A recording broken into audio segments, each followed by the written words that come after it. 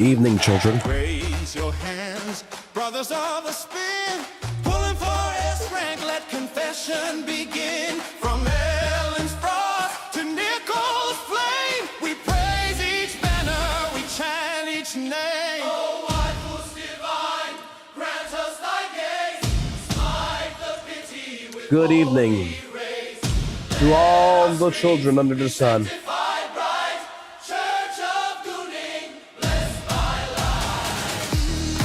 Father, we have sinned.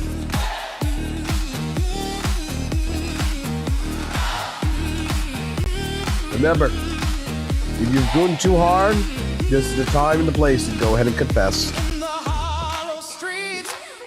How many of us has been playing Z.Z.Z one-handed?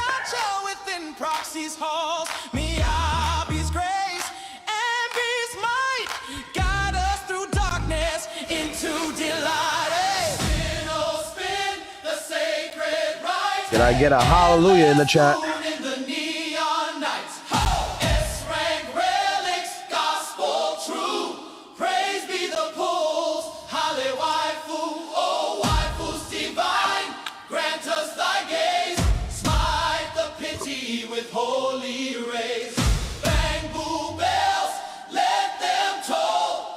me just do my dailies real quick. I am still sick as shit, guys. Holy shit, man. You know, a summer cold actually fucking sucks, bro. The summer fucking version of a cold fucking sucks. I am not gonna fucking lie. I think it's worse than having a cold in the winter, man. I really think that. I honestly am starting to think that it is worse to be fucking sick in the summer.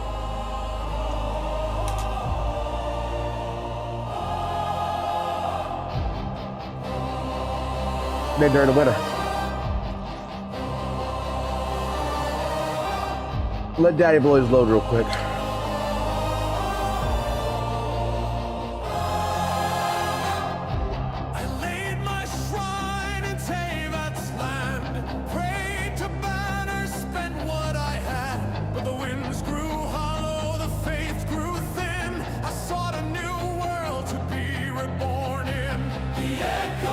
That's right, us Northerners, we're in the summer right now.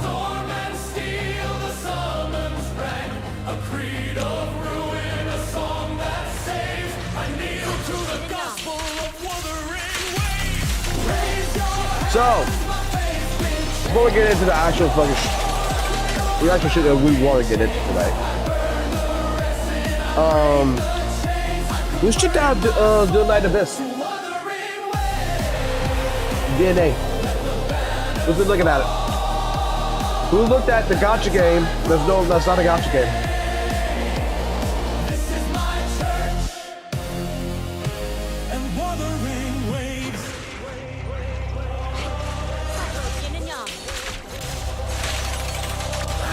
Can't hear my voice. Oh yeah, it's probably because the music's too loud, huh?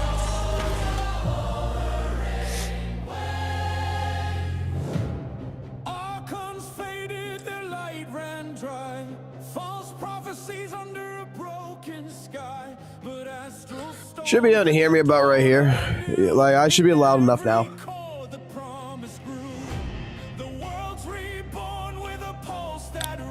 So who's like I was saying before, who's been seeing Dual Night Abyss?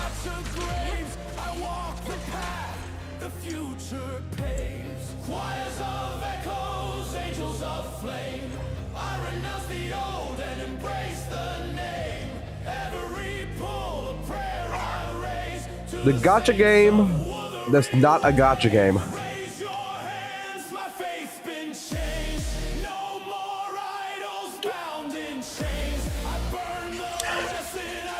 Like, the only thing I've heard so far is a lot of people love it, except for the WUWA side, and they're trying to say that they're not gonna make money. That their biggest criticism in the WUWA side is how they're gonna make money.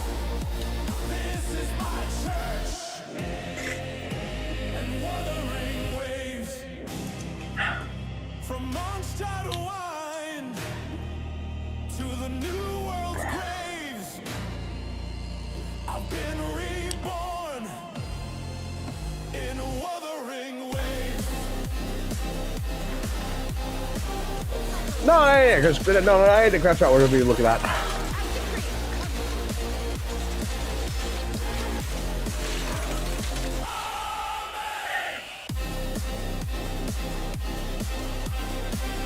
We're gonna review an older one.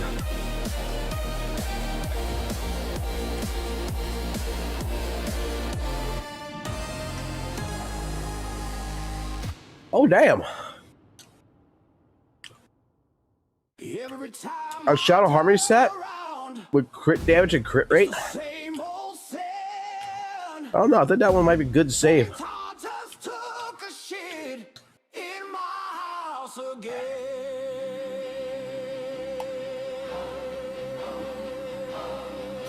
Yes. Yes.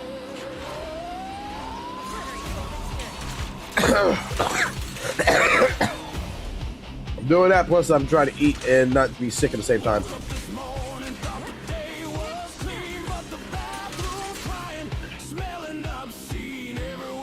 I want to spend my energy right now, that's what I want to do.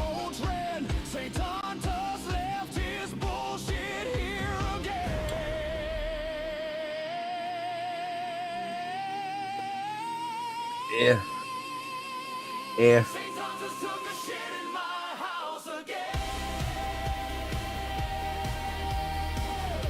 I feel like I'm playing it. I feel like I'm getting a little bit better.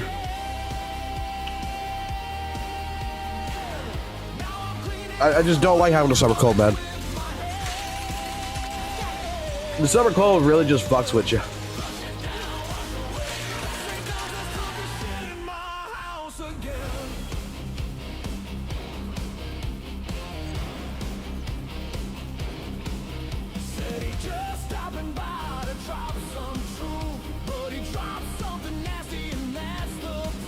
Fuck it. I'm done with that.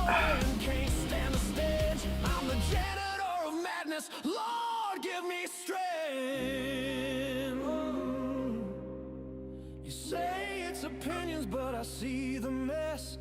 Calling games trash, stirring stress. But when you leave, I'm left depressed. Let's do a woodpecker.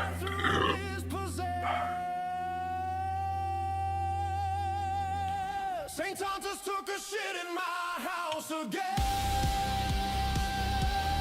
Oh yes he did. Oh yes he did. Well, that's a pile of bullshit I can't defend. Flush it down, flush it down.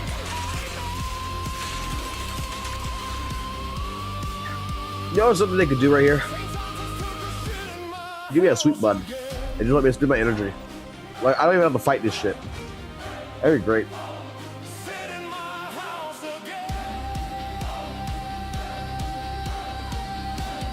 There's one more.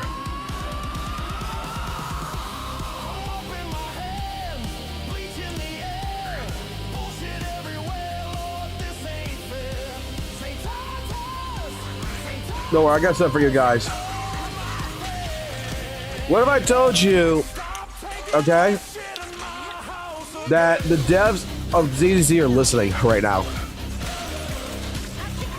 Would you believe me? That they heard your pleas and they're gonna fix Monato?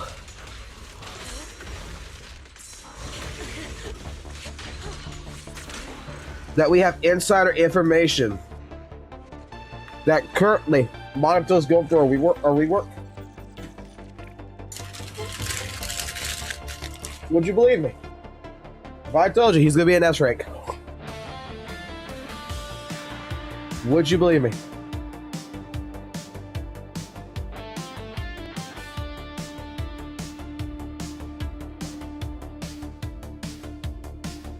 Woke up one day, story dropped online. Genocide said, yeah, it's good, but it ain't divine. 7 out of 10, no malice, no hate. But the cool dogs foamed up like he spit on the plate. They grabbed their pitchforks. Without further ado, for today's main source of information, I present to you the new Monato.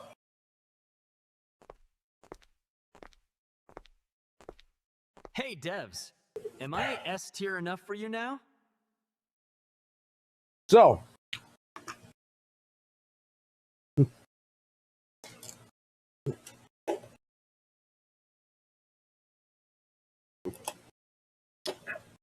So, since apparently all the S ranks are just Shifu's bottoms, just stuck onto another side of a character, someone in the chat decided to bring that up, and it was like, oh shit, they're right.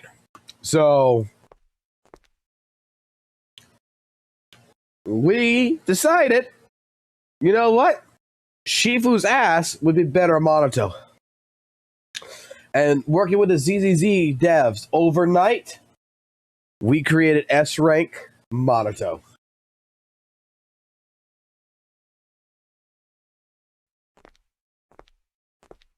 Hey, devs. Am I S tier enough for you now? Would you play it?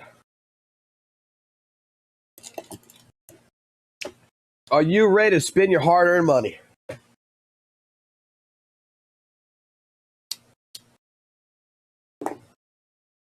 Are you ready to spend your hard-earned money on that shit? Oh, it will be. It will be, bro. All right. Yeah, it's been a good bit of energy.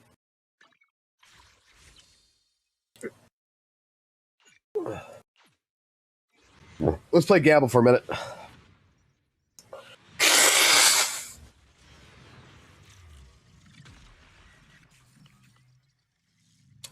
Well, it's B.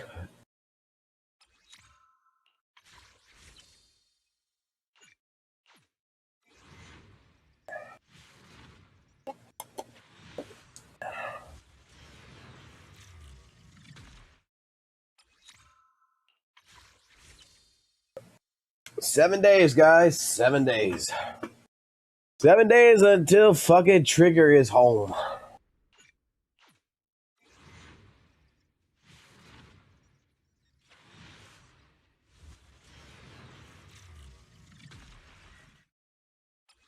Seven days until Seed and my Trigger's home with their W engines. Where are we going?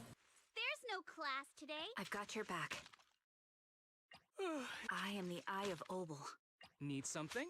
I've got your back. God, I want that fucking recall so fucking bad.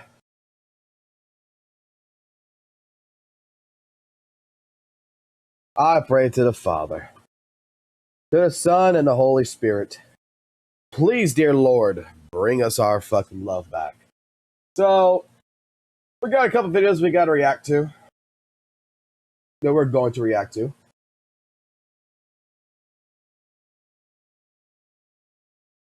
Hold on, I gotta answer something here.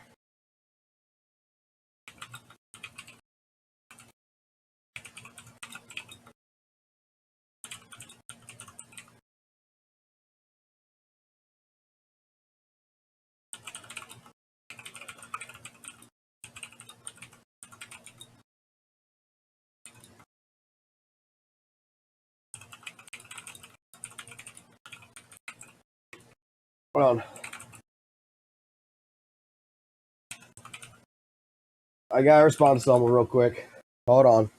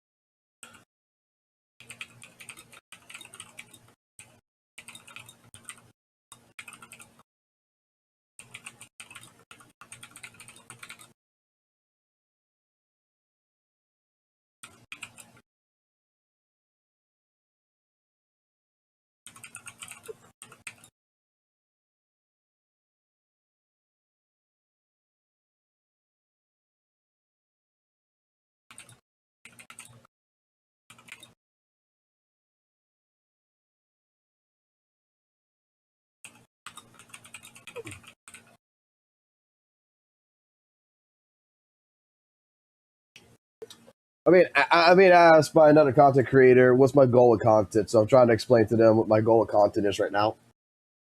So it's kind of funny. You guys actually submitted a few things that we need to take a look at that's in the Drama React. So apparently, one of the videos that we got to look at today is with the cat about the Gotcha Talks episode 1, Zenless Zone Zero versus Weather and Waves. We got to look at the Lucy Walk animation, Riku Sensei's WUWA review, a different perspective on Gotcha tourism. So maybe we just do this stuff first before we get into, you know, the call out. Because yesterday, we saw that our beloved Mr. Saintontas likes to call me an alcoholic. Like to go out of his way to blatantly, you know, defame my character, saying I got blackout drunk or whatever on live stream when I wasn't even drinking, and crash out. And I ruined my reputation by crashing out. So there's going to be a video from the past that we're going to watch of his. Well, not really of his, but from someone else. And we're going to go ahead and we're going to take a look at some context behind his entire crash out. And we're going to compare that to my crash out, if that makes sense. Because, I don't know, I don't feel that my crash out, while it was back in November, pretty bad. And the worst thing I did was call Saintontas in that entire live stream a fucking moron. That entire fucking stream, because of gotcha revenue and me standing up for gotcha revenue. Because the data was actually accurate and explaining this.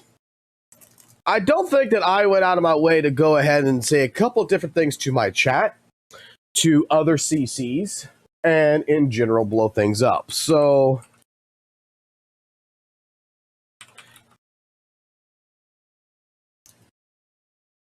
I'd like to go ahead and take a look at that. But we'll save that, I think, because I want to make sure that that's around 11-ish o'clock. It is 8:46 right now. I want to save that to around 11-ish o'clock. So I want to save that for another couple hours. And the reason why I want to save that for another couple of hours is that the person who provided me this information, I want to make sure that we thank them. And they will be around that time period. Because I will give credit where credit is due.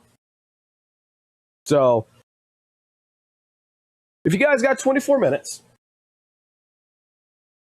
this right here is supposed to be the first react that we take a look at. I'm pretty interested. I've seen a little bit of the COTS videos. You guys have provided me links before in the past. You know, I've never subscribed. Appears. But, hey, I know that Cosmo ZR right here is a heavy Weathering Waves player. And makes a lot of good little, I guess you want to say, parody short video, comedy short videos, which is nice, and has dabbled in providing his own criticisms to Z.Z.Z in the past. So let's see how this entire call goes. What's going on, everyone? Welcome to the channel. This is Nakat, and today I am here with my good friend Cosmos. How you doing, brother? What's going on? Chilling, you know, always doing my thing. Absolutely. And so you guys saw the Wait. one of the first Zenless. All right, let me rewind that again. I think I missed. What's going on, everyone? Welcome to the channel. This is Nakat, and today I am here with my good friend Cosmos. How you doing, brother? What's going on? Chilling, you know, always doing my thing. Absolutely. And so you The place he was tilting. One of the first Zenless videos I put up was actually Let me make sure. Is the audio good, or is the audio good in the video, or does the video need to go up? I think the video needs to go up, right? That's what I was wondering. Just want to make sure. Let me replay it again. You guys tell me if the audio is good or the audio is bad. What's going on, everyone? Is the video and audio good? Is it good? Is it bad?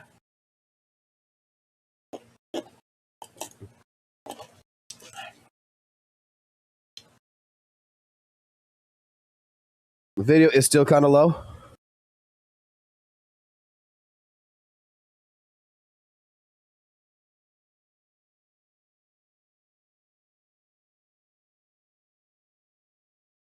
Because I don't want to be I don't want it overbearing me, but at the same point in time, I don't want to be overbearing it either.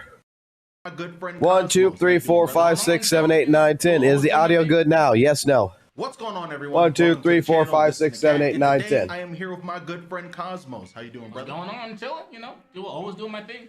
Absolutely. And so you guys saw one of the first Zenless videos I put up was actually a response to Cosmos's.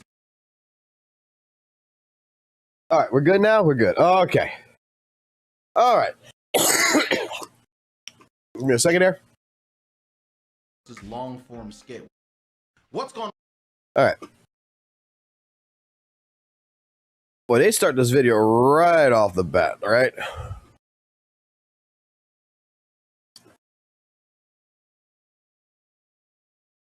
All right, Proxy, old man, old buddy, old pal. We have a react to go through. The Zenless Zone Zero versus Weather Waves War featuring Nikat and Cosmos ZR. So let's take a look at how this conversation went between a Zenless Zone player and a Wuthering Waves player. On everyone, welcome to the channel. This is Nikat, and today I am here with my good friend Cosmos. How you doing, brother? What's going on? I'm chilling, you know. Always doing my thing. He's tilted. And so you guys saw one of the first Zenless videos I put up was actually a response to Cosmos's long form skit, which I really enjoyed, by the way. Despite how y'all feel about it, I thought the video was funny. I liked it, but it got people talking, of course. And something I noticed is that the Zenless Zone Zero community and the Wuthering Waves community pretty much are at each other's necks 24/7, and you've been in the space way longer than I have. So why do you think that's the case? I mean, to be honest, I wouldn't even say that the Zenless Zone Zero community is or like the Wuthering Waves and the Zenless community are at each other's necks. Okay. It's honestly just the Zenless Zone Zero community is at the necks of some of the creators in Wuthering Waves. Okay, like why is that? The community themselves aren't really from my experience at least. The community themselves aren't really fighting each other, but there is definitely like we were talking about it at some point. Like I feel like everybody knows because everybody knows Saintontas, the Wuthering Waves. Sure. He's like the biggest Wuthering Waves creator. Sure. And it's like essentially he's always rage baiting the Zenless Zone Zero community with like everything that he's saying. And like the thing is like I don't think everything he's saying is wrong, but I feel like he knows that everything that he's saying is gonna make the community upset, but he does it anyway. So do you think it's rage baiting, or do you think he actually means I don't what he's saying? I don't think it's rage baiting, but I feel like it's rage baiting in the sense that he knows it's gonna make them upset, but he's still saying what he really feels about Zenless Zone Zero, because he's been a player of Zenless Zone Zero since like launch. Okay. He actually plays the game. He's like cleared all the content and everything. If I'm not mistaken here, correct me if I'm wrong for people who has watched Saintontas since the beginning. Saintontas actually was not a beginning ZZZ player. There was a couple months later with his chat and everything else. Wasn't it like around the time after he talked to EO that he actually started playing Zenless Zone Zero? And I'm talking about like the very first conversation between Saintontas and EO. The one that I consider the most respectful one. The one that comes after the posting, I believe that EO did the glue one. Like after that conversation, it was like EO said that like I'll play more Weather Waves. And then Saintontas was in that part as well, saying, well, I will give Zenless Zone Zero a shot. And that's where that actually got started, if I'm not mistaken. I just want to make sure factually that I'm correct in my I'm correct here.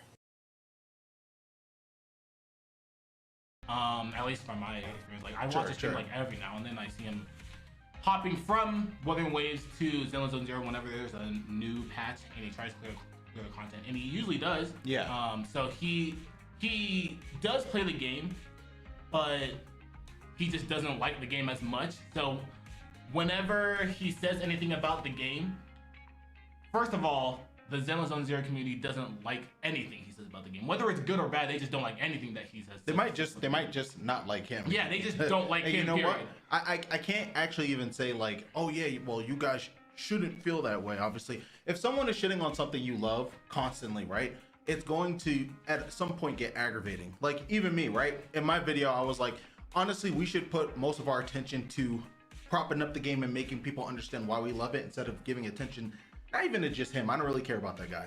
Just not really give attention to anybody that's just constantly shitting on the game or doesn't like it. If they don't like it, they don't like it. Feel like time better spent is going after, or not even going after people, but just really trying to shine the game to people that may not have played it before, right? Or are kind of like iffy on it and on the edge, etc., etc. So the thing is, like, yeah. I see where he's coming from though, because as somebody who played Genshin Impact and stopped playing Genshin Impact to play Wuthering Waves. Okay. Well, I stopped playing Genshin Impact for like years. Then I went to Wuthering Waves, and I was like, this is essentially what I wanted Genshin Impact to become. I can understand where he's coming from because he played Zenless Zone Zero. Obviously, Wuthering Waves and Zenless Zone Zero came out like around the same time. Okay. So he was essentially like, they weren't really at war with each other, but they were definitely compared with each other because they came out around the same time. I think it's fair to compare those games because they came out at the same time, but I also think it's foolish to, I guess, expect Zenless to, I don't know, be what people wanted Genshin to be, because it feels like Hoyo just straight up said, yo, Genshin fills this role, Honkai fills this. Yeah, we're gonna have more of like this arcade style game now. We're gonna do that thing, right? So it's like, all right, let me interject here for a minute here. And I know we're at the 3 minute, we're actually technically at the 4 minute mark here. So the problem is I don't see people that hate Saintontas for the situation of, you know, whether he gives good criticism, bad criticism to Z.Z.Z. That's not what the issue is.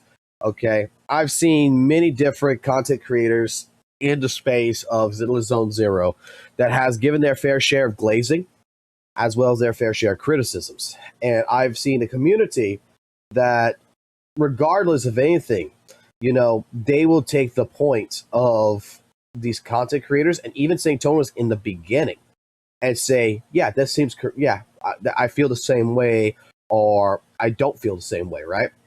The issue has been in the last couple of months where Saintontas likes to keep shitting on the game, but the situation is that what he's talking about, what he's bringing up, when he's talking about like, oh, people don't like it, the fact that I'm bringing up HP inflation in Zenless Zone Zero, that's not the issue. No one cares if Saintontas is talking about HP inflation because they're all in agreement. Yes, you are 100% right. There is HP inflation in the game. What we disagree with about is that you're claiming that you need a new unit to clear this. You're complaining that older units aren't going to clear this. You're complaining that it's taking Miyabi now past 2 minutes to clear Shiyu defense. And even with your suboptimal gameplay, you're still clearing at an S rank. So how are you proving that HP inflation is a problem? Not that it doesn't exist. Like, Saintontas has this thing right now where he believes that the Zenless Zone Zero community is attacking him more and more for bringing up things like, well, I'd say that HP inflation is 150% more, and these people are delusional, claiming that it doesn't exist. And it's like, no, everybody knows it exists. Muzzy knows it exists. Katane knows it exists. EO knows it exists. Every single person who comes into my channel that we talk about HP inflation and everything, we know it exists.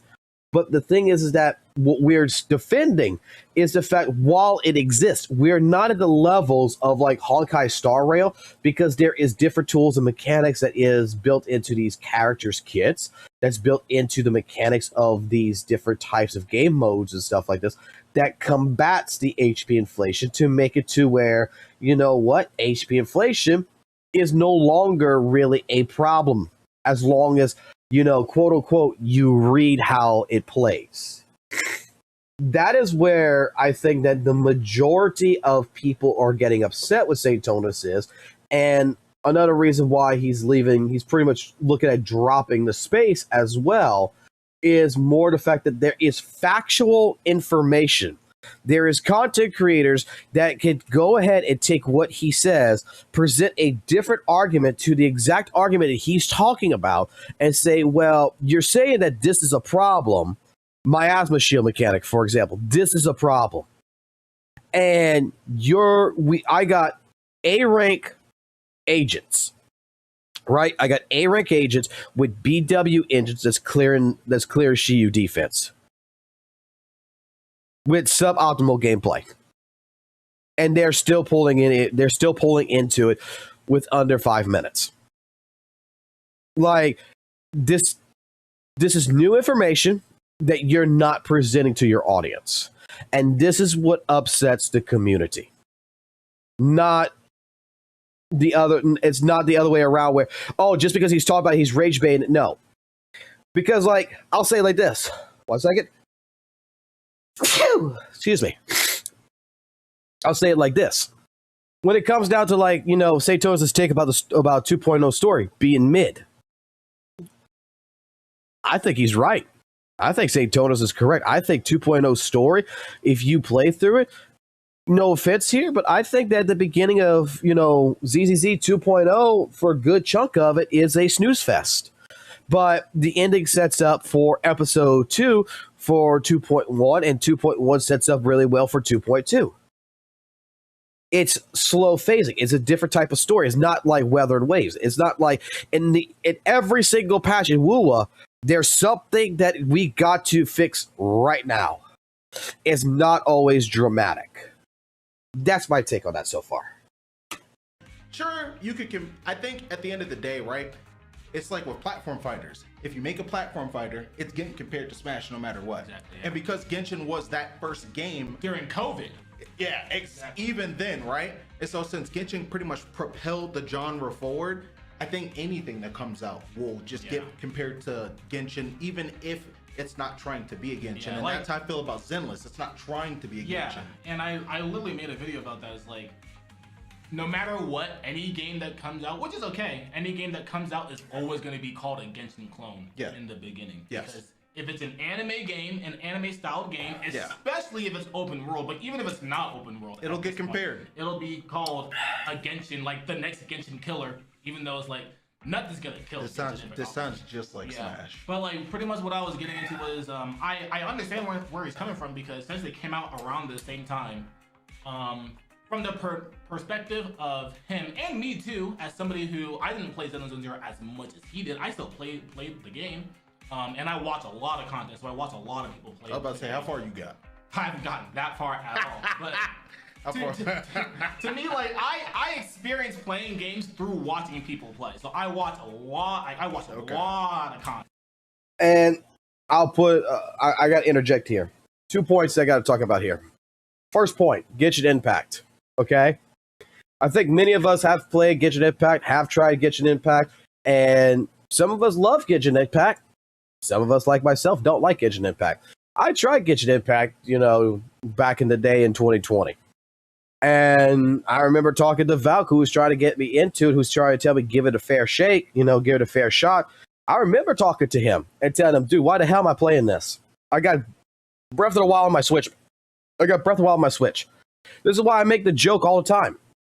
Like with Weather and Waves, okay? When the patent situation happened. It's like, or NTE, when everybody got upset that NTE's got similar mechanics to Weather and Waves. It's like, NTE, the game that copied Weather and Waves, which is a game that copied Genshin Impact, which is a game that copied Zelda Breath of the fucking Wild. I mean, inspiration comes from multiple sources, and one thing you got to give it is that when Genshin came out, it was at 2020. It was a year with COVID and everything else we had to suffer through. But at the same point in time, it's just when Genshin came out, that was, you know, an inspiration that was taken from Zelda.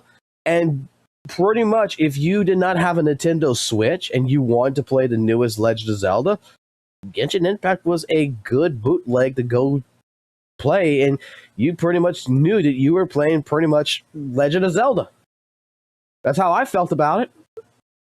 And I think right here, Nakat is correct about his assessment about, they weren't trying with with ZZ to try to make it Genshin Impact or anything else. It's the competition outside that's trying to do that. Okay? Because there's a lot of elements in WUWA that is basically, in my personal opinion, just a stripped down version of Genshin. That's it. It's just a stripped down version of Genshin Impact. And it's not a bad thing. It's just they casualize Genshin Impact to the point to focus heavily more on combat, heavily on taking away different sources that would make it Genshin, and telling the players in WUWA, like, hey, don't worry about this. Don't worry about all this other stuff that you would worry about in Genshin. We got you. Now, Cosmo, right here, has made a very big point that I am going to say is, I'm going to say it like this, and I'm going to just be quite frank. He is making the claim that he hasn't played Zenless Zone Zero that much, and he is living through the content by watching others. So he is trying to make factual statements based on observation versus experience.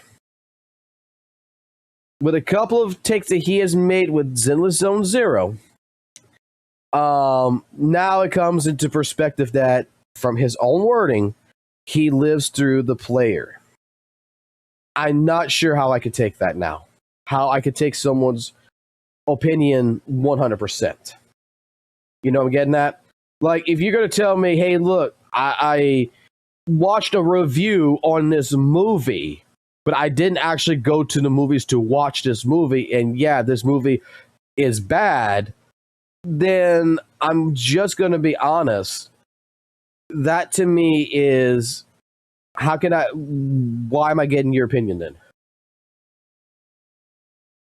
I could have watched the same review, same thing, and drawn that same conclusion if I wanted to. What I'm looking for is when you're talking about something and you're making content, I want your review, not the review from your observation.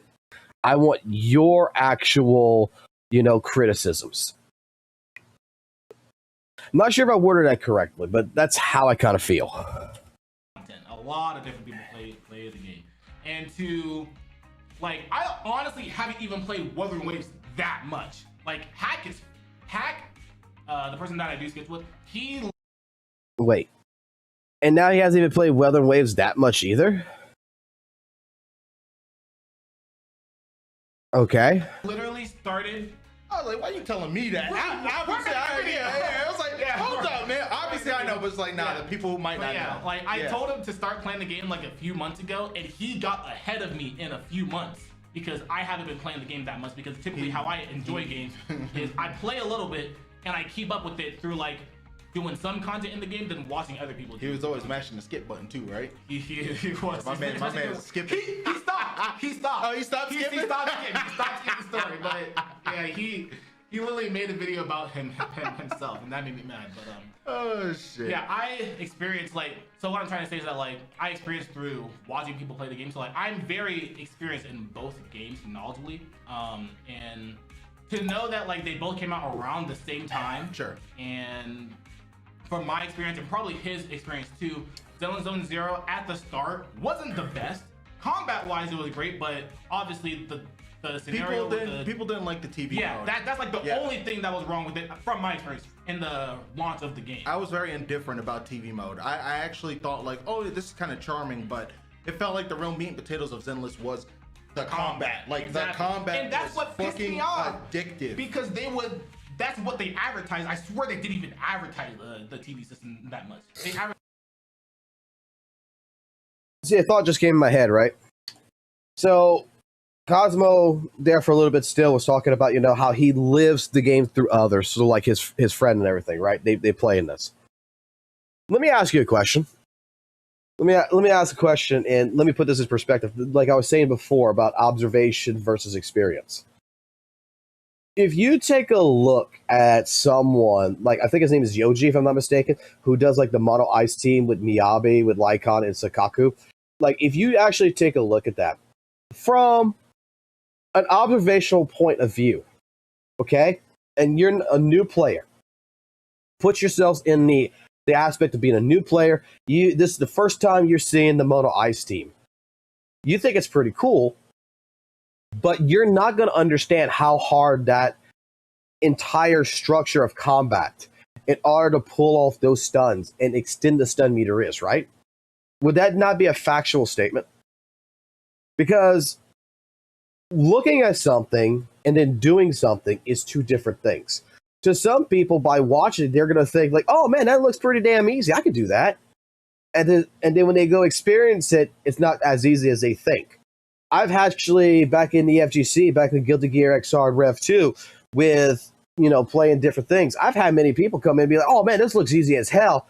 And they come in and they try to do the same exact combos and stuff that we're trying to do. That they like, oh man, I just got to do this, and this, and I could do a 10-hit combo that could just observe it. Now, granted, some people, they can observe it and they can get it like that. But the mass majority that did it fell on their butts flat because they didn't realize that like there was micro dashes. They didn't realize there was secret hidden inputs where instead of doing a 9-6, that you could actually do a 9-9, which actually makes you do an instant air dash a lot faster, stuff like this. That all circumferentially which all together makes the combo actually work better. So I'm just saying, one problem I got with Cosmo right here is that I want to know your experience as you as a player versus your experience from observation. That right there is where I don't particularly think that, like, I would even say this to someone like with Weathering Waves. Like, this is the argument I had with one person before. To me, in order to get into Zenless Zone Zero or even Weathering Waves, you need to at least give it at least 1 week, 4 days at least minimum for either game to actually get a good feeling of the game, to get a good foundation, to understand the mechanics, to understand different things. And I mean a solid week of sitting there and actually playing the game, like playing the game. By just coming in and throwing yourself in there for Weather Waves for 30 minutes or throwing yourself at ZZ for 30 minutes and then just start watching other people play it, I don't think you're going to get how the game structure works. And then you're going to be the type of person who's going to accuse Weather Waves more often or not being a Genshin clone and go ahead and take a look at something like ZZ and be like, oh man, this is so easy. You can just mash through it. Because you only gave it a short time of experience, and then you just basically watch the rest. The combat. So if you're somebody who was like seeing all the ads of Zenless Zone Zero, and then you go into the game, and at the beginning you're barely even doing combat, you're stuck in the TV mode, it's gonna piss you off. It's gonna make you upset. So obviously, like, you're already kind of off-put in that way if you're, one, playing Wuthering Waves for the combat, too. You're like, oh, Zenless Zone Zero combat also looks cool, too, but you don't get to play as much because you got to go through the story, go through the TV system. So you're like, all right, this is kind of annoying. And then at some point, they remove it, so it's great. But let me ask you this, though. With Wuthering Waves, and I can't really speak on this because I just kind of started or got into that game. I heard that the beginning of Wuthering Waves is kind of mid. It's kind of ass. People didn't really like it. And so I hear a similar story where the beginning of the game when it came out is kind of but then they built it into something much better. Yeah. But what was the problem with the beginning of Wuthering Waves? Well, that's exactly what I was going to get into, is that the beginning of Wuthering Waves was not that great either. And after they took out the TVs in Zenless Zone Zero, I think it was great. I think it was going in a very good path. While Wuthering Waves, like, the beginning to like 1.1 or 1.2 wasn't that great, but after that, what was it though? The main issue with it was like the world felt like they were advertising their game as a post-apocalyptic world. Yeah, and that's okay because obviously the games like Nier Automata are like post-apocalyptic and they're really great. Okay, but the issue with a game like a gacha game being post-apocalyptic is that, like, yeah, it's gonna be like a vast world, but the world actually felt completely empty. Okay. Like, there was not much to really do in the game. There was not really much content to do. There was a lot of issues with the like the graphics and like how the game was running. It had a lot of optimization issues. Optimization issues, a shit ton of them. And the story in the beginning was terrible. It was horrible. But the thing with that I will compare to Zenless Zone Zero is that like the story was horrible in the beginning. Honestly, it was horrible until I think Doorkeeper came up with, I think it was 1.2 or 1.3. So like the first couple patches were just really boring. Sure. I disagree with that. I personally disagree with that as a Weather Waves player. I think that Weather Waves did suffer some stuff with the story, don't get me wrong. Like, I sat here for the first couple of nights playing Weather Waves, and on the first night, I'm not gonna lie, yes, I did almost fall asleep a couple of times in the very beginning of playing WUWA. And he's right, they had optimization issues, they had different things. I didn't experience all the bugs that everyone else experienced and everything. I got lucky. So my launch experience is completely different from the rest. But story-wise, you know, I'm gonna say it did pick up. Like, in the beginning, before like 1.1 came out, it did pick up.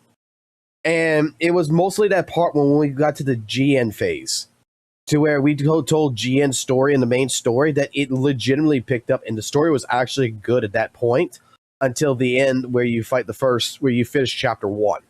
Like, it was actually very well done. It was 1.2, it was 1.1, which came in with Jinshi's story that I thought was absolutely fantastic. And the companion quest for Chang Li was, I'll be biased a little bit. I say all the time that it was really great, but it actually wasn't that great. It was decent. It was 1.2 that we didn't really get much of a story. The ZZ Painter Girl story was kind of mid. And Zhengli Yao, which was short as hell, was actually really good. And then the problem comes in 1.3, where we ended up experiencing a pacing issue in the story. That is my personal take on it.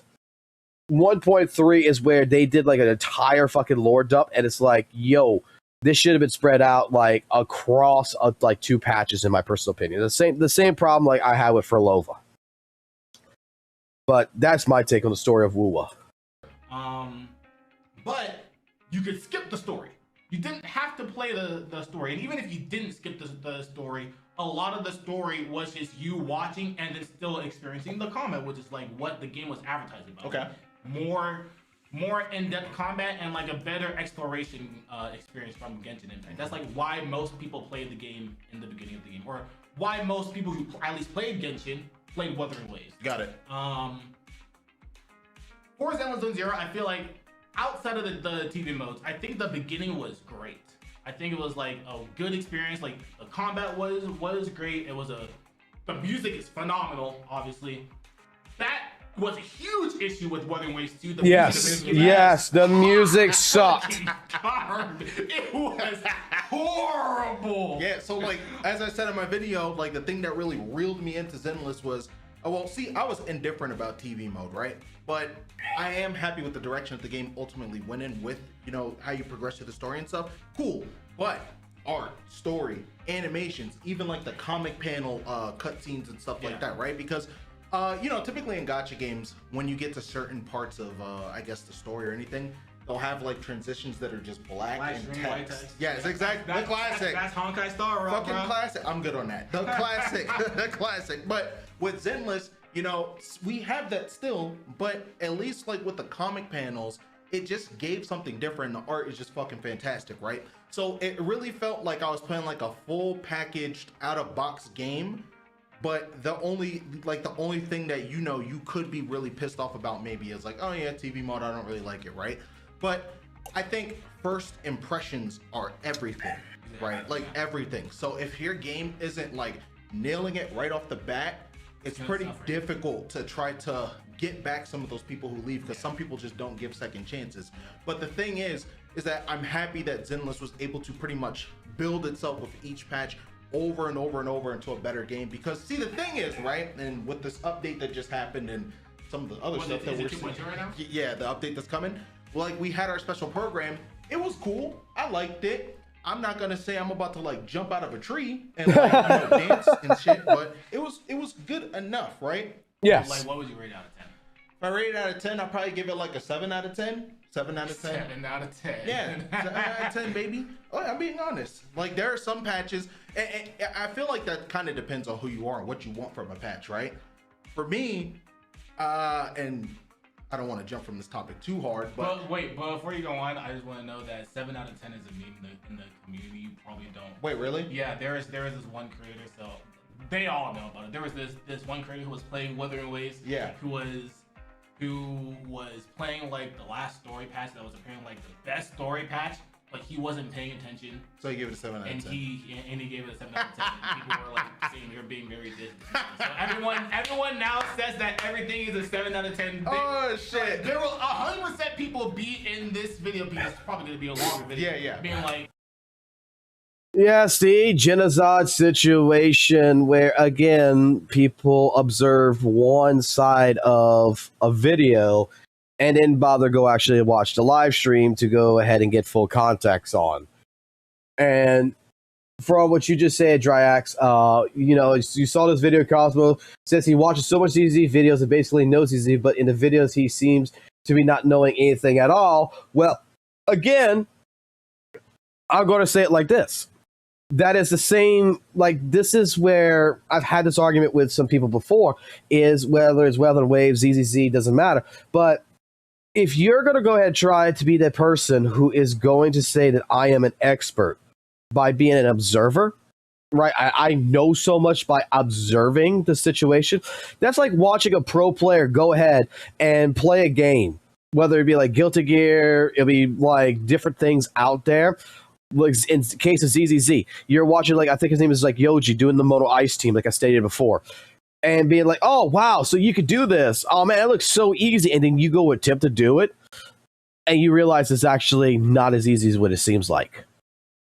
You can have an understanding, you can get a basic knowledge from observation, but to go out of your way and say that I understand something without experiencing it, that right there is, and putting your 2 cents in as like, I know this and this is the reason why this sucks, that again is the same problem that we have with someone like Saintontas, is that you're observing something, you're making mark about this, while your observation might be correct. When new information comes along that disproves your observations, here comes the problem.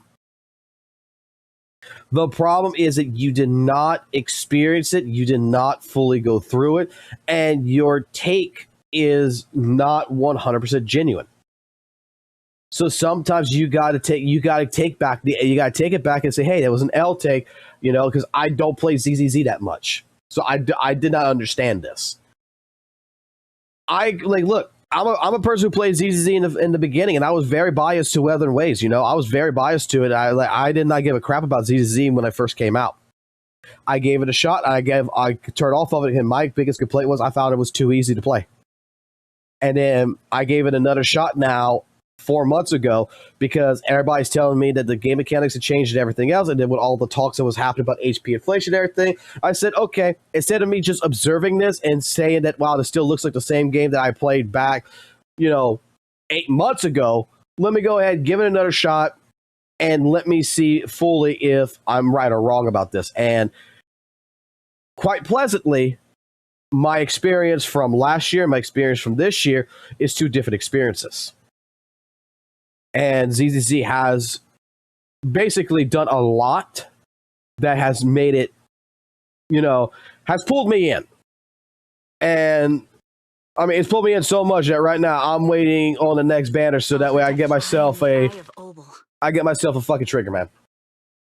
Like, I'm playing this, I'm fixing this account up, and I'm actually enjoying when resets happen and everything, I enjoy the hell out of it.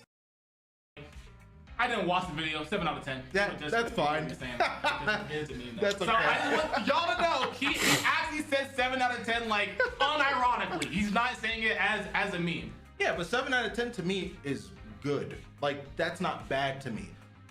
Anything above that, though, is when you start to really get into like, oh shit, this is fucking like crazy, right? Yeah. But the thing is like, I give it a 7/10, yeah, but I don't really pay attention too hard, I guess, to the content at the moment that we're getting, because I feel like it's been consistently good for a while now. I care more about, okay, how are they going to make the quality of life in the game better? How are they going to streamline this and make it faster, right? And I feel like the direction that they keep going in, they're always improving the game and making it a lot more accessible to people, straight up. And I appreciate that a lot. And so That's why I brought up this question, like, why are these communities always fighting? Because to me, it's a little weird because the games are not the same whatsoever. One's open world, one's more of like an arcade hack and slash. So like, why do people fight each other? And then you bring up the other creators, right? I'm gonna keep it a butt. Like the creators that do that, I don't give a fuck about them. They can do whatever they want to do. It doesn't affect me at all. If you like the game, you like it. If you don't, you don't. I just feel like, at least, not even just a Zenless thing, for like both sides, I feel like the most important thing you could do is keep trying to prop up the game that you love and make it look good to people on the outside that either haven't played it, have never touched the genre, or either on the fence of trying it out. And that's where I feel like more of your energy could go. But I understand that pissing people off gets clicks. But that's just not the way I want to go about it. I 100% agree with that too. Like, if you like a game, you're supposed to like express your passion about the game. Of course. But in contrast, I also believe that the opposite perspective is completely, it's necessary. Yes. Because if you're only doing Oh, that. hold on. Let me correct myself. I don't think that you should make just total positive content and just pretty much lie out of your ass if you're, upset at something. Right. Because that's what the majority of creators do too. No. You should always be honest with how you feel. I'm just talking about the whole versus between communities. Take some of that energy, put it towards your own game, and just make content for your game. That's what I'm pretty much getting at. Listen, man, I don't know if you saw, I saw Lucia before, and I see her now. I'm upset. I'm tight. I feel it, but wait, you know what I'm talking about? Yeah, no, fuck, man. I'm upset. Damn it, but yeah, man. But yeah, you should definitely like constructive criticism is extremely important in the community. The cat here, I really like how the cat's bringing in this talk. And you see, one thing I got to say right now is this is how conversation should be. Can I be honest here?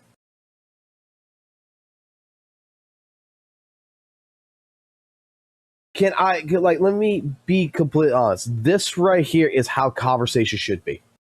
It should be a healthy conversation. It should be a healthy debate. You have it to where you have two people on two different fronts that,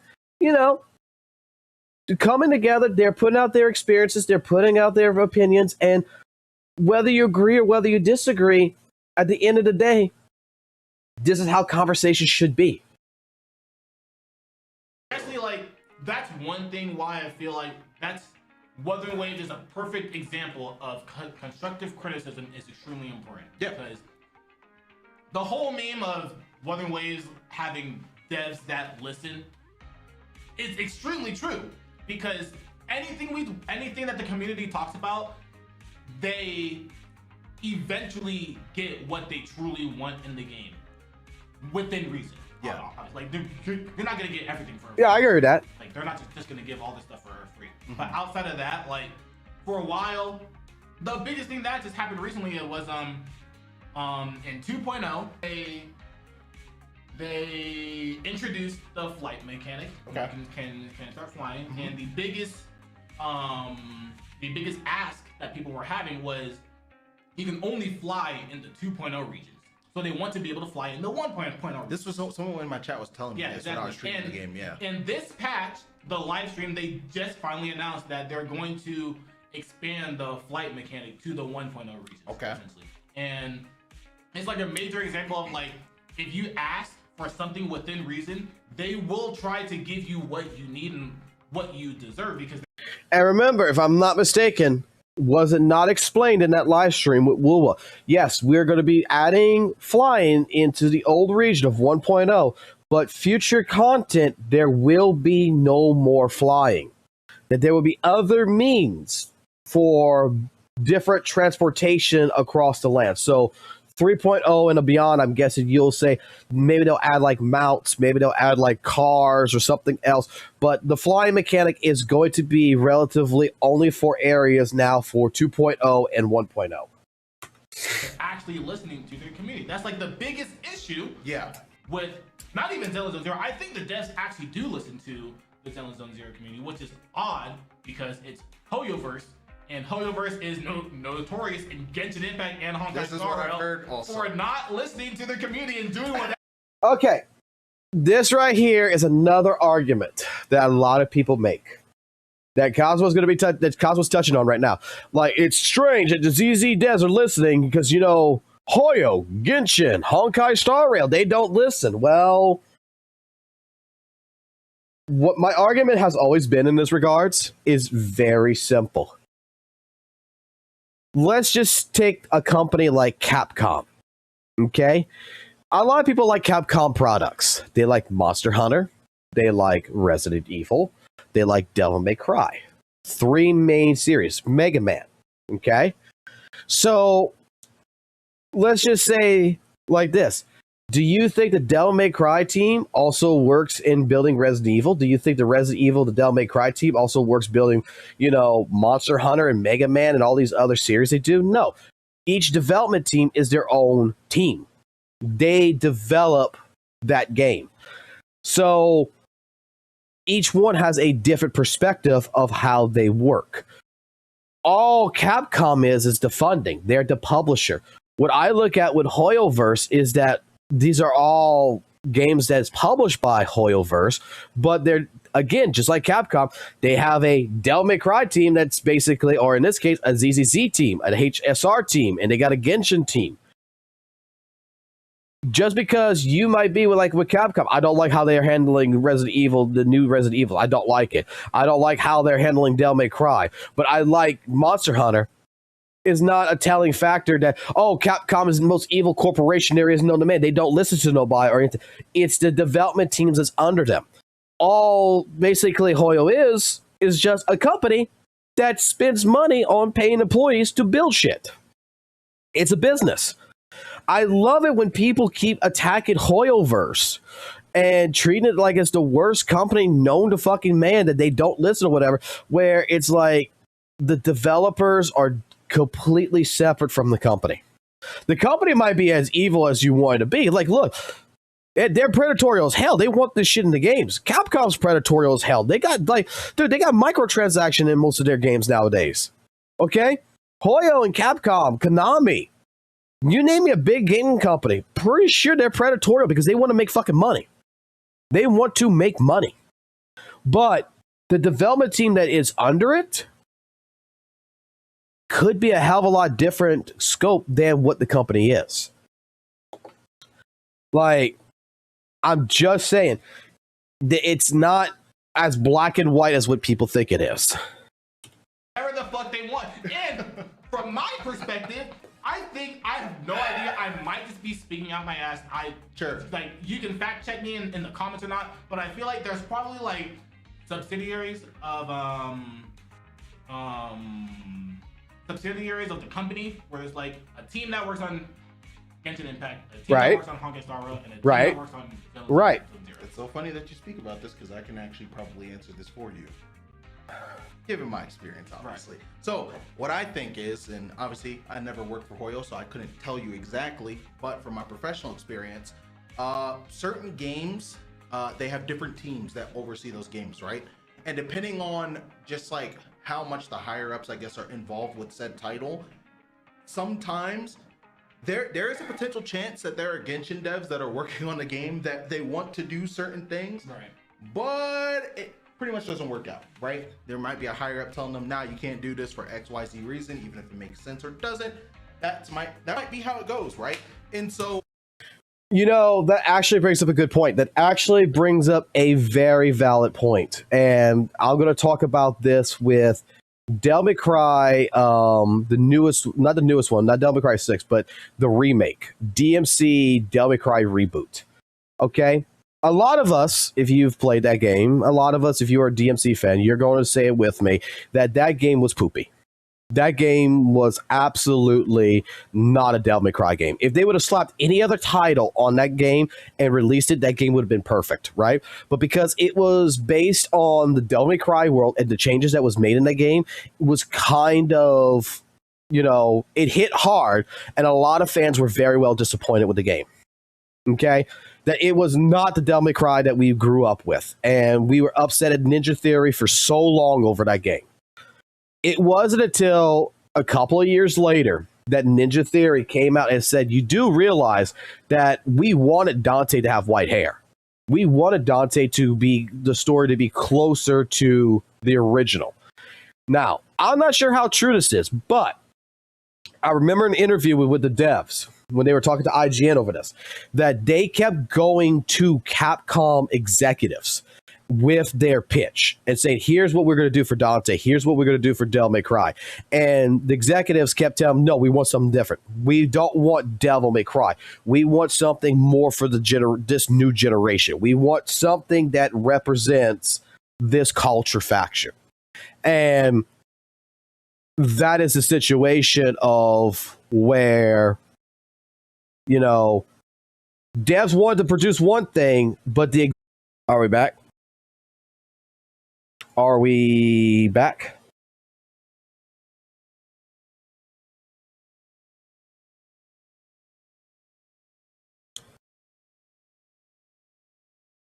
I believe we're back. Are we back?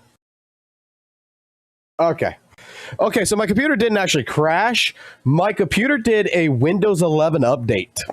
Like, this computer that I stream on is still on Windows 10, and it's like, we just updated Windows 10 to have it to where you can install Windows 11 now. Would you like to proceed? And it's like, no.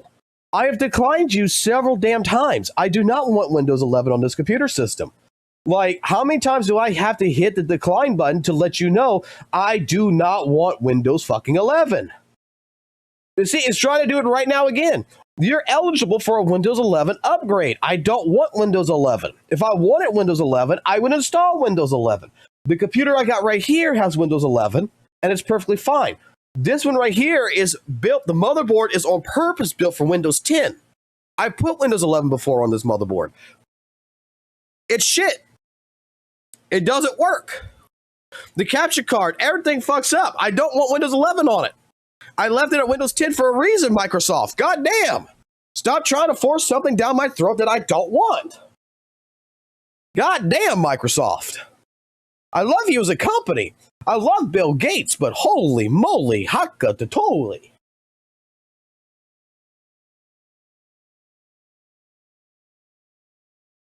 I just want to use my Windows 10. I am happy with it.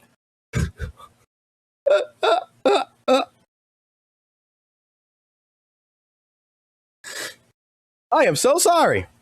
And that corrupted my entire recording for this entire thing. And I don't want to go back. I don't want to go back and rewatch all this for 18 minutes. So, oh well, I'm just got to pull from the live stream and see if I can modify the live stream then, if that's the case. Dude, I love Bill Gates. Dude, let me put it like this, okay? Bill Gates was a man of culture, okay? A little bit of historical fact of why I like Bill Gates. Bill Gates stole from Xerox, which ultimately stole from Apple, created a software program, said, you know what, we don't need to build a computer. We just need to build a software that runs the computer. Basically took over the market. Steve Jobs always hated Bill Gates from when he was from this time period when they were young and restless and shit. The Pirates of Silicon Valley shit, right?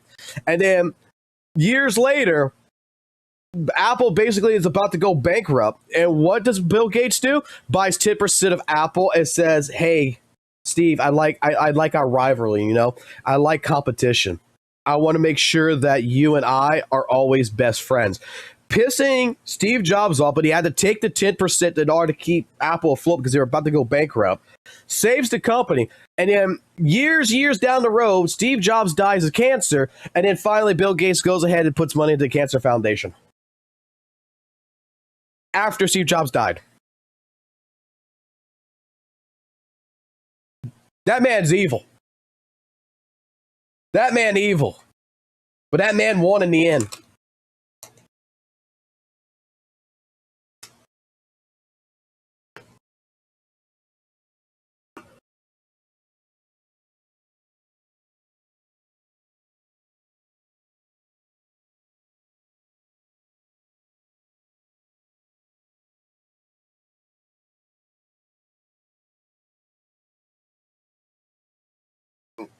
Was it Rain that was in our chat here just a little while ago?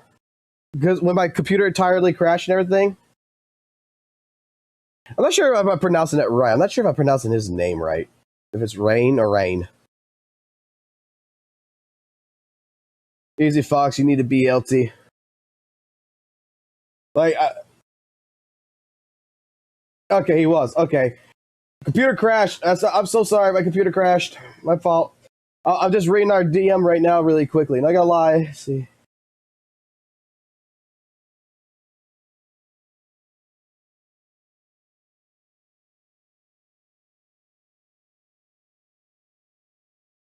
No, I'll talk about the community. I'll talk about the community here.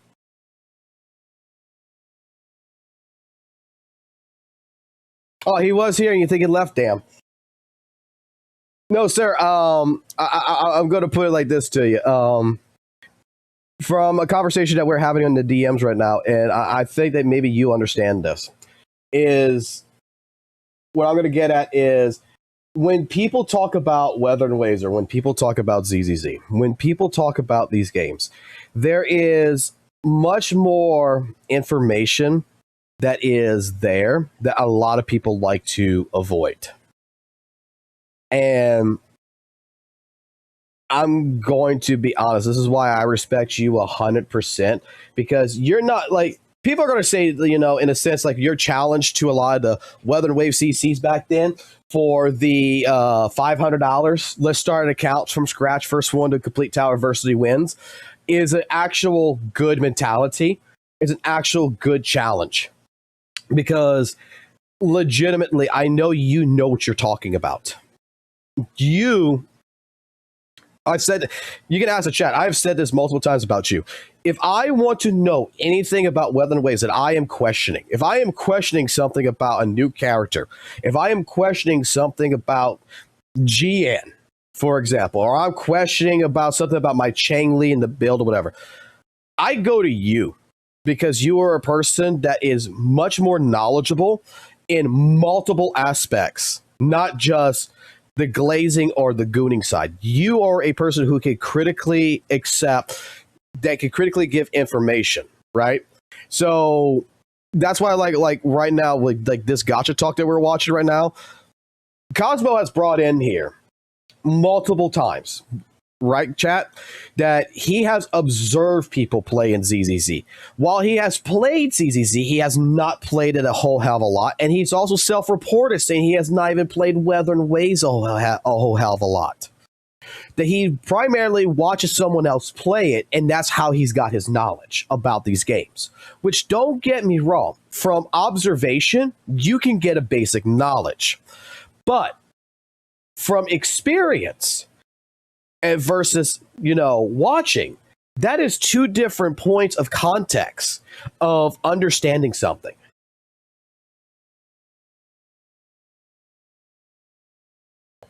Holy glaze, keep it going. I'm almost there. God damn it, son of a bitch. No, I'm being completely 100% honest here. This is like, I'm going to glaze when glaze is needed. I am going to criticize when criticism is needed. I am a person, I am a subject that about 5 months ago, I switched over to doing ZZZ content from Weather and Waves. I used to handle Weather and Waves. And one of the biggest problems in the community is the issue that no one wants to hear critical thinking.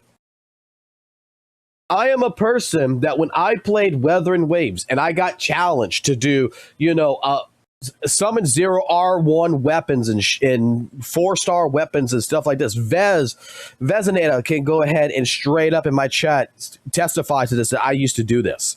I used to take a challenge and I used to do it. When Camellia came in, my biggest take that everybody said I was an L take, I said, you know, Camellia is just a power creep over GN. Wow, like straight up. I got called the worst person in the world for that. There's no such thing as power creep in Weather and Waves. It's like, while Weather and Waves does not have HP inflation, and this was at the time of 1.0 and such, during 1.4 or whatever. I was like, while Weather and Waves does not have, you know, HP inflation and everything else to show power creep, yeah, it don't feel like it has power creep, but it has fucking power creep, bro. Like, I'm the type of person that I don't build 3 teams. I build 3 DPSs to clear tower adversity.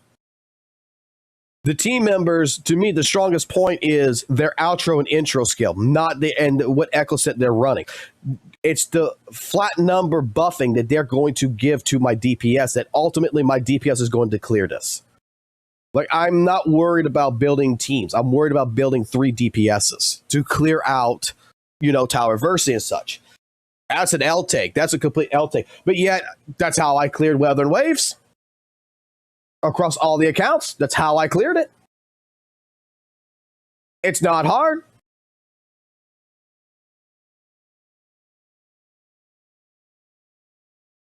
I'm always chilling. Having conversations with anyone. I'm glad to know that. You're a person that, I would love to do collaborations with you. Like, I'm not going to lie. I'm going to glaze you up right here. Because you're a person that I think knows more knowledgeable about Weather Waves. Like, I understand Weather Waves. I've played Weather Waves all last year.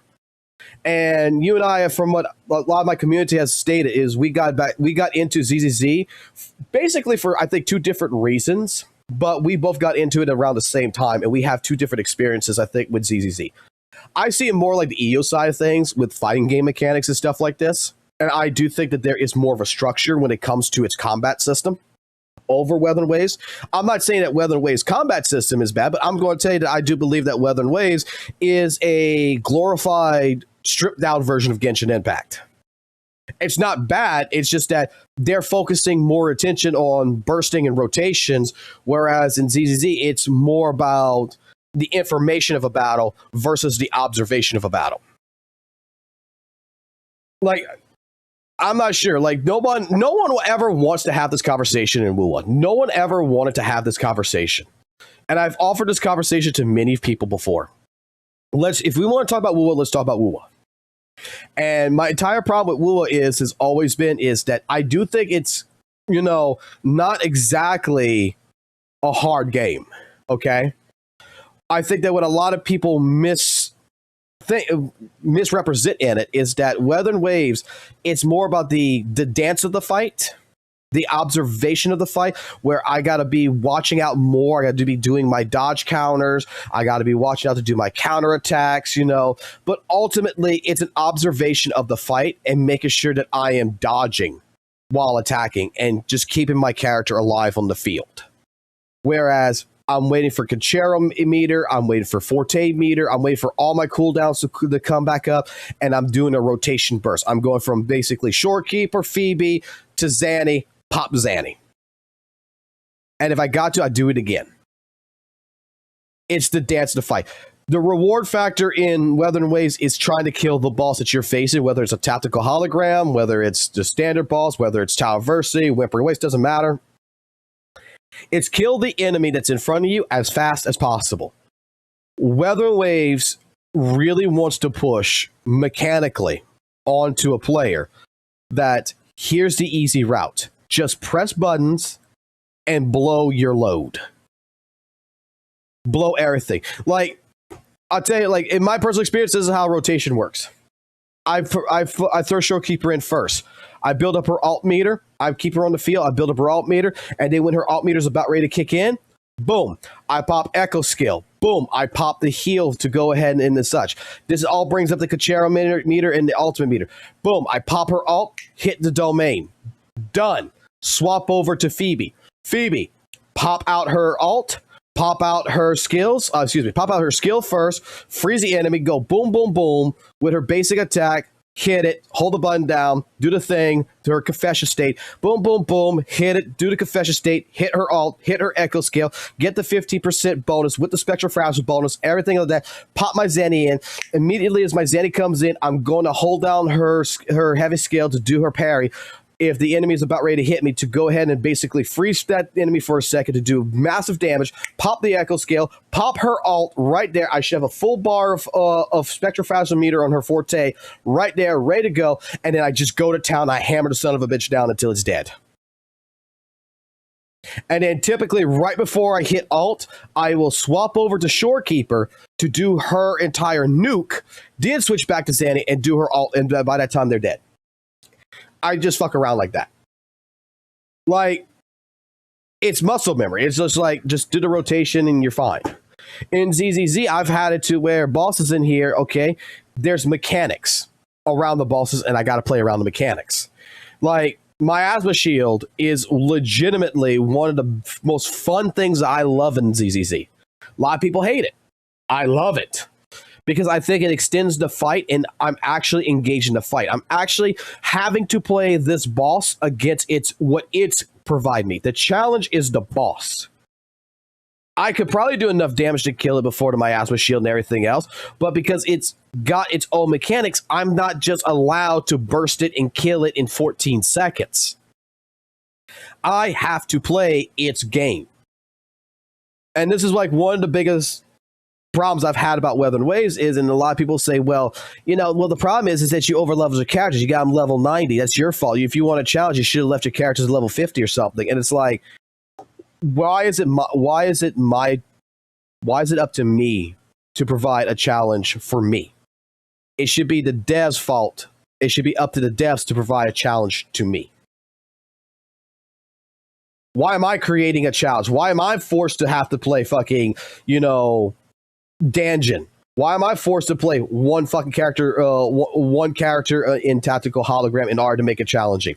Why am I forced to do this?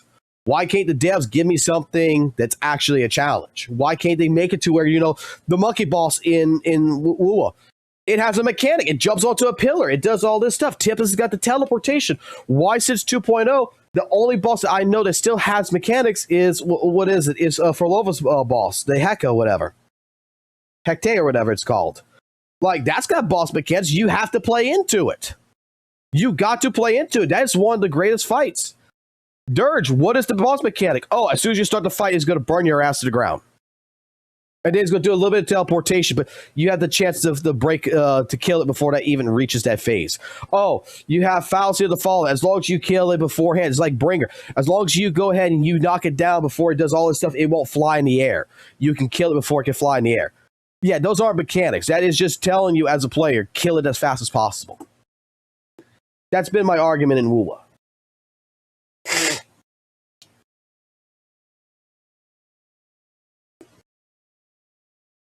This is why, like, I'm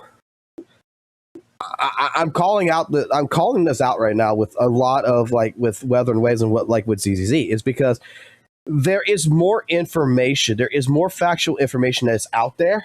There is more people like, EO, Kate, Hako, Rain here, even when it comes to their specific games that can prove entirely different aspects. I'm just the type of person that before I open my mouth, I want to experience what they're talking about so that I am better knowledge, not just from an observation point of view, but from an experience point of view. I sit here, I play Z.Z.Z. I'm building up characters.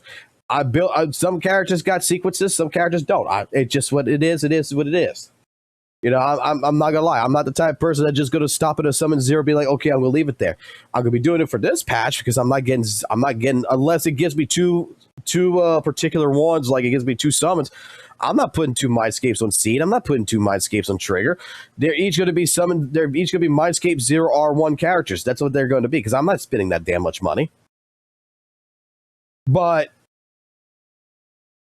it is what it is in the patch.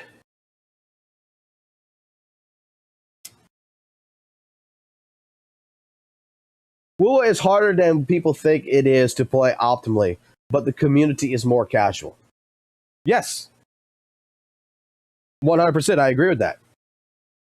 I mean, you're the person that takes a brand spanking new account and goes through it over and over, and you're the type of person that can fix accounts and everything. Like I said, I trust your wording more over Saintontas any given day. Saintontas, I will say like this, I agree with a lot of his takes. Okay, I will say that when he actually does a guide video and he talks about different things, typically 70 to 80% of the time I could agree with him. It's that other 30% typically that I feel like it's filler or it's a half truth or a half lie that is being mixed in there that is not not critical at all, or it's just about, hey, Hoyo bad, WUWA good. Let me finish this video off real quick. In my opinion, when I look at Zenless, I feel like that team has a lot of freedom, a lot more freedom than we might give them credit for, right?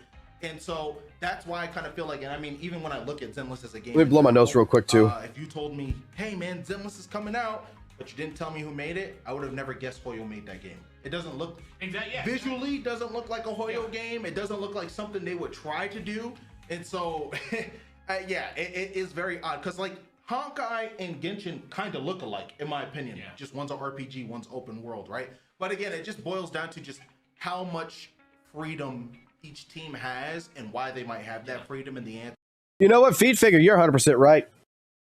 Like, Rain, that is actually the best way of describing you, is that you are legitimately you are a person that new players could honestly be more relevant. You relate more to new players that is an F2P account. Like, as much as you know how optimized and everything else you are actually more of a person who can relate, because you pop out a brand new account, you go through it, like straight up, you're showing people who are brand new to the game that there's more to this game than from a built account. You show the pitfalls. I gotta give Feed that props on that.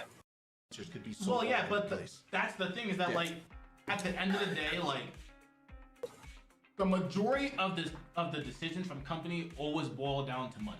Of course. 100%. And absolutely. It's always about money. Considering that they probably have different teams for the different games. Yeah. Genshin Impact is always making a shit ton of money. Yep. It's always at the top of the gacha revenue charts. Honkai Star Rail is always typically top 3. Yeah. It's always usually number 1.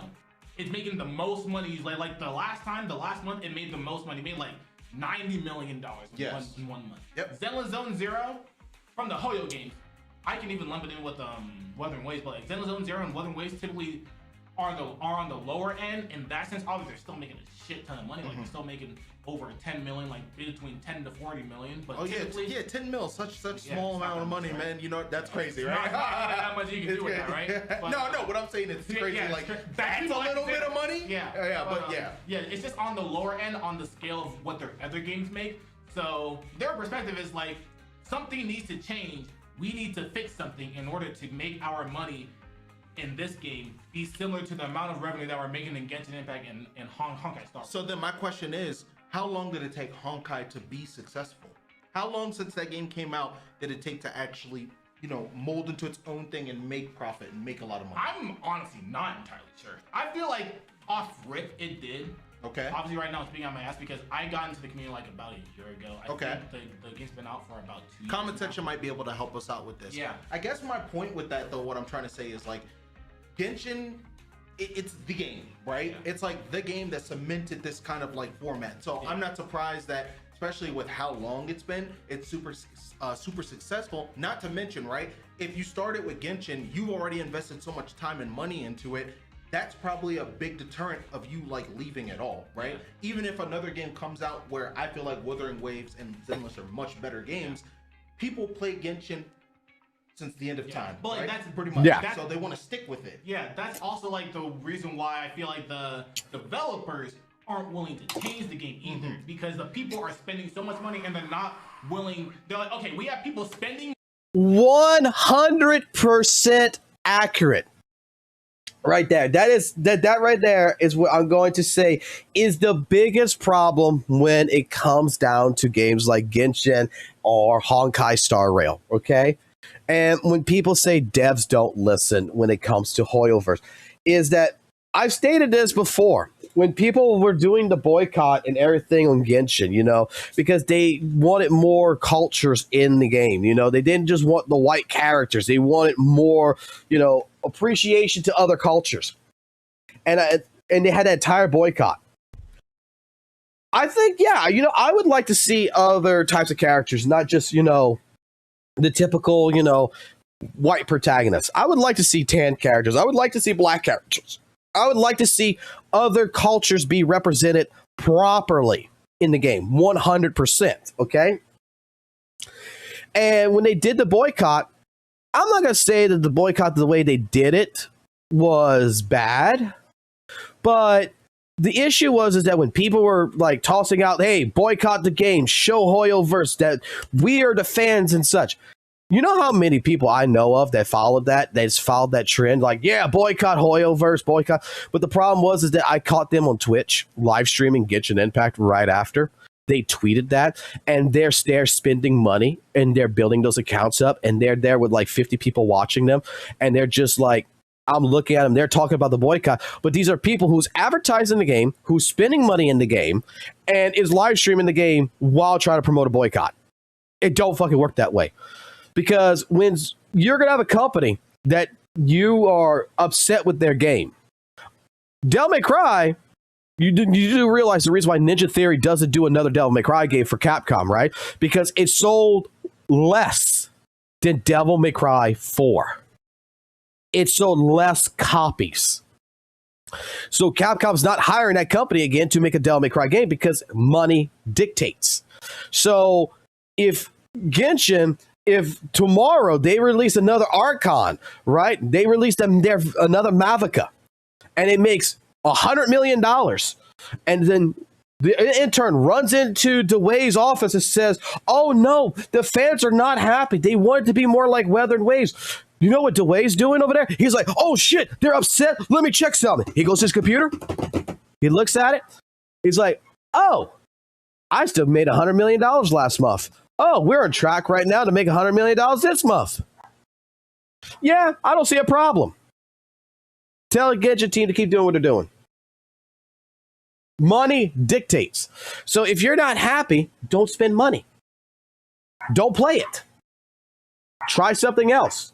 I hear touching grass is really nice. Personally. But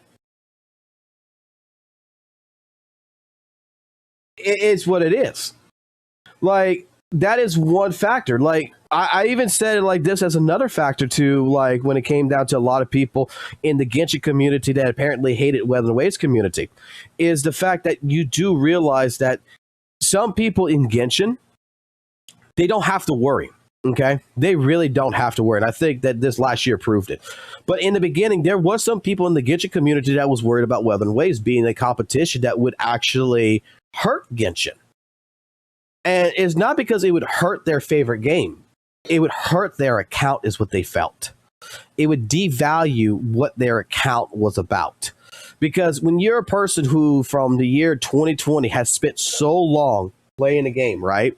And you've been building up this account for God knows how long, and all of a sudden Weathered Waves comes out and you're seeing competition here and you're seeing the postings about how Weathered Waves is the Genshin killer and everything else. Some people took that seriously. Some people in the Genshin community actually took it seriously. And it was no longer about whether or not Genshin Impact was bad or good. It was about, yo, I spent hours, days, years of my life, money, tens of thousands of dollars into this account, and you're trying to push that this new game coming out is going to come in and kill my game. It's going to devalue my account. That's how they felt. And that's why I even got a video about it to where it's like, dude, you don't have to worry about it. If you're a Genshin player, you don't have to worry. Genshin's not going nowhere.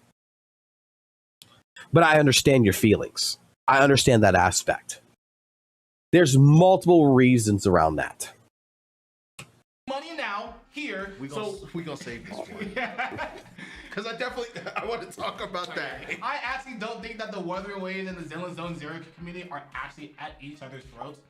I do think both communities, not just Zenless Zone Zero, I think Weathered Waves too, both communities have a really hard time taking constructive criticism from the other community, from anybody that's not inside of their community, like not integrated into their community. And I feel like that's a big issue because you don't have to be so deep into a game to understand how a game plays, or you don't have to like 100% the game to have an opinion on the game. Mm-hmm. And that's pretty much how communities in general are now. It's like, if you're not, that's where the term tourist comes from. If you're not integrated, doing all the content, playing all the time, you don't have a say, you should not have a say, you should not be listened to unless you're praising the game. Sounds like that's it. I agree with that and I disagree with that. It depends. It honestly depends, Cosmo. On this one, I would say it depends. the reason why I'm going to say it actually depends on this regards is if we're talking about a person who's only played like 30 minutes of Weather and Waves or 30 minutes of ZZZ, I think that the only opinion that they can derive from that is they don't like the game. They can give a base opinion like, well, I don't like how the characters look. I don't like the graphics. I don't like the little bit of system mechanics that I've seen. Okay. And that's a valid opinion. But the moment that these people who's only spent 30 minutes in a game and who's only played like 30 minutes to an hour is trying to talk about in-game mechanics and trying to say what is wrong with the end game when they have not actually experienced in-game, their criticisms is not valid. And that's where, like, when we're talking about tourism and everything else, okay? If you don't understand the mechanics of what you're experiencing, I'll give a prime example. You're playing Shiyu defense, right? And there is a boss that you have to, the nipple boss, that you have to impair its giant hook claws, its hammer claws 4 times in a row in order to actually be able to do more damage, or the dog that you got to break the armor on. If you don't know this and you're jumping into it and you're playing it and you come out with like an A rank and you say this is dog shit, but that this is the worst game, that you don't know how you can clear it, blah, blah, blah, and everything. From an initial point of view, from a new player perspective, that is correct. But when someone provides you with a criticism that says, hey, look, your take is kind of wrong because you didn't bother to read the mechanics of A, B, and C right here, which is laid out, the only thing that we should be looking at this point is, first and foremost, the information. Did you read the information? Now that you understand the information, now that you've read the information, go try it again and then see if you have the same take. Some people won't go that extra mile. Like, look, I didn't like ZZZ in the beginning, right? Last year, I hated ZZZ. I thought it was way too easy over fucking Weather and Waves. I thought Weather and Waves was better than ZZZ. I 100% was all about WUWA, man. All fucking last year, WUWA. I played ZZZ. I'm like, this is just Simon Says. Red, yellow, and I'm just hitting the corresponding fucking parry or dodge, and I'm completing the game. Not a big deal. But the game's mechanics changed. The game itself has changed. It had a soft relaunch, went back with 1.4. And now coming back into it 4 months ago in 1.7 and trying the game out yet again, I could tell you that my opinion from initial point of view from last year has changed. ZZZ is not the same game as it was last year. And now I'm more open to understand that, you know what? These criticisms I might have in ZZZ. That's why I love these live streams and I love talking to people, because I will have a critical take here and there about ZZZ, but then I will get someone that says, well, wait a minute, Fox. And I was like, what? You fucked up here though. And I'm like, what did I fuck up at? Okay, well, let's take a look at your build real quick. I'll just open up my build or something and they'll explain to me, change this, change that, do this, and then go read this. Now go try it again. And it's like, oh, this makes it so much easier when I realized that my crit rate's already maxed out, that I was building completely wrong. I was building like Weather and Waves and ZZZ. It's completely wrong. I need to be focusing more on, anomaly. I need to be focusing more on penetration. I don't know this, but as a new player coming in and seeing this, I was criticizing. I was like, damn, Deadly Assault, man, this is too hard for fucking goddamn new players. And sure as shit, with a chat and listening to a chat providing me information, that changed the entire perspective. So, yeah. I think that, when it comes down to it, it's just we need to be able to derive our opinions based on different information when it's provided, and we need to give things a better shot. That we can't just base critical opinions on an hour's worth of gameplay. We can't base critical opinions when new information comes out that shows us that there might be a problem with us and not the game. And that goes on both sides. Yeah, it's like the internet in really general. good, yeah. But I guess I'll say in defense of the Zenless Zone Zero community, I can't say this for WUWA because I'm not really that much into that community, is that outside of like content creators that are pretty much shitting on Zenless, I feel like a lot of Zenless players feel like they are on defense mode because not even just from the WUWA community, just even other Hoyo games, people literally make posts where they're like, yeah, man, we're all teaming up to shit on Zenless, or like they're trying to. I've seen it, bro. I've actually seen. I think I added one of those tweets in one of my videos, or my editor did, and it's just like I feel like the Zenless community gets poked at a lot, and even in my experience outside of creators, again, I've seen posts where people are from other communities shitting on Zenless or the Zenless community. And Dare I say this? That Zenless Zone Zero community gets treated like the redheaded stepchild. Like, Zenless, this is my personal experience, okay? Maybe someone else has a different experience, and you can showcase a different experience to me. But so far from what I've seen and from what I've experienced, right, the community is great. First and foremost, I think the ZZ community is great. I don't see the elitism and everything else that everyone else sees. I haven't seen it. I've been trying to find it, but you know, it's just not came out of its way to come fucking bark up my door or anything, right? But in general, I feel like, you know, ZZZ is just guilty by association, is treated like the redheaded stepchild, and people got to poke at it because it's a Hoyo game. If Zenless Zone Zero was produced by any other company, right, that's outside of the entire Hoyoverse spectrum, I don't think ZZZ would actually get hit on at all. But it's being hit on because it's a Hoyo product. That's it. So I don't want to say like, oh yeah, like they're just getting bullied and they're defenseless, right? But I can understand where the attitude comes from, where, you know, we're unified and we have to take on all of these other communities because shitting on Zenless gets clicks or it gets tension, right? But at the end of the day, still as a creator for that game now, that won't be my approach going forward when it comes to like even talking about other games. Because dog, I have a lot of problems with Genshin, right?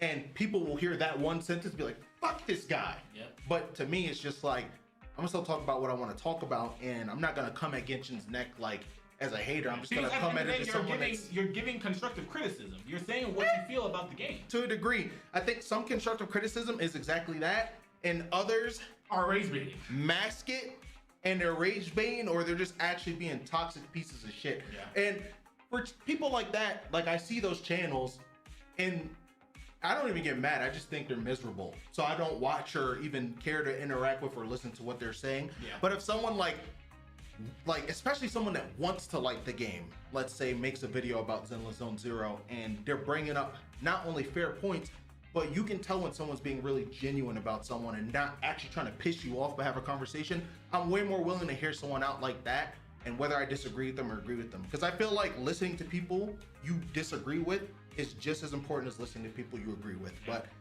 that kind of feels like a lost art in a sense. I'm not gonna lie. Yeah, I mean, absolutely. Thank you guys for watching this video. We greatly appreciate it. If you guys enjoy these conversations between Cosmos and I, be sure to let us know in the comment section below, and of course subscribe and like the video.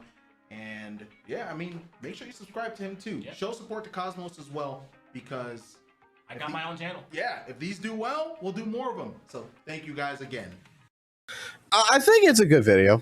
I think like the only problem I have here is that Cosmo kind of self-reported in this, and the issue here is that I'm a person that I disagree with the fact that you can have a critical take in something if you're just giving it an observational point of view and you don't experience it.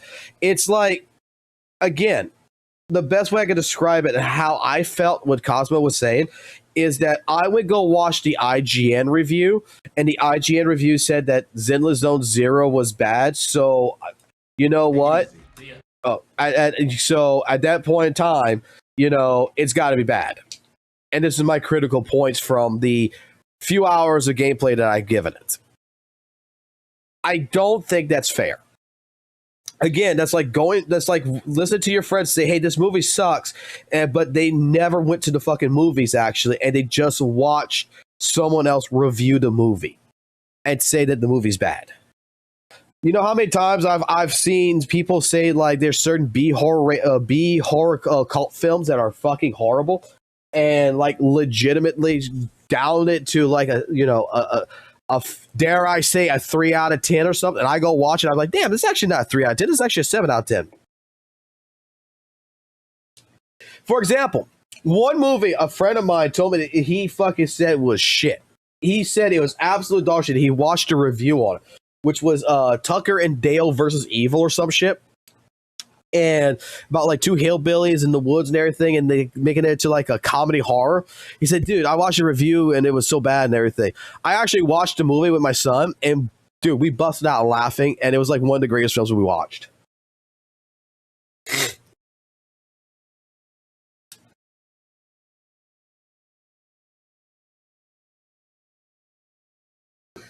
Does Valk stream? Valk does other things now. Valk does not play gacha really anymore. Like he's actually doing Roblox stuff. He's got another account. He does Roblox gacha, and he works actually building up different games and everything with Roblox gacha games. He took all the experience with Honkai Star Rail, Genshin, and all these gacha games. And he works actually helping gacha games on Roblox.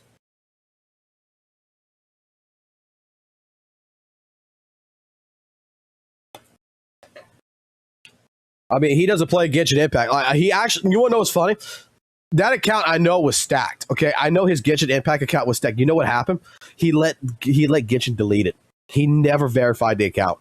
He let Hoyoverse delete the Genshin account. He's like, he let that entire account, that stacked account, die.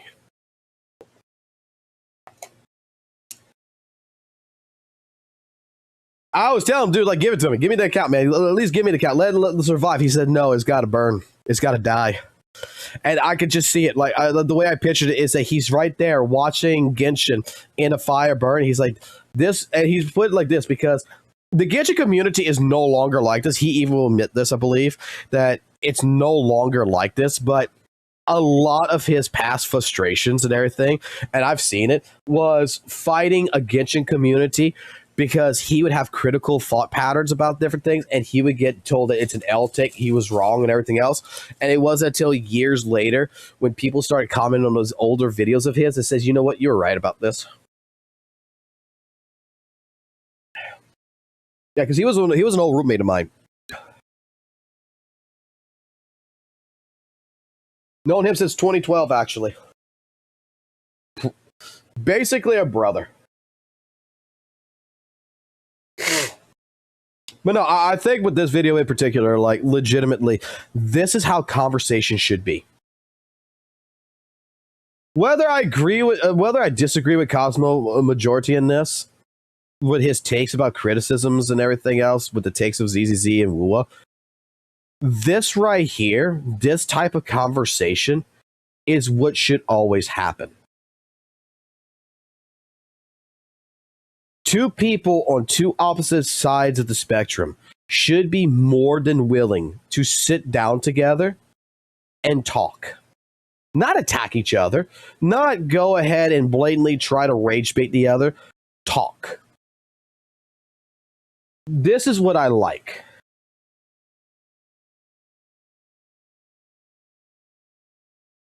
This is what should happen. We don't need to be name-calling people. We don't need to be using different terminologies and such against people. Like, if there is a critical debate that is going on, we should be more than willing to talk about it.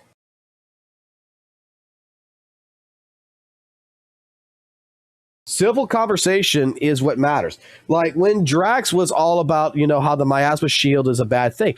I invited him onto the Discord. I said, come into the Discord, get into a call, let's get into the conversation.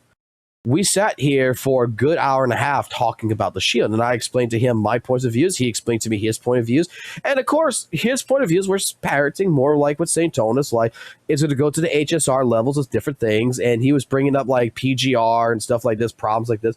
But I was like, it's not an issue. Like, we need to see what it is first. We can only speculate, but look at the information that Hako's presenting. Look at the information that this one's presenting, who's on content creator servers right now that is experiencing this, that is showing that it's a gimmick. Why are we dismissing their claims? Just because they're a content creator for Hoyle, so that makes them automatically in the pockets of Hoyle, so they're bad? Is that what the take here is? They're providing the factual information. We should be considering it. We shouldn't be making claims that you need Shifu to clear out miasma shield. We shouldn't be making claims that rupture agents is the way to go. We should be looking at different things that content creators who are on the service, who are allowed to show us things and explain things, we should be taking into consideration their opinion a little bit more.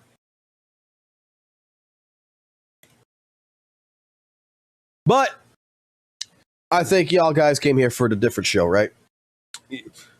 Like I said, I think this was a great call. I think this was absolutely great.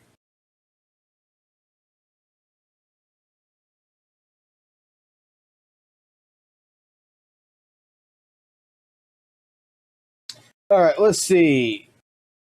Ryuko Sensei, this is the other one that y'all wanted me to watch.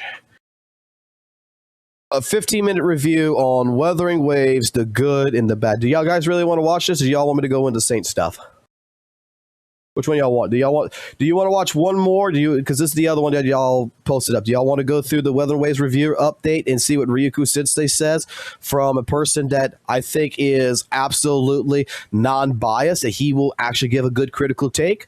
Or do we just go straight to Saintontas?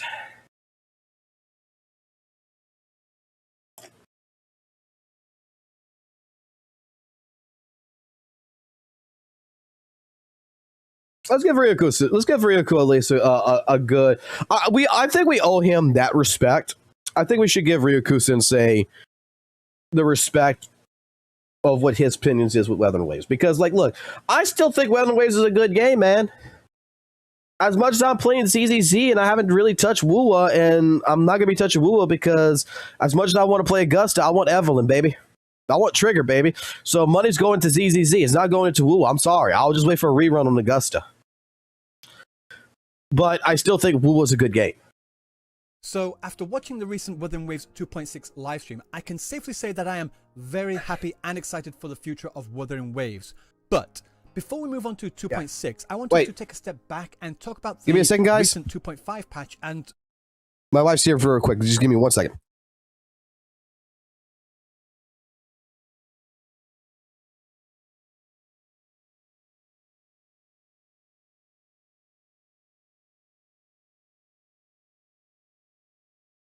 All right, sorry about that. Remember, guys, it's objective. It's subjective that no, excuse me. It's apparently theorycraft that I'm gay, but yet I just talked to my wife about our son. So, just letting you guys know that. Also, Wuthering Waves as a whole, because while yes, Kuro has consistently brought out fantastic quality of life updates which enhance certain parts of the gaming experience, there are still a few critical issues which I would love to see. Can I just say really quickly, I love Ryuko Sensei. I know the guy probably doesn't really care too much for me, okay, because of past situations. I love Ryuko Sensei, but can I just honestly say that you see the microphone right here? I know that's the Yeti blue ball microphone, right? Bro, because he's using the NVIDIA effect of taking out the background instead of actually doing the chroma key and everything else. By it looking like it's just hanging there, it makes this video look high tech in a sense, like he's actually an anime protagonist. It's like he's talking into an orb. Can we see that? It's like some futuristic 3D ball is just floating in the air, and I would wish that, like, in his videos he would move it like to this side, that side, and everything to make it give it that effect. I fucking love it. So let's get started. It's a drone. One of the best things in 2.5 for me was the auto lock discard plans for echoes. No longer do I have to go through and check each and every individual echo to see if they're on the right set with the right main stat. Having this auto lock feature is a godsend, not just for keeping the right echoes, but also in managing them in general.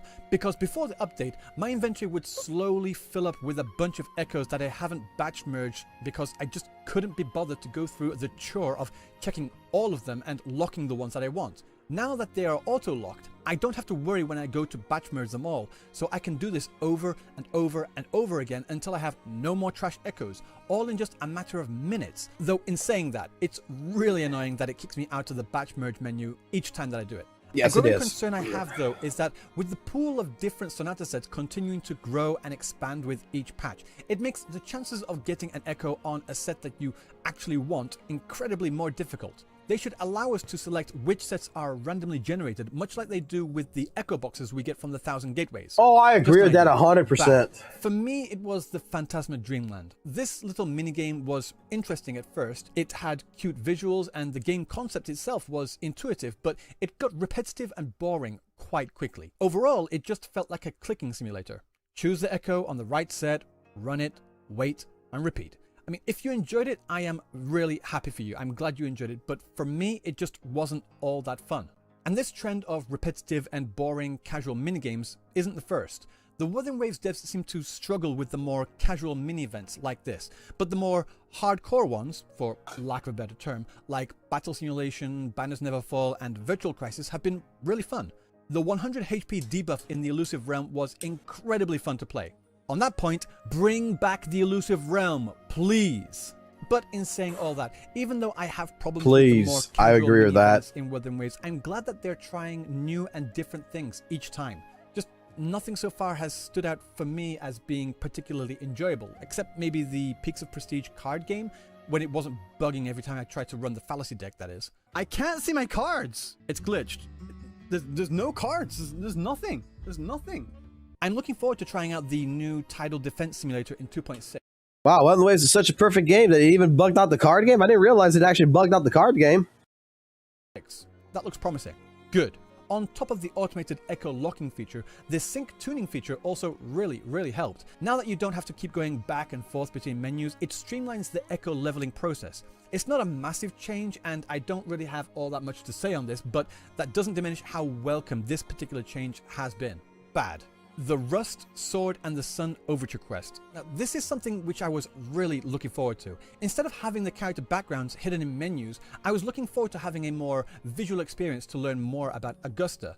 The story itself was good, but while the storytelling mechanic of choosing an answer from either left or right was interesting at first, it went on far too long. However, I was happy to hear that our choices would actually have an impact on how the story played out. As someone who hates the illusion of choice dialogue options in games, this was something I was really looking forward to. Until I realized that the vast majority of the answers were either no choice or exactly the same whether you choose left or right. Look, if you're going to make an interactive story, then commit to the bit and make it fully interactive. I'm not someone who skips unvoiced quests, nor do I hate reading in games, but when actual visual novels have more visuals than this, then I think you're doing something wrong. This quest had a good concept, but poor execution. Like I said, the story itself was good, and I'm looking forward to finding out more about what the deal is with that Nestor guy, but the overall experience had me struggling to stay awake. I hope that they improve upon this in the future with more visuals, more music, add in some sound effects, stuff like that, you know? Hopefully it can be improved. Good. I really liked the new region we explored. The Fabricatorium of the Deep was a mixture of creepy and fantastical, with damp foliage making us feel like we were deep down in the depths of the ocean, but also had incredible structures and lighting that were amazing to look at. Legitimately, it like the more I looked at it, this area, it kind of looked like a Liza P area towards when you got to the end, when you get to the tower and everything. I liked the gimmicks to open up the new areas, but they were too simple, I guess. But even still, it was a nice addition, fitting in with the music and sound themes very well. I still want them to bring out a DDR-inspired gimmick or minigame. Maybe one day. Who knows? Bad. Okay, now this is something that has been a problem since 1.0. Building resonators. I don't mean building resonators skill trees or leveling or ascending, both them and their weapons. I have zero problems with that at all. Kuro has been very generous in giving resources to progress these things in each patch. A little bit too generous in my opinion, which I will explain in a moment.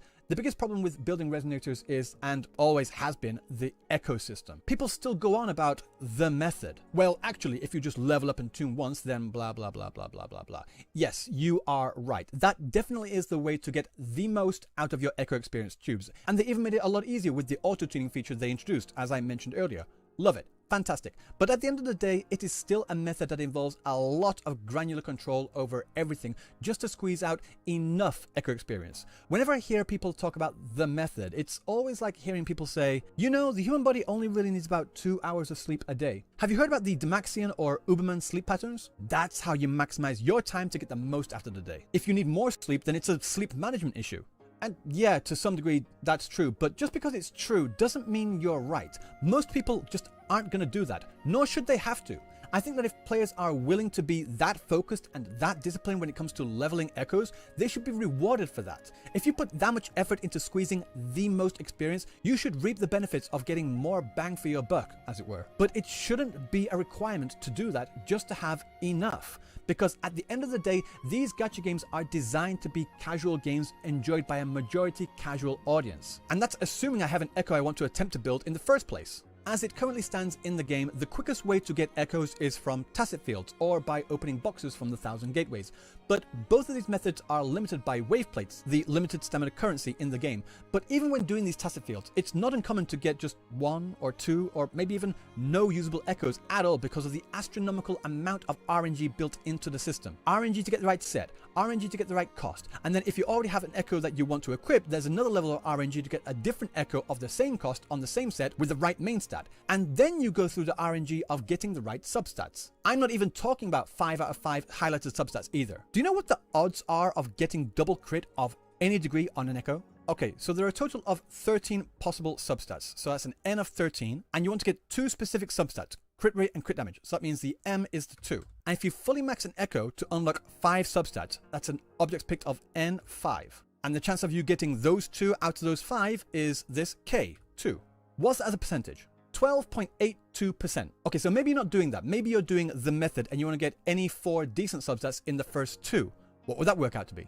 So it'd be an M of 4 and an N of 2. So out of 4 substats you're trying to get, you want to get any of those 2.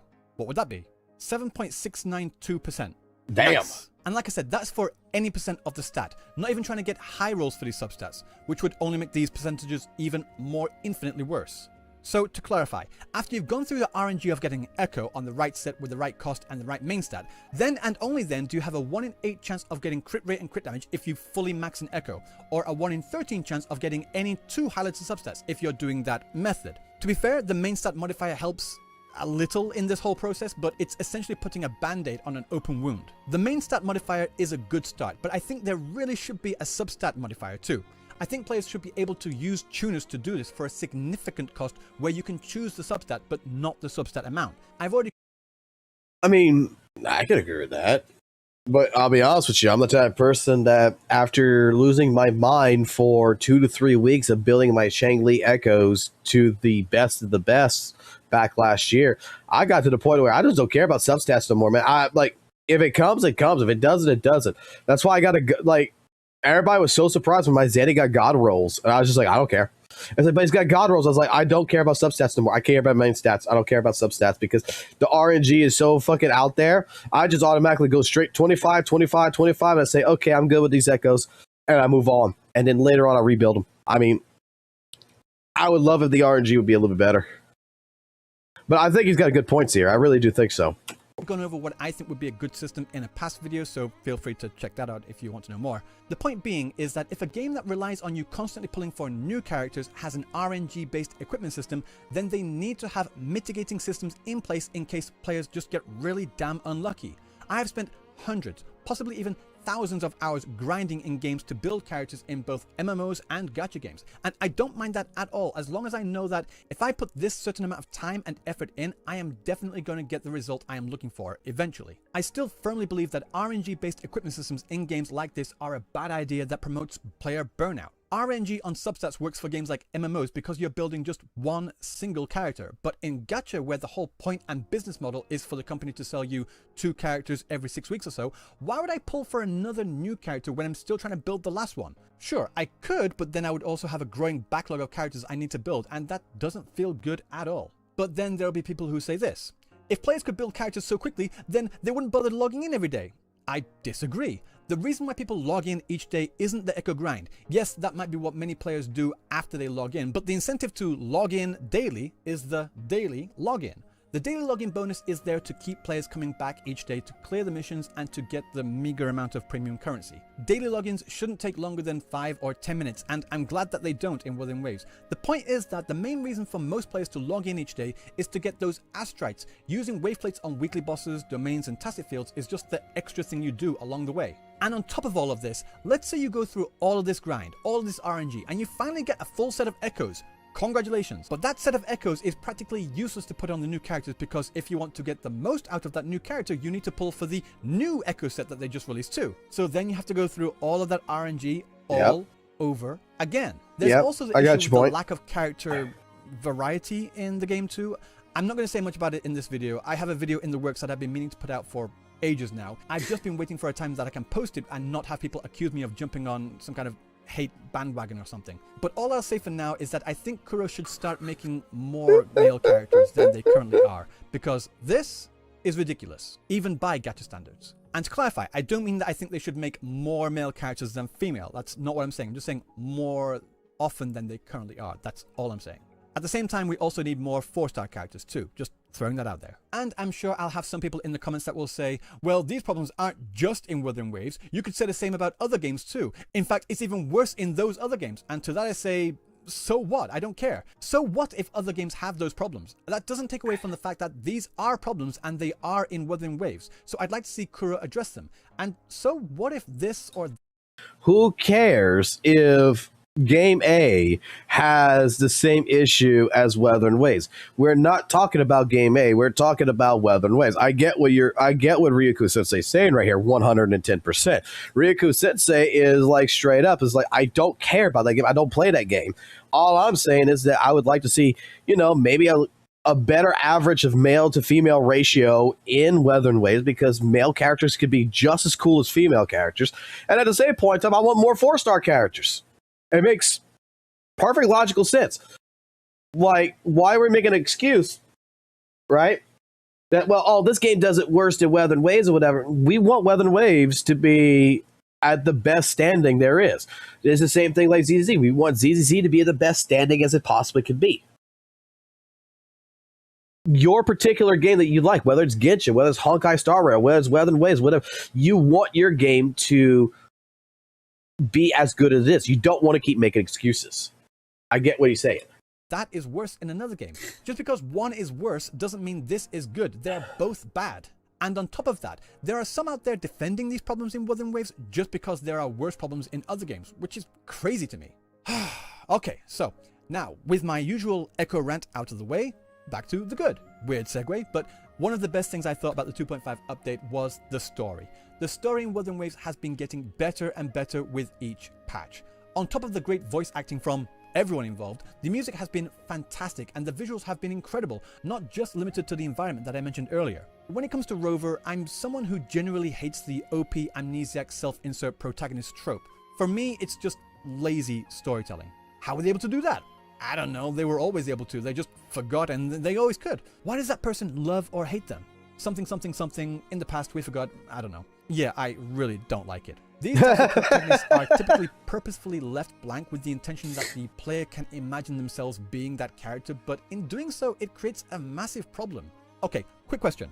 What do Dante, Bayonetta, Kratos, Lara Croft, Geralt, and also Solid Snake all have in common? Yes, they are all the main protagonists in their respective games, but they also have their own distinct and memorable personalities and flaws. A bland, perfect self-insert protagonist loved by all just isn't interesting. That being said, I've really been enjoying the development of Rover, especially in the 2.5 story with For Lover. There have been instances here and there in the past, but this is the first time that I felt that Rover was an actual character rather than just a simple self-insert blank slate. I love seeing Rover mess up. I like when things don't go to plan. I like seeing their flaws because these flaws are what make a character feel real. Having something they did in the past come back to bite them in the ass is relatable because life is very rarely ever so perfect. I hope Kuro expands further into these kinds of stories where Rover has to deal with the consequences of their actions because it creates a compelling arc for both them and us to go through as players. Kuro has been doing a phenomenal job with the storytelling. Fantastic use of the camera movement, camera angles, changing perspectives, and one of the most effective uses of black screen white text I've seen in a long time that hit you in the feels harder than you should hit that like and subscribe button. Speaking of hitting, they've also been hitting it out of the park with the characterization of the supporting characters like Cartathea, Lupa, and now also For Lover, just to name the most recent examples. And though the story was far from perfect, there were a few logical inconsistencies, and I felt we needed to see more from Fenrico, whose final battle was severely underwhelming, by the way. But putting those aside, the story was nuanced with interesting philosophical and ethical questions which prompted great discussions within the community. Overall, for Wuthering Waves 2.5... Yeah, the greatest conversations of... I knew it! I knew it! I knew he was going to do the 7 out of 10. Is that it? I still hear music.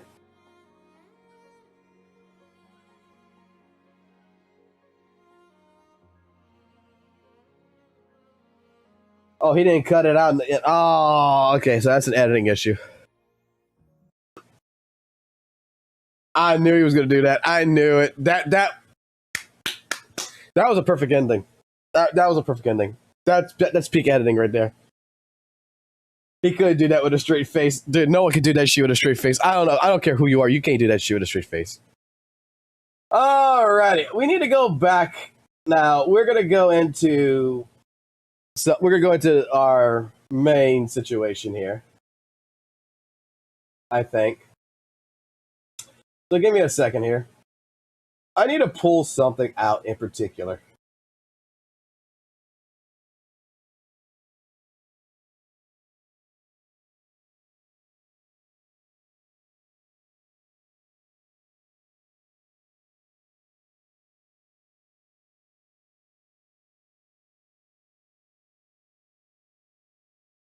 Okay.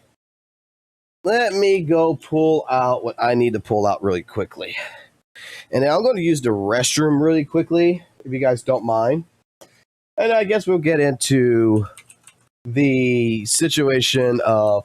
We're going to talk about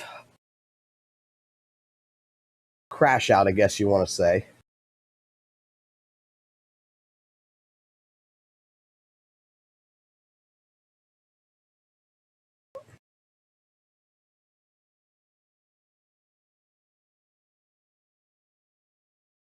I gotta go find one video in particular.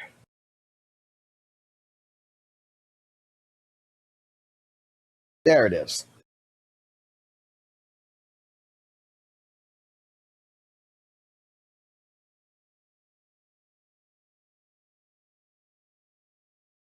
Okay. So if you guys don't mind, give me a quick few minutes here. I'm just gonna go run to the restroom really quickly. I got to go ahead and, drain the snake for a second. So I'm going to give you guys the following. Amen, oh proxy, we kneel before thee. White bulls eternal, blessed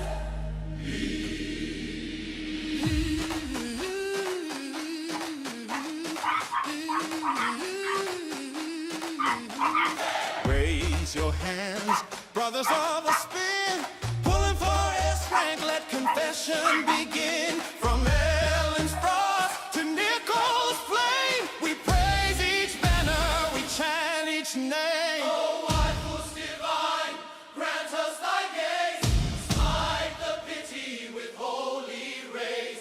Let our screams be sanctified bright, Church of Gooning, blessed by light.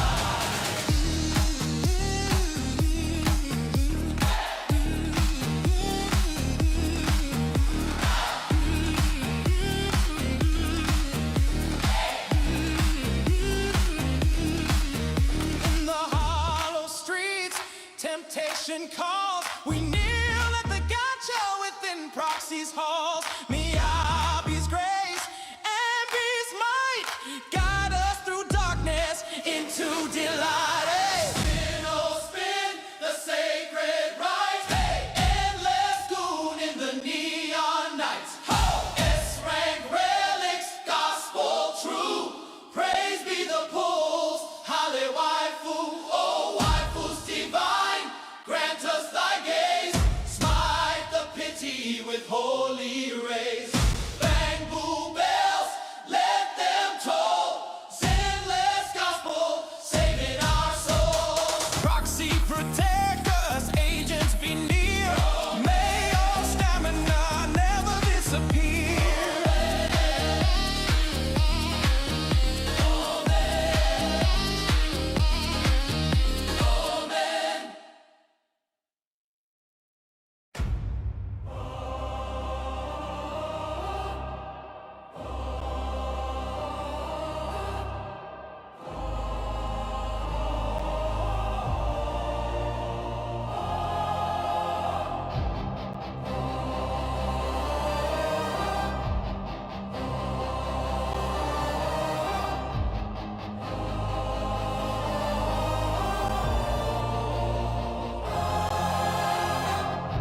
I laid my shrine in Tevat's land, prayed to banners, spent what I had. But the winds grew hollow, the faith grew thin. I sought a new world to be reborn in. The echoes call the Oh, yeah. All right, we're back. a creed of ruin, a song that saves. I kneel to the gospel. And before anyone asks, I did wash my hands. Because I'm sick right now, so I'm even using goddamn hand sanitizer right now. Oh god, my hands smell like goddamn fucking alcohol.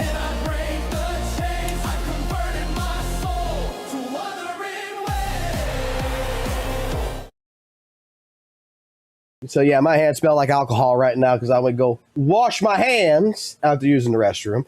Which leads us into a good topic that we started yesterday. And I want to bring back up yesterday's topic about Saintontas.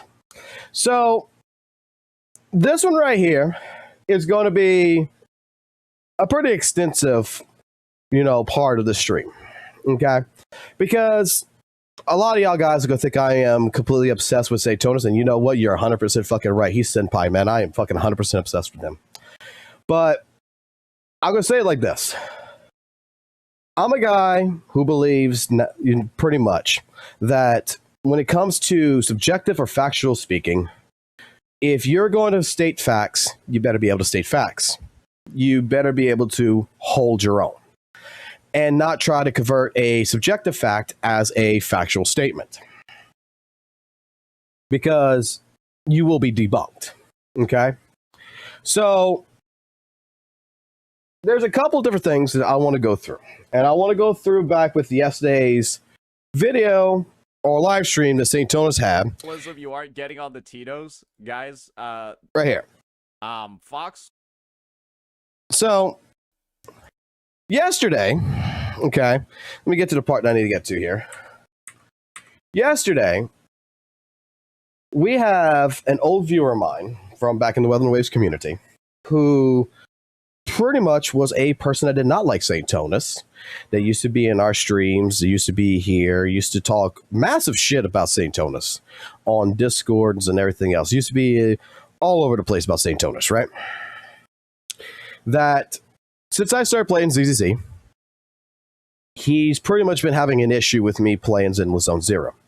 He has an issue with me using my experience in Weather and Waves as the only gacha game that I've ever played prior to Z.Z.Z, that I'm using it as the only example that I have to say why I like Z.Z.Z more than, Weather and Waves. He's upset with it. Even though I will still state that Weather and Waves is a great game, I think that new players can get involved and stuff like this. Well, the day before yesterday, he was in Saintontas' stream, and he stated that, can you explain to the dumb ZZ people the difference between official drip marketing and the showcase of characters that are still in the work and beta ? So this led Saintontas to make a good bit of commentary about me. Okay? So I got called out. And we watched this already, but we're going to watch it again. And I want to put something into perspective of the wording call of basically, let me put it like this. What he's about to say here, if you have not seen this, you're going to see it now. I want to put in perspective the pot calling the kettle black. So let's take a listen to what Saintontas has to say about me. Suspect. Saint, can you explain to dumb ZZZ people? Noisy, I saw your message today. Noisy, you're telling me to talk to Fox Soul viewers. Let's just be real here. Fox Soul is kind of dumb. And so if he's like spinning a line of reasoning or like making an argument, it's an argument made by a dumb guy. And so usually 90% of the time there's nothing of substance in there, and you can assume anyone agreeing with the guy that's dumb is also stupid. And so I have to pause it here. I have to pause it here for a second. If the guy's dumb, then you can agree that he's stupid. I don't know what kind of I'm not understanding that educational value there. I am really not. But let's continue on. So you're now asking me to try to reason and explain things to dumb people, which is likely just not going to work because they're too stupid to understand anything that I would tell them anyways.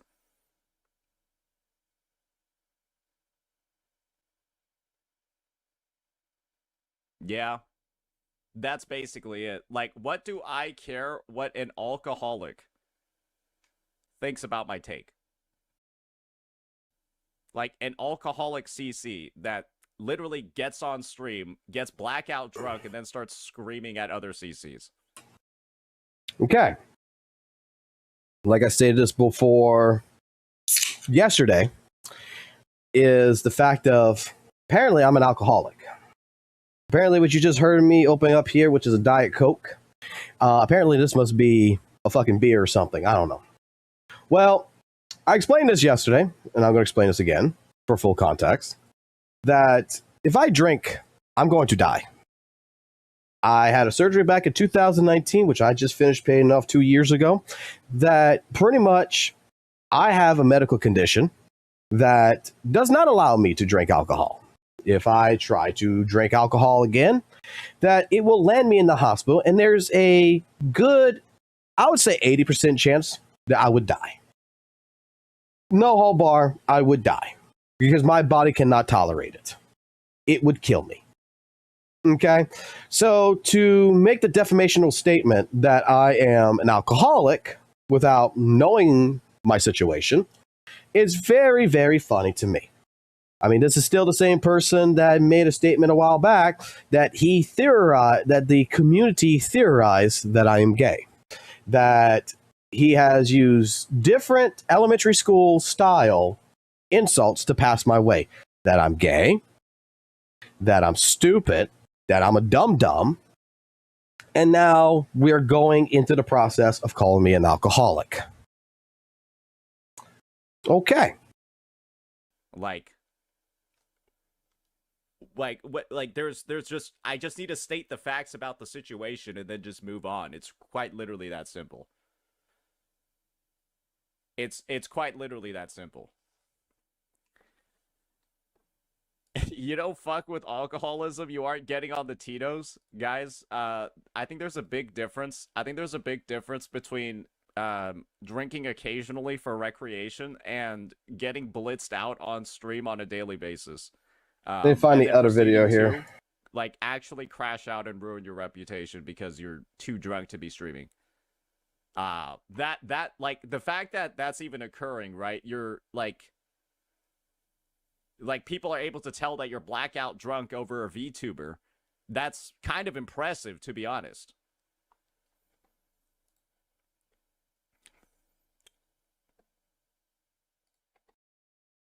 I don't want to mention what the condition is because I don't want to worry anybody. but I will state that it has something to do with my liver. And let me put it this way, I'm waiting on something, different things going to happen. I'm just living my life right now as it is, okay? And my liver was already seriously damaged back in 2019. So, yeah, I'm just going to leave it like that. Something that I do not want to really talk about. Because I was a dum-dum.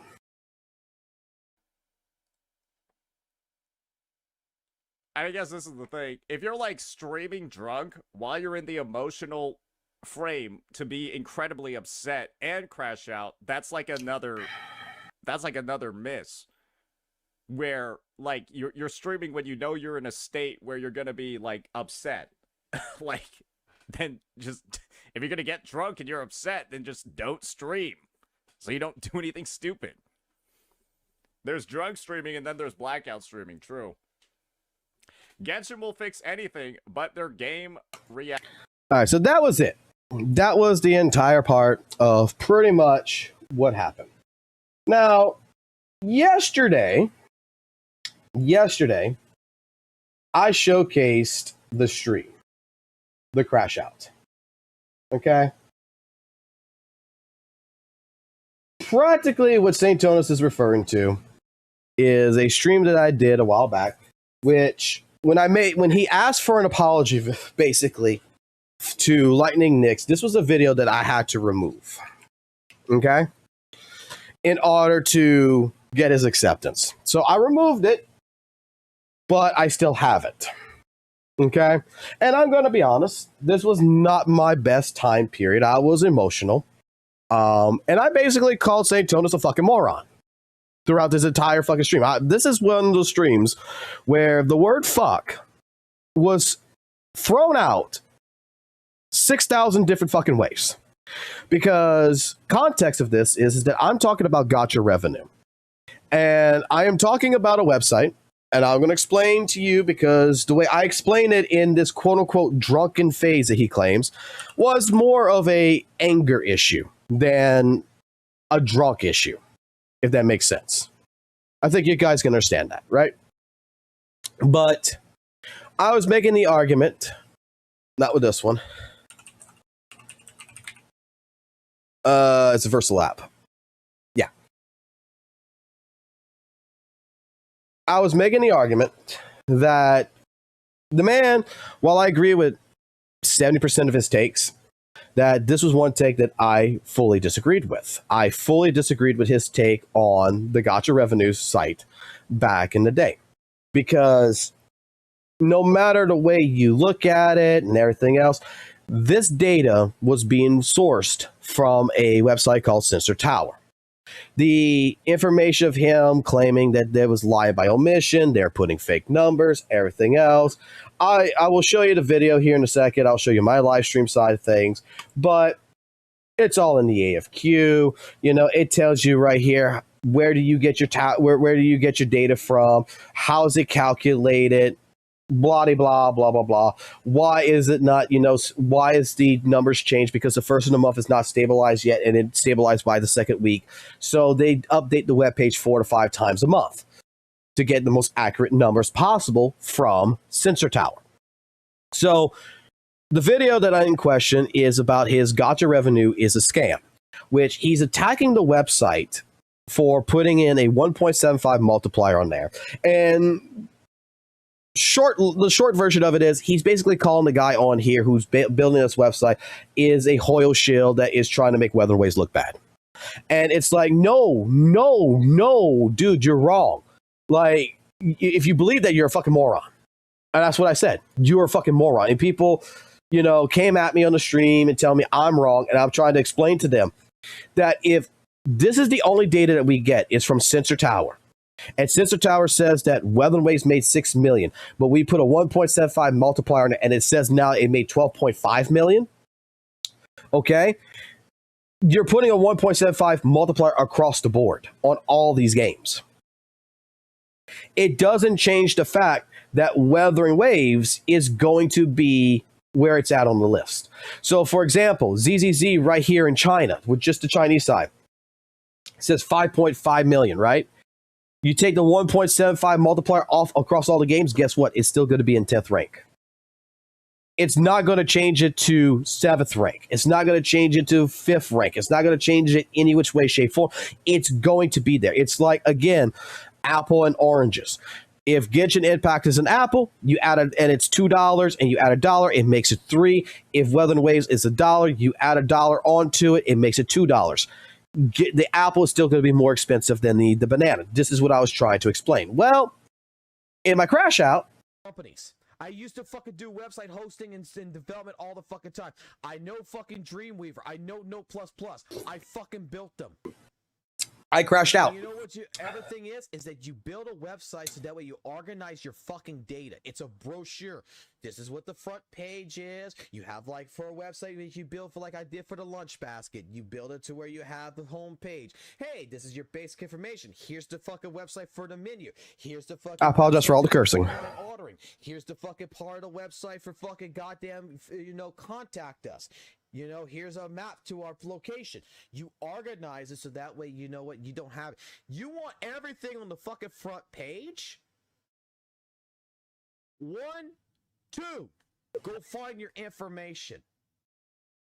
What you're making an argument about with this guy trying to hide shit, the guy's not, he's lying by omission. The dude's not lying by omission. The information's there. If the fucking viewer wants to know, they go find it out in the fucking frequently asked questions. If a new person just like me who came to Gotcha Revenue, you know what the first fucking question I have is, how the fuck are you figuring out these goddamn numbers? So I started clicking. I said, oh, what's in the FAQs? Wow! In the same day that I fucking figured it out, because there's a section for it.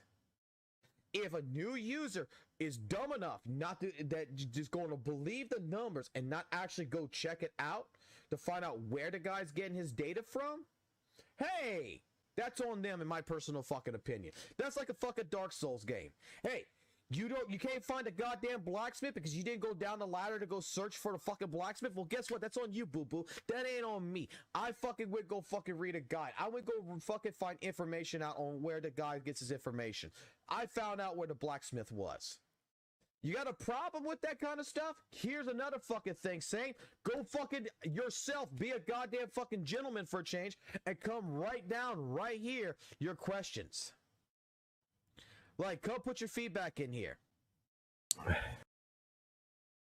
Like, look.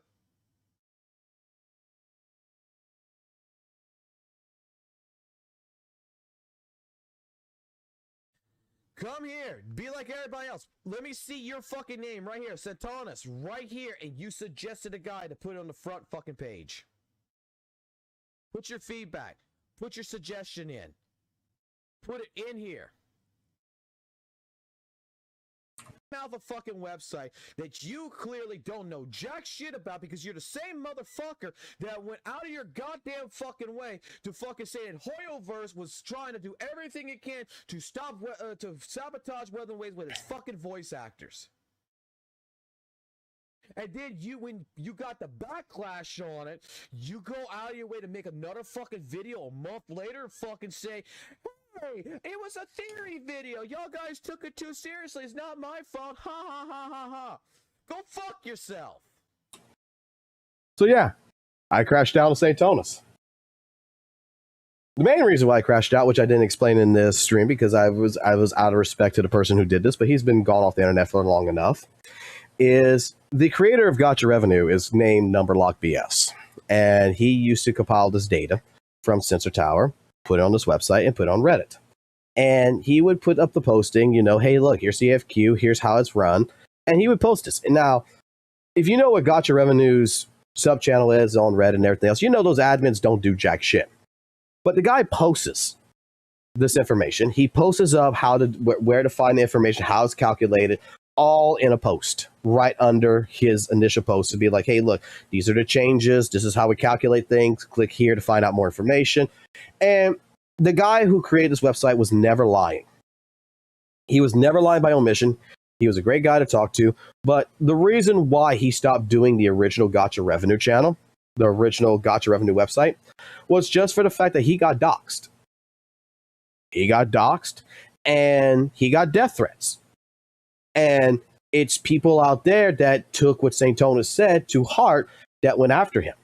It's not Saintontas that said go after the guy, but it is still an action of a content creator by pushing a narrative that hurt an innocent person who all he wanted to do was put up data on a website to help the community. So instead of you having to go search on Sensor Tower or go find all this information out, he was going to get it from Sensor Tower, and he was putting only the gotcha games, not every application like Sensor Tower has, only the gotcha games that people were interested in on a website, and calculating the data and making sure it was up to date. He was doing analytical data. The 1.75, which they consider fake numbers, was a educated guess because the Chinese data cannot be calculated for Android. So doing a 1.75 multiplier on iOS allows you as a consumer to understand a possible factor of where Android data should be at. Because typically when it comes down to it, Android has always made more money than iOS because it's more versatile. There's actually probably more people who run Android than there is people who run iOS because it's the same concept as buying a Macintosh or buying a Windows computer system. A Windows computer system is more affordable than a Macintosh. But regardless, I was heated. I crashed out. I take responsibility. And I can tell you 100% right here, I was not drunk at all in this live stream. Not at all. I was 100% sober and I was pissed the fuck off. I was emotional. Because I was upset at the fact that I don't like people spreading misinformation, which can come and bite you in the ass. And not in the terms of biting you in the ass as a CC, but if you are considered at the time period the leader of quote unquote the Weather and Waves community and you're spreading this type of narrative, it makes the rest of the community look like it's stupid. Because, and that's where it's like, Saintontas, please, you know, I've even tried reaching out to him before this. I tried reaching out to him and even after this, I have gone out my way to try to apologize to him because, you know what, I looked at the crash out myself afterwards and reflected on it and said, you know what, I was a little too harsh. But I took the L, I apologized, and quite frankly, after taking time, going touch grass, going living my life and everything else, and working and doing other things, and coming back and, you know, coming back for Zanny in 2.3, I'm not gonna lie, I don't think I was in the wrong. I really don't think I was in the wrong. I think I was 100% in the right on this one. Because what was being laid out was a subjective opinion with the Gotcha Revenue scam video that was trying to be broadcast as a factual video. While the facts in the video was correct, it was being suggested that the guy was doing it on purpose. And my biggest complaint here is that if you really had a problem with this, like you had a problem with Pridewin, why didn't you contact the person who made the website and help correct the information? Why are you trying to bring it down? Not my best moment. I will agree with this. Not my best moment. I take responsibility. I reflect on it. However, there's another video that we're going to produce here. How many of y'all guys watched this? It's a 14-minute and 18-second video about Weather and Waves team building and the problems with it. I would like to go ahead and watch this video about halfway. Okay? We don't have to watch the full video. We need to get to about the halfway mark. All right? So you get context of what Mr. Varus2 is saying. So, before we get to our last segment of this. It's been confirmed by Kuro that Wuthering Waves will conclude its version 1 cycle after 1.4, much earlier than I think most of us were expecting, meaning the next update will be version 2, likely featuring a brand new expansion and a mountain of extra content, I'm sure. Gacha games that go down this type of development cycle, version 1, version 2, version 3 and so on, tend to have a predictable formula when it comes to gameplay, with the supplementary versions, 0.1, 0.2, 0.3, etc. usually only coming in the form of extra content like events and characters, perhaps a map expansion here and there, while the actual versions consist of, among the aforementioned things, potential changes Let me go to the download game's this too overall while I'm thinking about engine and experience, or a noticeable shift in character design, capability, and subsequently meta. I'm led to assume WUWA plans to go in that direction too, otherwise they wouldn't make such a big deal out of each version and instead just make it a build number like most other mobile gachas, having big expansions come in at random times throughout the year. If I'm right and they do plan to make a big splash in version 2 with new gameplay updates, I wanted to make a video discussing some issues I take with the game's current character and team building landscape in the hopes that version 2 will address them next year. The focal point of this game is of course the combat. Credit where credit is due, WUWA's mechanics and game flow are among the best I've seen, especially in the gacha department. From attack strings to swap cancelling animations, tandem attacking, dodging... We do remember this video because this was the video, right? You guys do remember this video, right? This is the one video that Varys had the bad B-roll footage and he made a video about this and everything, right? Both an overall exploration and combat feel intuitive and smooth, which is a huge aspect of a hack and slash beat 'em up action game like WUWA. On the other end of things, the types of content we have are also fairly well made, with a variety of engines taxing our ability to understand patterns, react accordingly, and dodge or parry critical enemy attacks to achieve a more efficient clear and stay alive. I am thoroughly impressed by how fluid everything is. I don't think a single player would argue the game's combat feels bad to play. If every open world action RPG gacha was made with the same framework as WUWA, I would not complain in the slightest. They say it's catered more towards hardcore players, but I think even casuals can get the hang of it after moderate practice. Individually speaking, I also love how open-ended the characters are. Despite everyone having a basic skill in Ultimate, their forte circuits are where Kuro can get really creative, as it can theoretically take the form of anything and allow units to stand out from one another, leading to very unique playstyles between DPS units, from Shangliao to Jian to Jinchi to Yinlin to Changli to Camellia to Encore, so on and so forth. While there may be a basic template all units go by, at the same time their combat is distinguished fairly well, no two units play the same.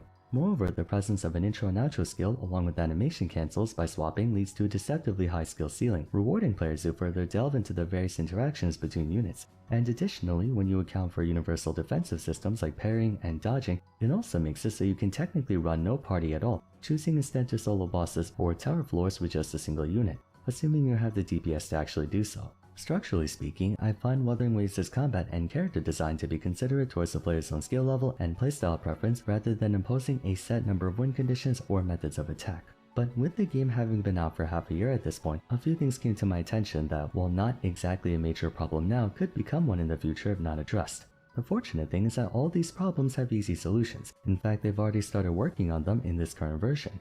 The hallmark experience of a gacha game is to complete the Pokédex in a manner of speaking, to obtain and make use of as many characters within the game as possible, and to continuously go after the new ones that come out. If you were to look at a regular hack and slash game and compare them to a gacha hack and slash game, what's the main difference? The main difference is that gacha hack and slashes have a ton of characters to choose from and expectedly a ton of party compositions you can work with, whereas in say Devil May Cry you're expected to mostly stay on Dante and then Nero in the newer installments, with maybe the opportunity to play a couple more characters. The focus is more on the mechanics of you, the player, along with equipment selection and whatnot. WUWA attempts to bridge the gap together by doing a mixture of both, giving characters unique playstyles and attributes while still leaving the door open for player agency and expression. Unlike in other gachas where there's only so much you can do with a bad character, in WUWA the weakest unit in the game can solo the hardest content if you're good enough. Thing is, it's kind of hard to give both aspects the proper attention, and where you'll find this mostly on display is in the realm of team building. For gachas, the focus is on team building. Like if you go into any other game, team building is everything. You can't just take a ragtag group of mismatched units and YOLO your way through. Granted, some games are more lenient about it than others, and there will always be units whose selling point is that you can pair them with virtually anyone and they'll perform on a meta-relevant level. But there still is a big focus on teams, therefore a big focus on obtaining many characters. Personal mechanics and decision making do matter of course, but the idea is to have the right team to handle whatever content you're about to face. In contrast, WUWA's team building feels more like an afterthought, taking a backseat in favor of basically skill issue. As such, the game's roster is being constructed in a way that focuses more on the individual and less on the team, reducing the amount of options or niches available for future units. Personally, traditional team building conventions go as follows. You have your main attacker, and then what I like to informally call the backup dancer, as in they can deal meaningful DPS of their own, but their main purpose is to set up the main attacker. Then finally support, and by support I'm mostly referring to healers. The synergistic aspect of team building is primarily housed in one's outro skill. For example, Camelia's best partner is Sanhua, because Sanhua gives a metric ton of basic attack deep and on her outro skill. You can make a case to include the 20% attack on her S6, but by and large, Sanhua's entire existence is to just give an outro skill to Camelia. Some teams elect to instead run two main attackers fighting alongside each other through liberal usage of quick swapping like Changli and Yinlin, but broadly speaking, it's main attacker, backup dancer, and healer. Where's the issue with this? The issue is that compared to other gachas, where you have characters working in concert with one another to achieve a collective goal greater than the sum of their individual parts, the impression I get from WUWA is that it's just mostly individual units being put together, purely for the sake of it being convenient to do so, not necessarily having actual synergistic playstyles. Anytime there is one, it's only to fuel their main attacker, implying that really the only way to go about WUWA's team building is vertical investment, leaving very little, if any, incentive to go for horizontal investment.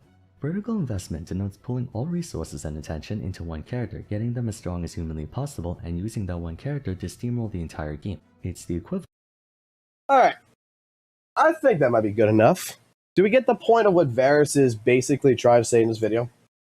Do we get the point about, you know, the setup, everything else? Right? I mean, I don't think Varys has said anything at all wrong in this regards.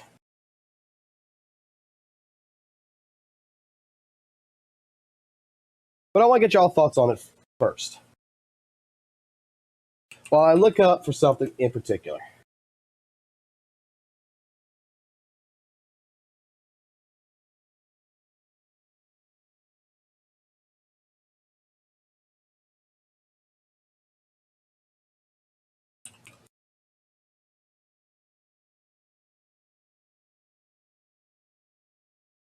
We need to go to here. All right, cool.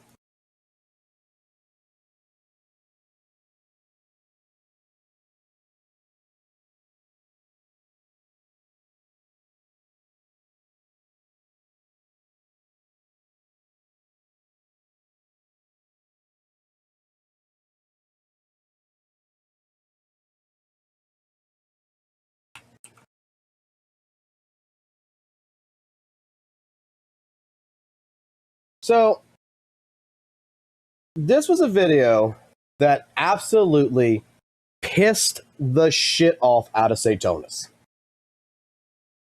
You as a content creator, I want you to put yourselves into the shoes of Saintontas. You're watching this video. Did anything so far, at any point in time so far, did anything here piss you off?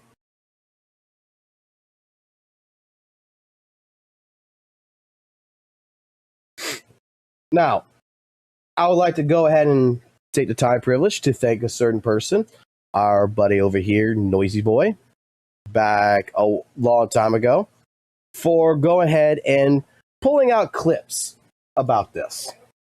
So, for the person who pretty much is going at me right now, right, over me playing ZZZ over Weathering Waves, was the person that clipped every single thing you're about to see here.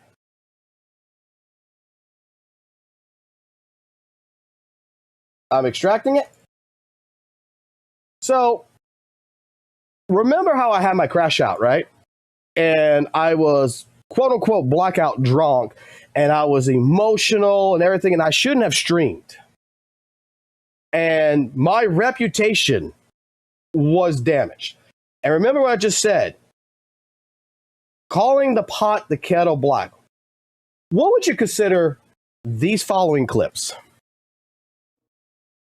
Mods, can we get a pin of shame? Let's make this the pin of shame. Let's just have the definition of Hanlon's razor and then just fucking screenshot these fucking chatters. How about this? I like how this is set up, actually. This is a nice little setup we have going over here. Just be publicly fucking shamed at this point. I'm not even gonna ban you. I'm not even gonna fucking ban you at this point. Like, you're literally this. This is literally fucking you.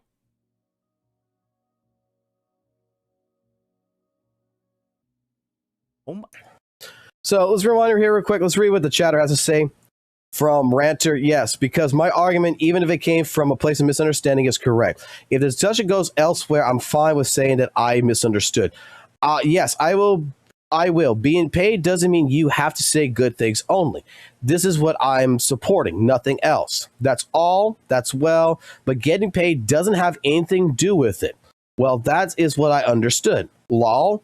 I'm no content creator. Seriously now. You're literally this. This is literally fucking you.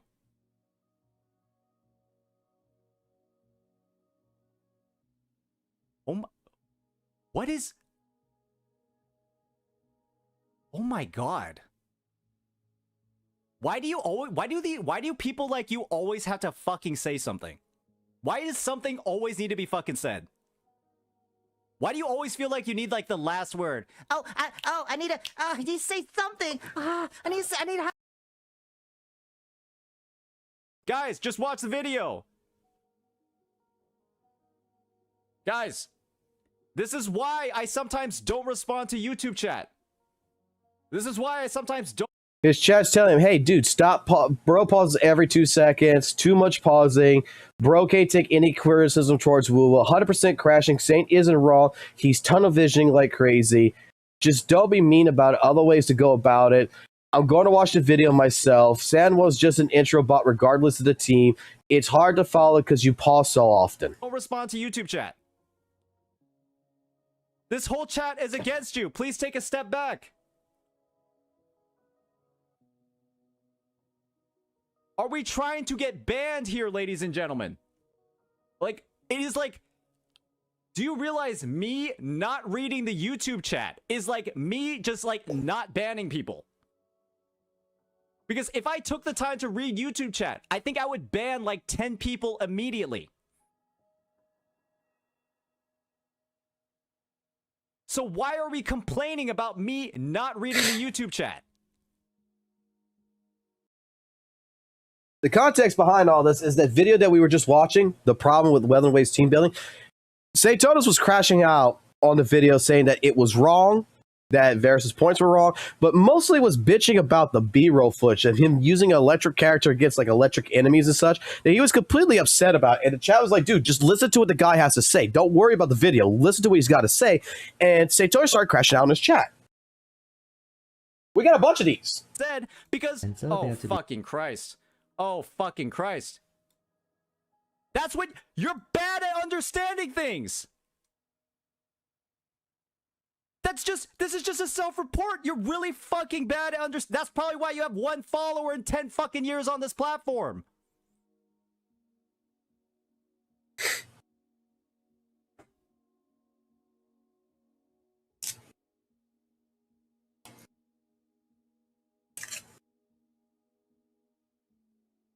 In 10 fucking years, nobody valued the shit you were writing in chat enough to realize, oh, yeah, maybe I'll give him a little bit of street cred. In 10 fucking years, nobody, 1 person, that's probably your fucking mom or something, decided that you were worth following for your opinion.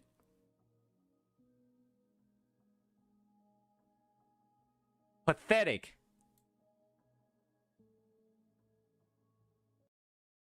And remember, guys, you heard my crash out, right? With a gotcha revenue calling Saintontas a fucking moron and shit. Listening yesterday to my crash out when I was showing it. And I was blackout drunk that I shouldn't be live streaming if I'm so emotional, right? This is only the 3rd video. We got more. It is pretty fucking clear why there wasn't a lot of good content for WUWA when it dropped. Because if this is how the CCs are thinking about the fucking game,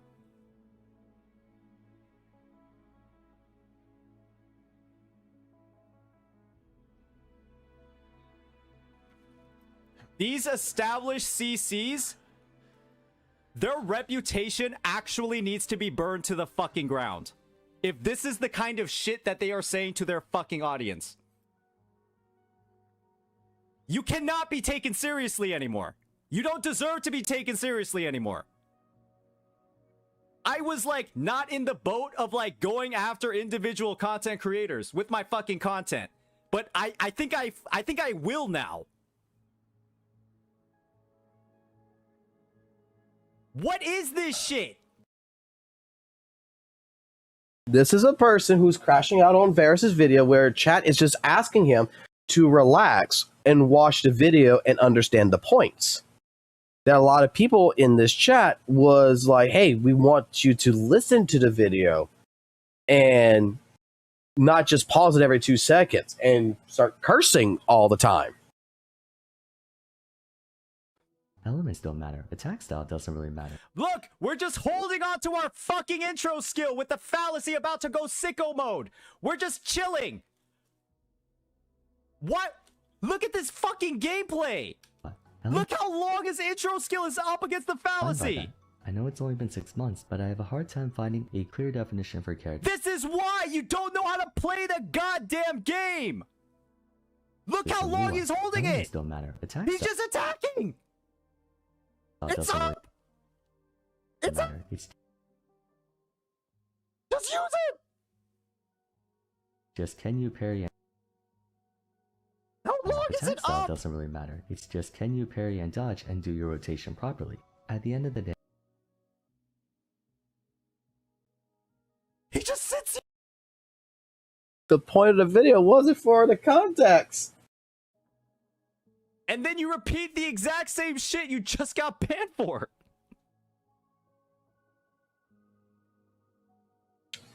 So, because I know y'all can't read it, Guys, right? The guy right here is like, my name is Asterisk from the YouTube chat.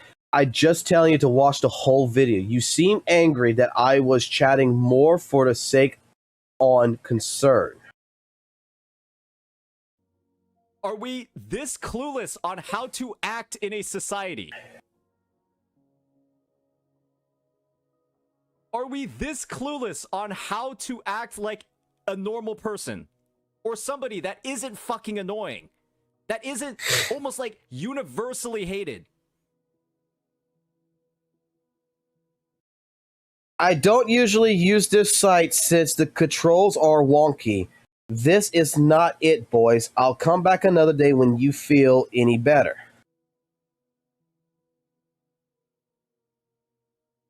I mean, I'm being accused about We're sitting over here. We're in YouTube. We're in Twitch. And we're telling the streamer directions. Like they have to follow them. Like you're some point of authority on how to run my stream.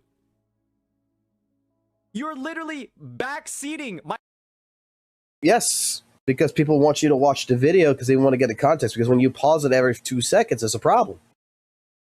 But at the same point in time, this is a man who's crashing out. But my crash out apparently ruined my reputation. Absurd. Like, you have to be one of the most annoying people in the world if you are already this annoying with 500 other people watching. So apparently this is from Rewind. I can't read the top line, but user from your channel, how do you notice? I created several accounts and did the same, some testing. I just want you to know that being unwilling to apologize to me is not only extremely unprofessional, but will work in my favor because I will show the fact that I was shadow banned by you in the video I'm working on. People will further be on my side. You're digging yourself in too deep. Hello, YouTube. I mean, let's just, seriously let him continue, my guy. Damn, I'm sorry, I guess. I am not forcing you to. I just said something. Sometimes showers are stupid, but still. I literally said...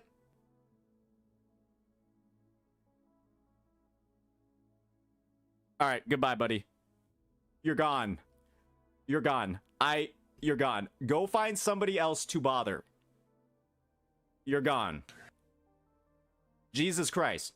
Now we get to... Guys, just so you know. Dude, now play my game. Play the game chat, already.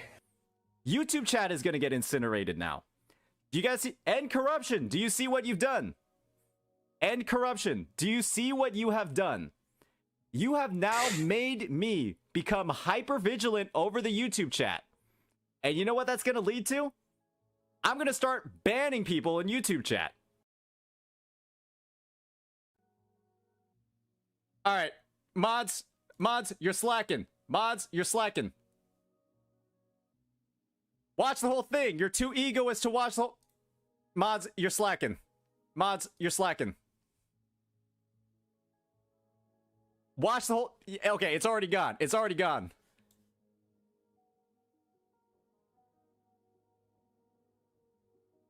Just ban them. Anybody telling me that I was not able to make critiques and that I should have waited, just ban them. Just ban them. Absurd. Wait, where's that out? To react. In fact, you'll get banned for giving me advice on how to react. So, asterisk. I'm gonna give you one last chance. Stop being so annoying. It's really not that hard. Just make funny comments. Use emotes. Say pog. Say ha ha ha. Drop a lamau. But don't sit here spamming the same exact thing 10 times. Watch the video. Watch the video. Stop talking. Watch the video. Oh, you need to watch the... Wow, 2 times. The whole video first before saying anything. Watch the video. Shut up. Just shut up. Stop talking.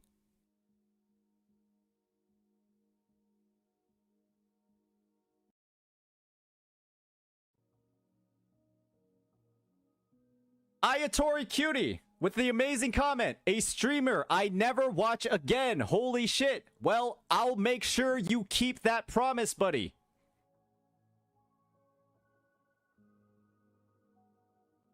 I don't think you have the commitment to actually follow through. So let me ensure that you do.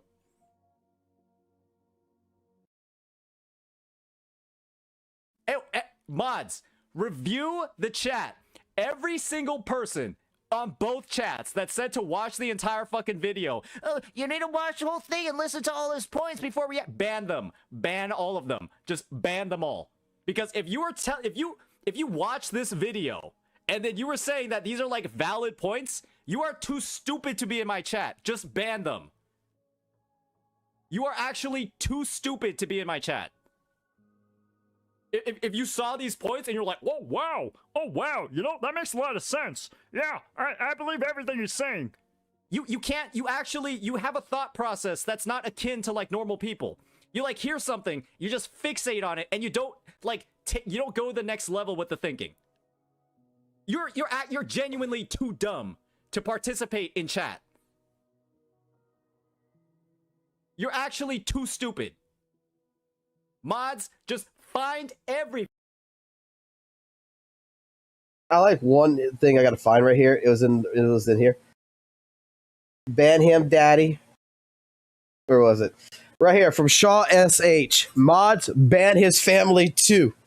That was actually funny. I'm not gonna lie. That was like one of the most funniest things I saw from this guy right here. Mods ban his family too. So going back really quickly, right? Going back really quickly after watching all that. I think there's a big difference. I think there's a big difference between drinking occasionally for recreation and... Wait. Gotta go back a little bit. Here. Fox Soul is kind of dumb. And so if he's like spinning a line of reasoning or like making an argument, it's an argument made by a dumb guy. And so usually 90% of the time, there's nothing of substance in there. And you can assume anyone agreeing with the guy that's dumb is also stupid. And so you're now asking me to try to reason and explain things to dumb people, which is likely just not going to work because they're too stupid to understand anything that I would tell them anyways.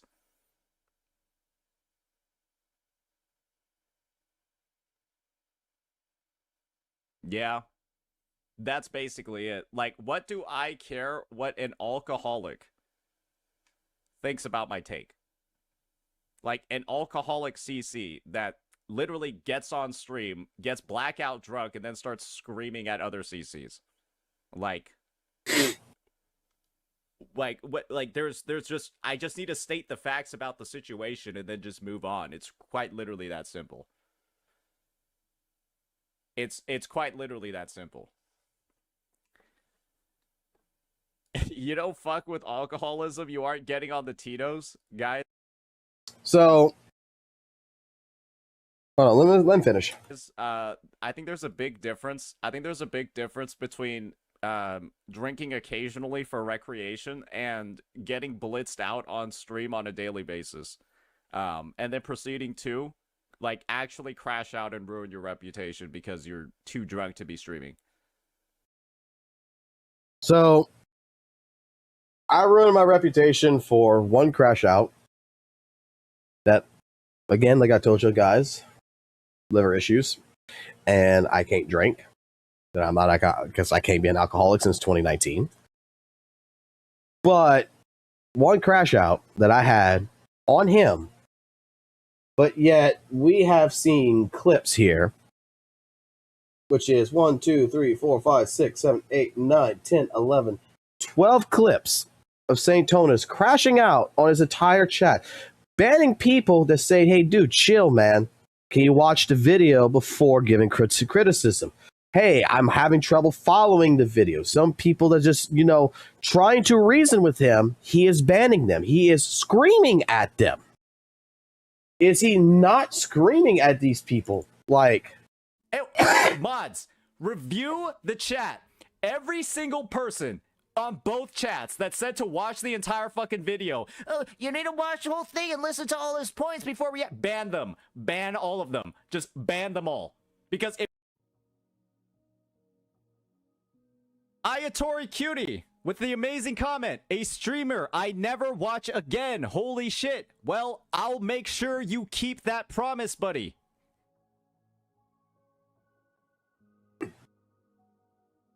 I don't think through this because I'm gonna be honest, you guys are being kind of fucking stupid. You guys are being kind of fucking stupid right now. Let's be honest, right? Everybody that was arguing with me, right? That was trying to be like, oh, but he said Camellia. He mentioned just the Camellia team. Why are you trying to make it more general? Because because this argument right now is so contradictory that I made his original one sound better because it was this contradictory. I mean, I'm seeing a guy just crashing out in his chat. And I'm the one that, day before yesterday, ruined my reputation because I crashed out on their CC. I mean, he crashed out on every single WUWA CC, right? Didn't he? It's pretty fucking clear why there wasn't a lot of good content for WUWA when it dropped. Because if this is how the CCs are thinking about the fucking game,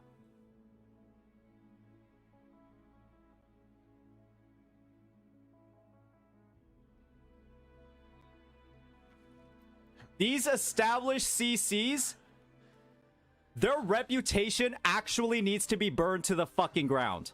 If this is the kind of shit that they are saying to their fucking audience. You cannot be taken seriously anymore. You don't deserve to be taken seriously anymore. I was like not in the boat of like going after individual content creators with my fucking content. But I think I will now. This was the day Saintontas became Saintontas. What is this shit?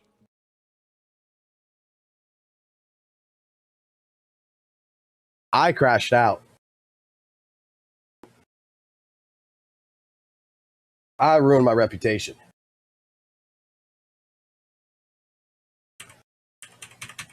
Saying Hoyoverse was trying to do everything it can to to sabotage Weather Waves with his fucking voice actors. And then when you got the backlash on it, you go out of your way to make another fucking video a month later and fucking say, hey, it was a theory video. Y'all guys took it too seriously. It's not my fault. Ha ha ha ha ha. Go fuck yourself. I mean, Mr. Pot calling me the Cattle Black. We both did it. We both did it.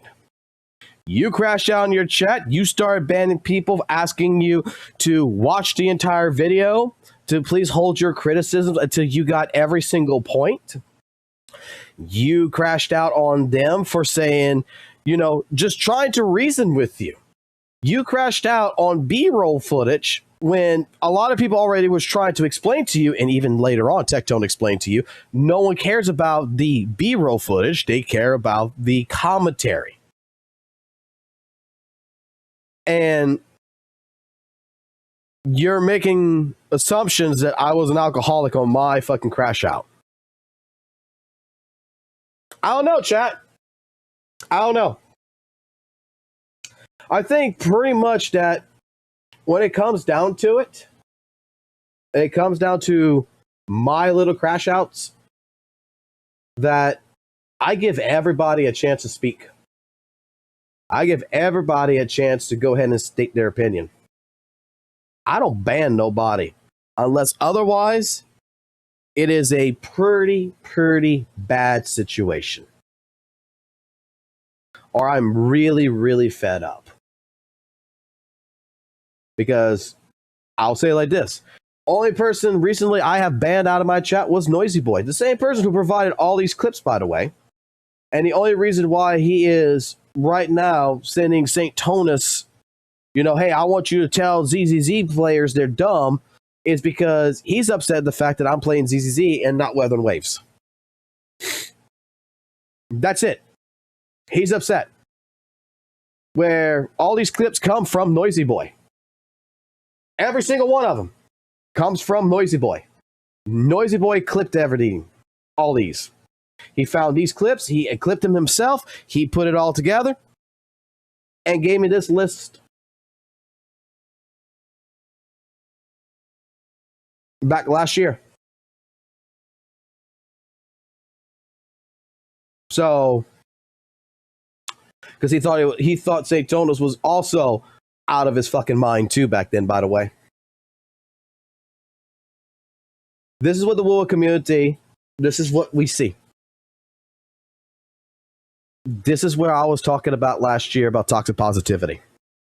Holding things to a higher regard, as if you're treating WUWA like it's a fucking religion. That we should have people like Varisis. That we should have different people who criticize what they don't like to present their point of views. We just watched earlier tonight Netcat and Cosmo having their conversation. A Weathering Waves player with a ZZZ player and a Gotcha podcast. Having a healthy, relaxing debate.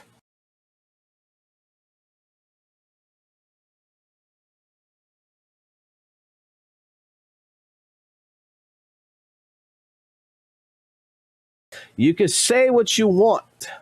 You can think what you want. And this is the thing that I will always say. When it comes down to it, us as individuals, we should not be ashamed. We should not feel bad about having the point of views we have. Okay? But we should be willing to understand what criticisms are, and we should be willing to acknowledge those criticisms.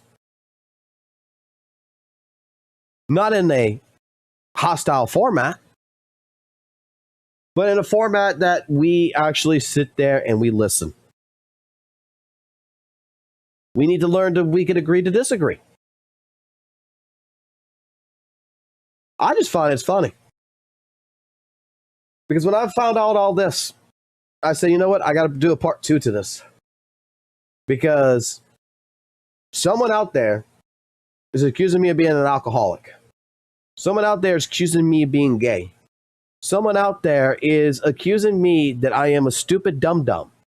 That is giving me basically elementary school insults. And it's when I called out the first one, asking you, dude, what's wrong with being gay? Even though I got a wife and child. And I'm straight, man. My question still is, what's wrong with being gay? What did you do? You stopped using the terminology because I asked a question. Are you homophobic? Now we're going to the situation where I am a dumb person who is stupid and is an alcoholic.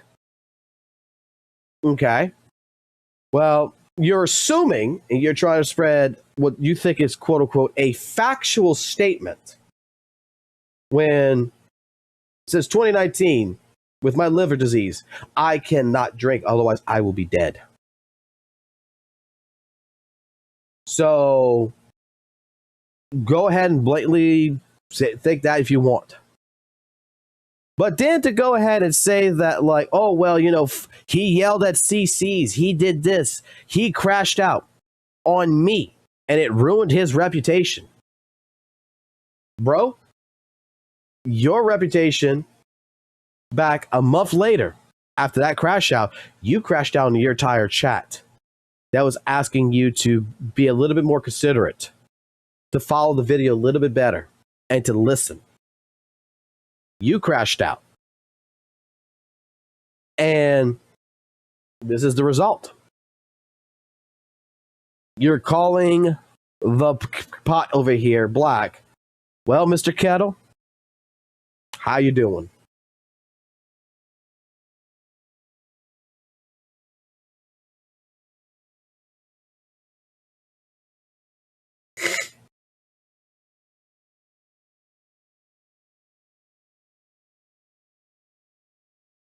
The reason why I am touching the topics of drama and the reason why I am doing the videos that I do and the reason why I do the content I'm doing on my live streams right now is because, like, I explained this to several CCs. I'd rather go ahead and hit these allegations, whether it's about Z.Z.Z, whether it's about Weather and Waves, whether it's about Hoyle versus Kuro Games, or whether it is about another CC. I want to hit these allegations with facts, not just blindly listen to one side.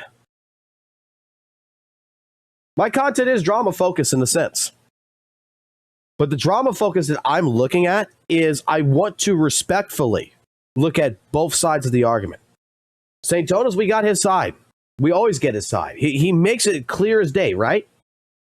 But who takes the time to go watch Z.Z.Z's videos?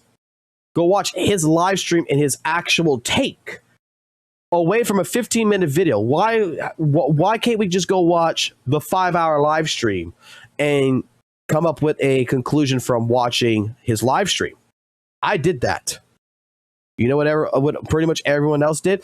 They would go clip very few parts where Z.Z.Z was talking in the cutscenes, and they were basically saying the dude was just talking in the cutscenes. He was just talking. He that's why he gave it a 7 out of 10. That's why he's so bad and everything. But we watched a guy who was actually asking questions to his chat that was asking, hey, did y'all guys get this? So we can say this is, you know, this is like the Madara fucking plan, right? We're watching this. We're getting to situations where, you know, we got a man who's talking about HP inflation and how it's an issue. And we're like talking about it's like, okay, well, we got people who are showing that the HP inflation is not a problem, that it exists, but these are key elements that proves that it's not an issue. I'm done with the trust me, bro excuses. If you want to showcase your argument and you don't want to be criticized for it, show both sides of the argument. I was raised as a child to an adult, and I teach my children the same thing. If you want to defend something, you better be willing to attack it.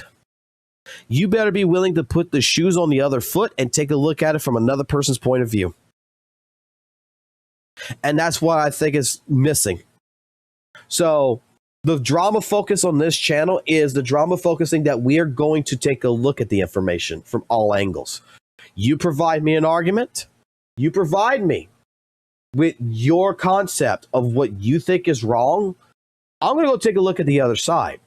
And I'm going to either agree or I'm going to disagree. And I'm going to find that information. Because relatively speaking, what I think that I have proven in the last couple of months to someone like Saintontas' reputation is the man takes 5 minutes to do some research, go believe something on Twitter, go believe something on Reddit, whereas you can go to other places and you can get key information that contradicts it, that showcases the other side of the story, that showcases the argument, which is like, oh, wait a minute. Yeah, that's not so bad. I understand that Saintontas likes to rage bait. I'm just calling out the rage bait. I'm calling it out. I'm calling out that pretty much every single one of the arguments that he likes to present in one way, shape, form, there is another side that he is not showing that completely rips his argument in half.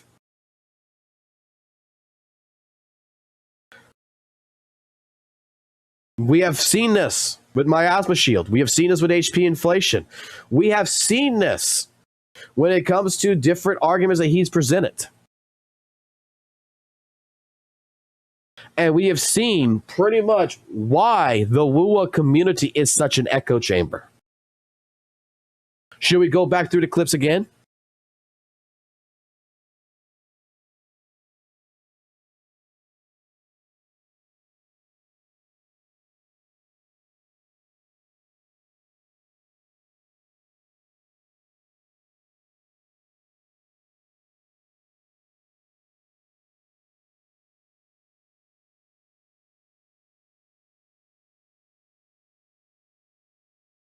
I mean, guys, just watch the video.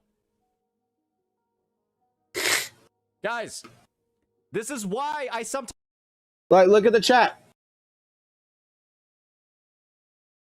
You got people saying it's hard to follow if you pause so often. Let's see who in the chat got the rage bait. You're not even one half of the video. Saint, watch it. Oh no. Is there more to the video after, like a rebuttal? Watch it, man. It's not that he can't take criticism towards WUWA, is that he's going to challenge your argument, Mishuno. Oh my god. Asterisk online, there is a point to be made, though. Like, I'm looking at a chat. We're going to pause the video till tomorrow. Too much pausing. Samuel is just an intro bot regardless of the team. I'm going to go watch the video myself. Just don't be mean about it. There's other ways to go about it. 100% crashes. Saint isn't wrong, but he is tunnel visioning like crazy. This was his chat.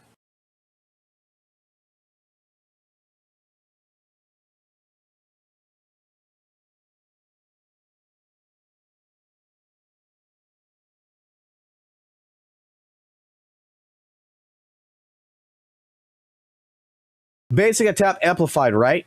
That's literally every gacha game. I mean, that's what a team is. We get your point, you're right. I solo everything in PGR, though. She single-handedly makes Hypercarry Alto usable, too. You know, there's way more to the characters. It isn't a fair argument at all. Just go alpha, wreck everything.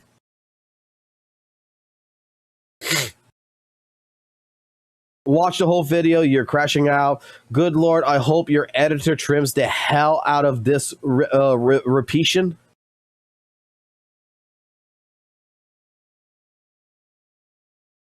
He's upset at a chat. Oh, we cooked. When he's going to be like talking about banning the chat and everything else. Oh, we cooked.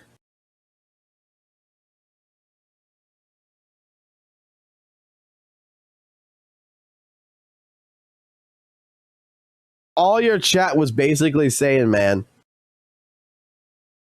is watch a video. And if I really want to go push this, like really want to go push this, right?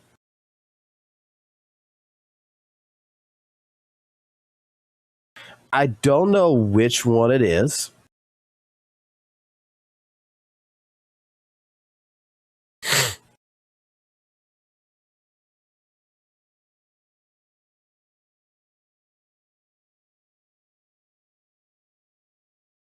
Was it this one, or was it one sooner than this?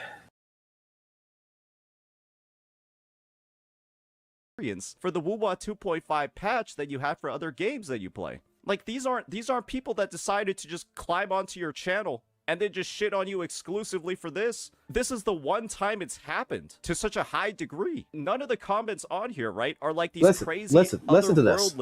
outlandish, ridiculous sort of response. They all seem relatively tame to me, except for that one person calling you a clapped walnut. What the fuck do these people want? Just go watch a movie, bro. Just watch a YouTube. Was confusing, and that he also didn't pay attention. Oh, these fans are so stupid. You can't have. It doesn't mean I didn't. There's a statement he makes in here. Read the comments that you're saying you're ignoring because they're all just mindless Kurobots, you would realize that all these points of critique are coming from your own longtime viewers. Genuinely, the feedback that they're giving is pretty legitimate, pretty actionable, nothing too crazy. And just because something is a critique and it isn't positive, that doesn't mean that we should just ignore it and never read it. And secondly, to just attribute any negative feedback that you're getting to this mythical Kurobot, like the Shadow Army operating behind the scenes to like sabotage you and like try to make Wuthering Waves look as good as possible. Like, why are we blaming? We're blaming the Wuthering Waves community as a whole, or saying that there are like these hypersensitive, hyper-aggressive Kurobot army members that are sabotaging us when it's literally our own viewers. I don't think it's real, man. I'm gonna be honest. It seems like this has been this is a molehill that has been turned into a mountain because a CC is unable to read critiques about them and has to assume that any legitimate critique is actually an attack by like some unknown, by like some.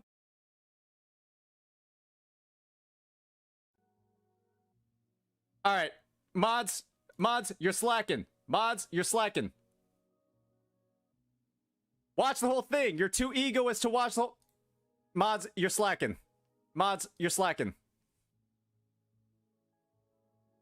Watch the whole... Okay, it's already gone. It's already gone.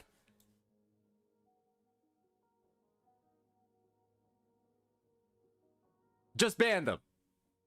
Anybody telling me that I was not able to make critiques and that I should have waited, just ban them. Just ban them.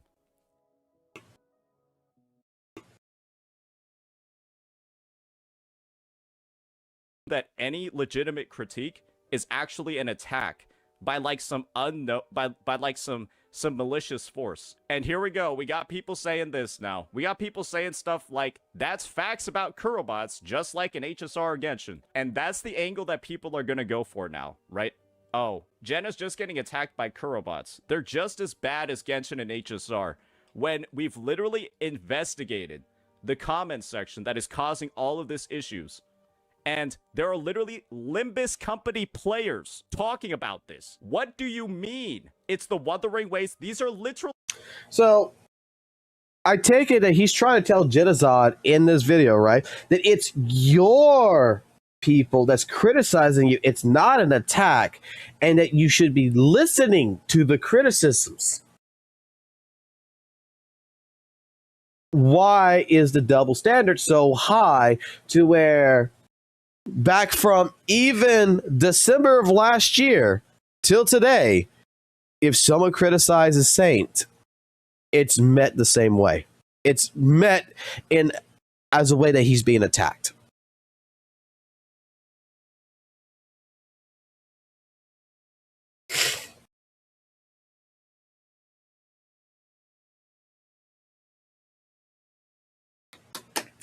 Do y'all get my point?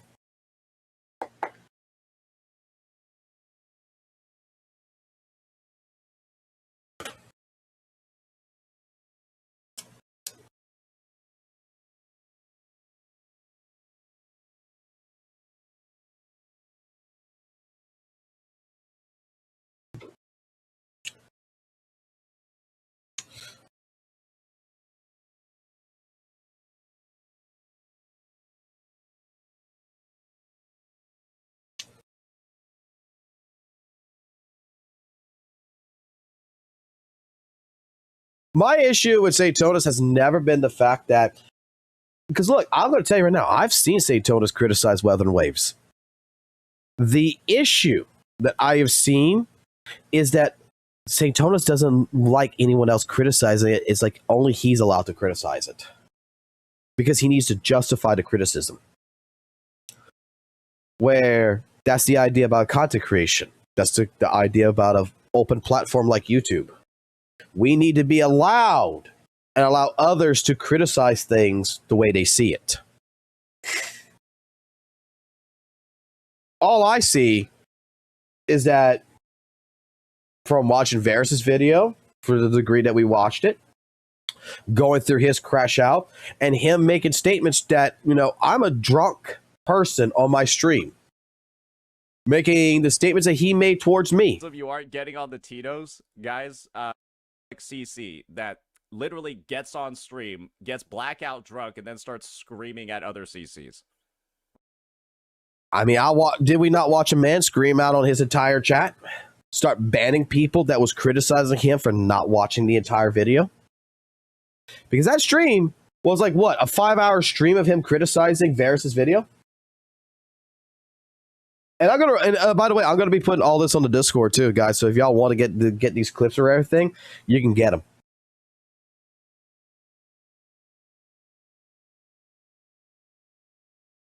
Like, he says in here that I ruined my reputation because of a crash out. I don't know. I got 12 clips here. I got 12 clips provided to me by Noisy Boy that kind of showcases the same personality traits that he still has.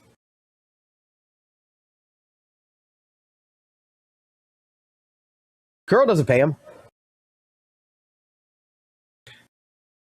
From my understanding, Saintontas has never been in the content creation program for Curl ever, but someone like EO is.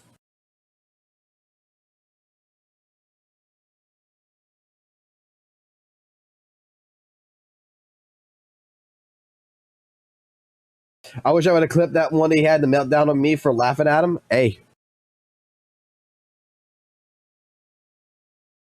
Yeah, he's not a Kuro CC. Because, and I think I know the reason why. Weathering Waves content guidelines. Right here. The guidelines of thing right here for Kuro games. Which comes from weatherwaves.curlgames, penglishproduce.html.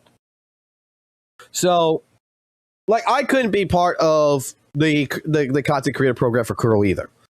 Because in subsection 2 of the standard requirements for regarding derivative creation, meaning content creation, when involved in the recreation with derivative creators, you know, should observe the following standards. 1.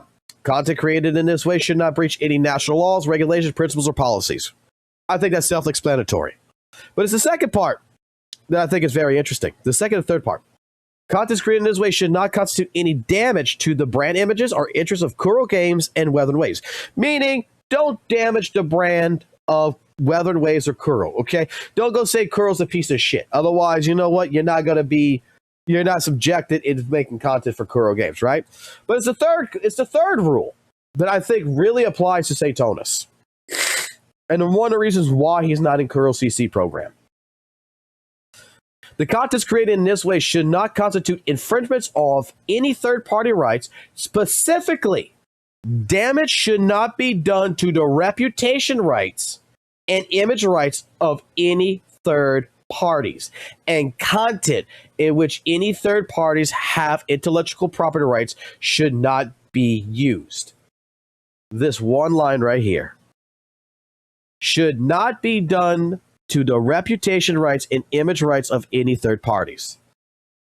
In legal terminology, this would mean you should not be trying to damage the reputation of Varus. You shouldn't be damaging the reputation of Maggie. You shouldn't be damaging the reputation of a content creator of another company like Hoyoverse or anything. They do not want that type of content in their CC program. Sorry, I had to blow my nose. I'm still sick, guys. Regardless, I'm still sick.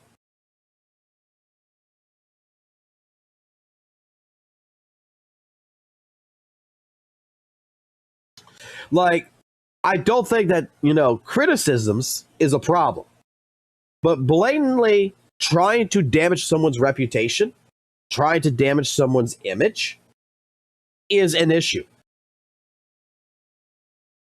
Like, this is not saying that you can't criticize Weather and Waves. It's not saying you can't criticize another content creator's actions if done correctly. You can. This doesn't say you can't say, you know, Weather and Waves better than Genshin in your personal opinion. You just have to make sure that the way you word it, the way you specifically push it, it doesn't constitute any damage to the third party.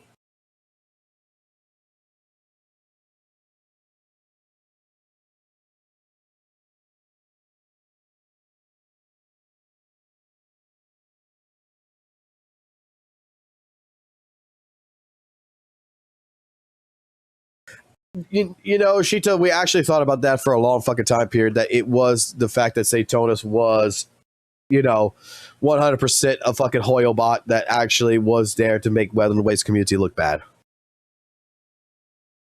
It was actually a fucking theory for a long fucking time. It's not the factual behind it, but it is actually a truthful statement that we did think about that. There were several people who thought like that.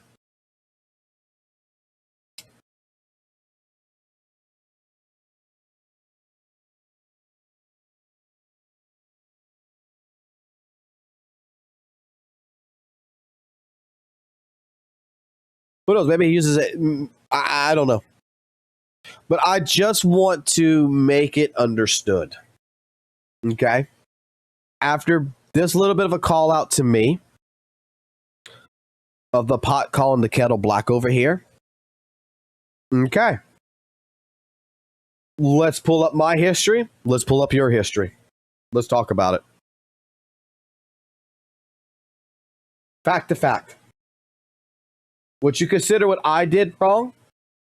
Would you consider that I have basically damaged my reputation and everything else? Okay. Well, I didn't go after my fucking chat the way you did. I didn't go burn down, you know, all the fucking CCs. My issue is that I stated this 100 times. I agreed.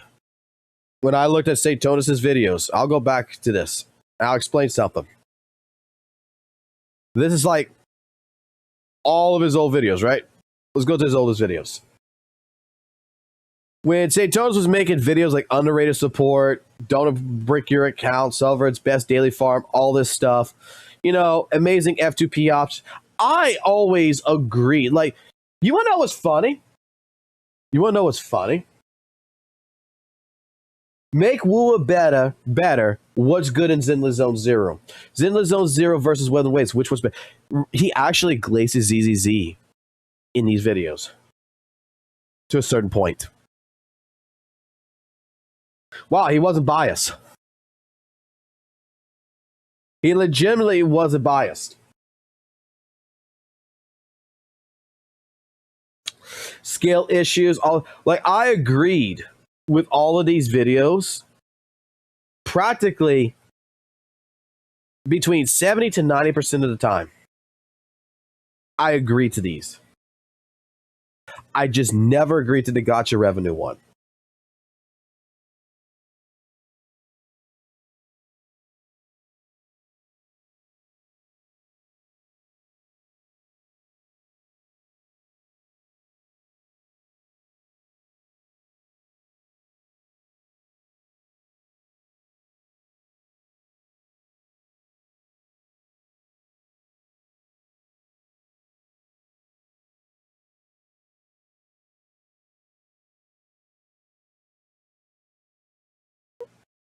Like, I agreed to this. This is the one I didn't agree to. I didn't agree to this. I agreed with this. I just didn't agree with this. This is why I say I don't hate the man.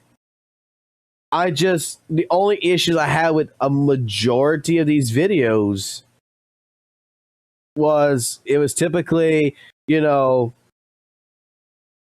first couple of minutes is going to be about, you know, how Weather and Waves is the best exploration game, and it's versus, you know, Hoyoverse, and it's trying to put Hoyoverse down.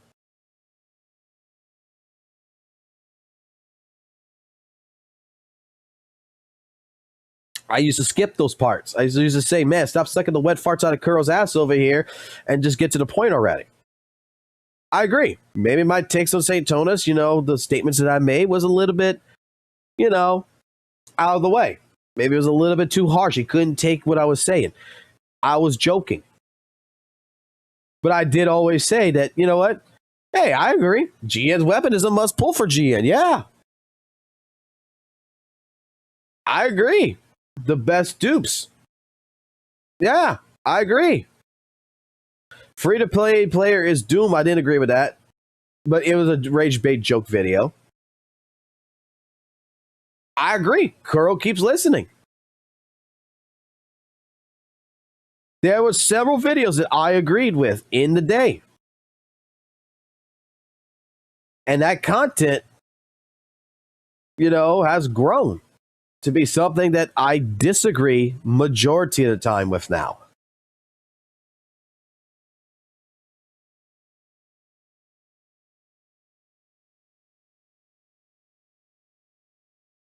I miss old Saintontas. I'm not going to lie. I miss old Saintontas. A dude that I felt like actually put time and effort in his research. That actually experienced things. That actually had critical takes that actually was well thought out. Nowadays, I feel like he just says whatever the fuck he wants to say, and you know what? It's got to be fact. He considers it fact. That's what I think.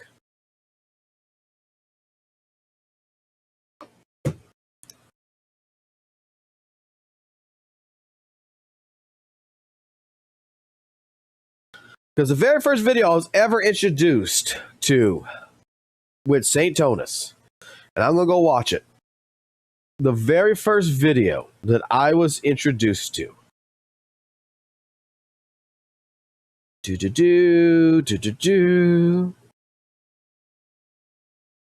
feel like I'm going too far because it was before Shorekeeper. All these thumbnails look exactly the same.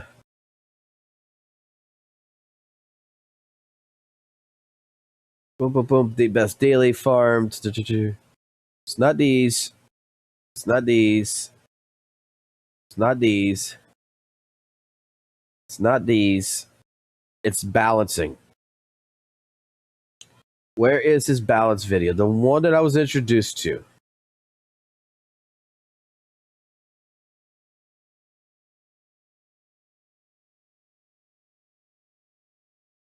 Yeah, I just type in balance and find balance.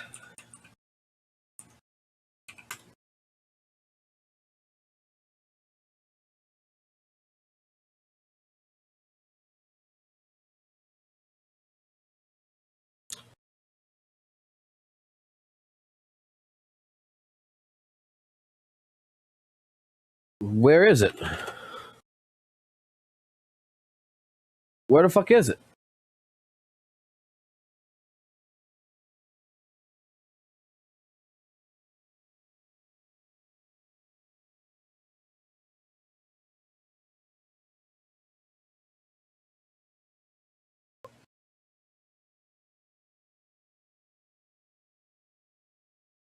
It should be right here.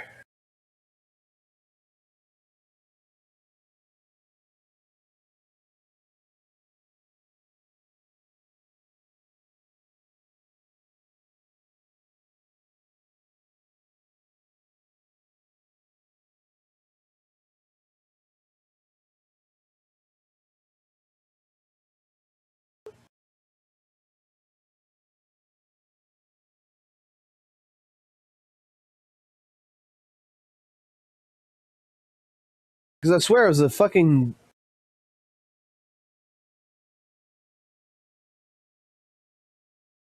I swear it was a picture of fucking GN.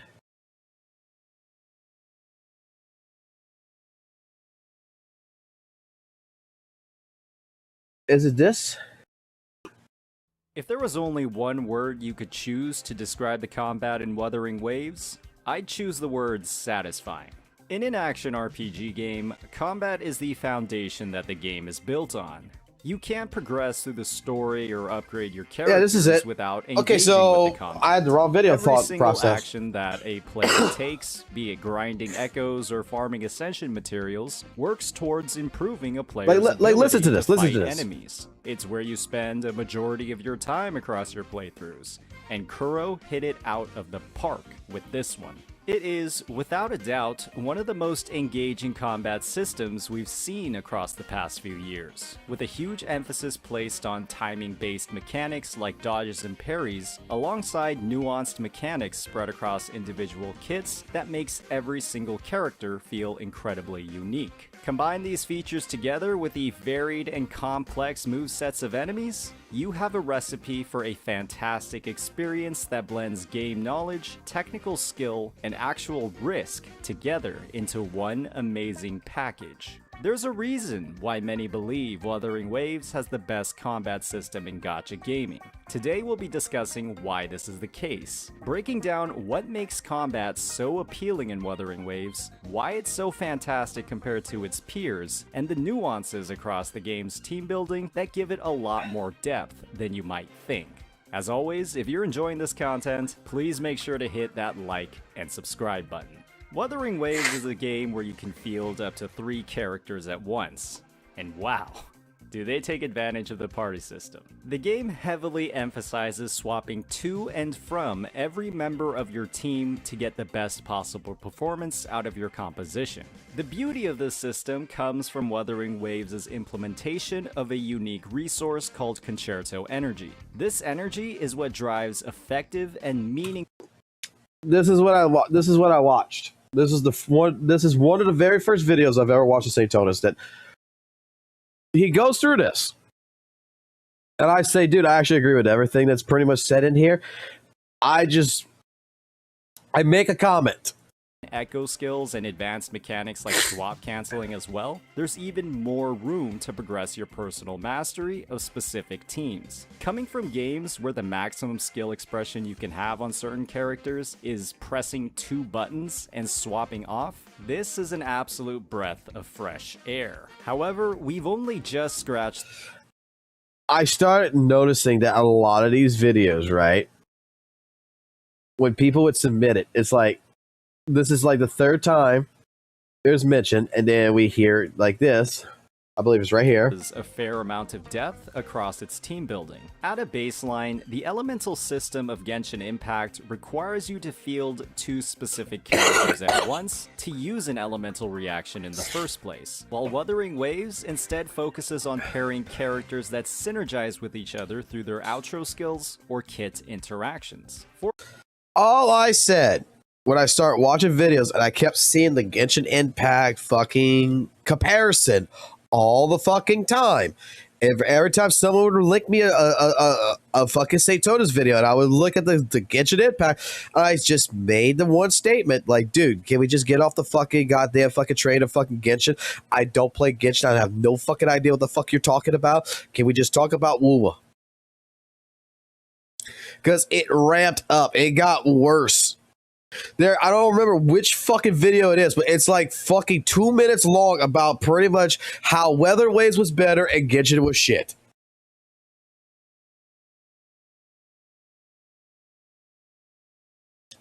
Holy shit, he spoke of Genshin normally. Yes. Yes, he did. I didn't know shit about it. Like, look at this. Kuro just released some of the most player-friendly news possible. Yoo-Hoo, our newest 4-star unit, will be available for the price of 10 limited pulls or 80 Afterglow Coral in the shop. While some might find this a bit too expensive, especially compared to the price of other 4-stars, the fact of the matter is that Kuro's implementation is one of the best examples of listening we've ever seen. There were quite a few people that were not happy with the news that Yoo-Hoo wasn't on Shorekeeper's banner, with many saying saying that they were only trying to create sales on Gions. I wonder where all those people are now. You could have been on your guarantee after losing your 50-50, or a prior owner of Gian who wasn't interested in his sequence nodes, or you're an absolute mad lad who already S6'd him. With Kuro's decision to make Yoo-Hoo and likely every other new 4-star available directly on the Coral Shop on their release, they've solidified themselves as one of the most player-centric developers in the business. While it's definitely possible to get Yoo-Hoo with the 10 pulls you'd spend on directly purchasing her, odds are you wouldn't get her right off the bat. This focus on player satisfaction extends beyond their monetization. It also bleeds into their design of these 4-star characters themselves. The 4 stars in Wuthering Waves are some of the best units in the game, and they only get better with multiple copies. Their kits have aged beautifully with every passing month since the game's release, and their overall implementation is one of the most well-balanced we've ever seen, unlike the overwhelming power we've seen across 4 stars in prior gacha titles, or this is what my complaint was. It's like, I don't know shit about Genshin, bro. Like that, like when people give me these videos, I was like, I don't know shit about Genshin. How the fuck can I actually, as a WUWA player, can I actually legitimately say yay or nay to this? the absolute uselessness of them in others. Today we'll be breaking down what makes this the case, diving into how Wuthering Waves' 4 stars are so fantastically designed, what makes them feel so good relative to their competition, and how even the most powerful picks. But at least he talked about Genshin and Honkai and them fucking normally. One thing Kuro isn't getting enough credit for is how well they've balanced these characters. As always, if you're enjoying this content, please hit that like and subscribe button. The greatest part of WUWA's 4 stars is how well their team roles are defined. With all of the different buffs and tools available across their kits, like specific— We don't need to watch all of it. Like I said, today's point was pretty much showcasing to you guys that the hypocritical standings of this man towards someone like myself. Yeah. That's basically it. Like, what do I care what an alcoholic thinks about my take? Like, an alcoholic CC that literally gets on stream, gets black— I gotta ask a question here real quick. Hold on. I gotta ask a question.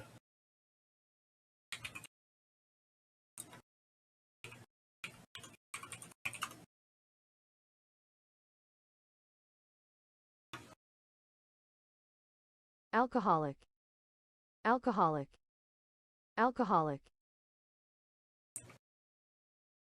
What an alcoholic. Basically it. Like, what do I care what an alcoholic thinks about my take? I care what an alcoholic thinks about my take.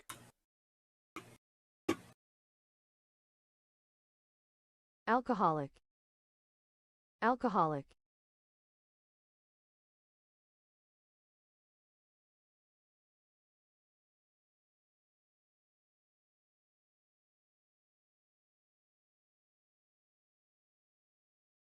Alcoholic.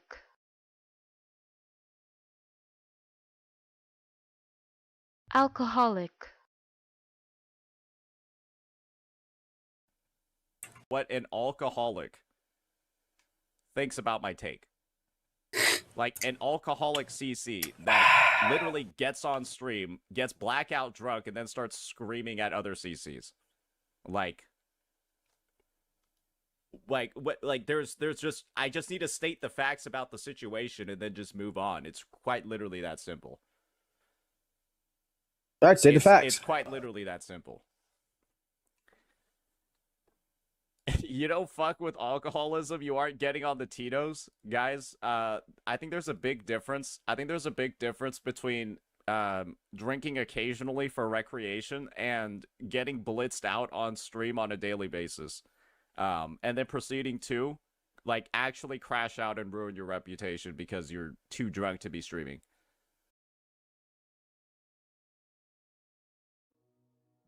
Mods, can we get a pin of shame? Let's make this the pin of shame. Let's just have the definition of Hanlon's razor and then just fucking screenshot these fucking chatters. How about this? I like how this is set up, actually. This is a nice little setup we have going over here. Just be publicly fucking shamed at this point. I'm not even gonna ban you. I'm not even gonna fucking ban you at this point. Like, you're literally this. This is literally fucking you. Oh, the sabotage? Yeah, we've seen that one. Oh my... What is... Oh my god. Why do people like you always have to fucking say something? Why does something always need to be fucking said? Why do you always feel like you need like the last word? I need to say something. I need to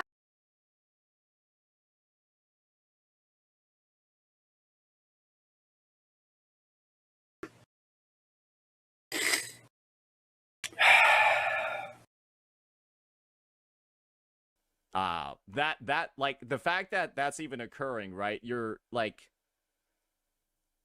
people are able to tell that you're blackout drunk over a VTuber. That's kind of impressive, to be honest. I mean, I almost got a feel like he might be drunk Guys, here. just watch the video. Guys, this is why I sometimes don't respond to YouTube chat. This is why I sometimes don't respond to YouTube chat. This whole chat is against you. Please take a step back. Are we trying to get banned here, ladies and gentlemen? Like, it is like, do you realize me not reading the YouTube chat is like me just like not banning people? Because if I took the time to read YouTube chat, I think I would ban like 10 people immediately. So why are we complaining about me not reading the YouTube chat? What?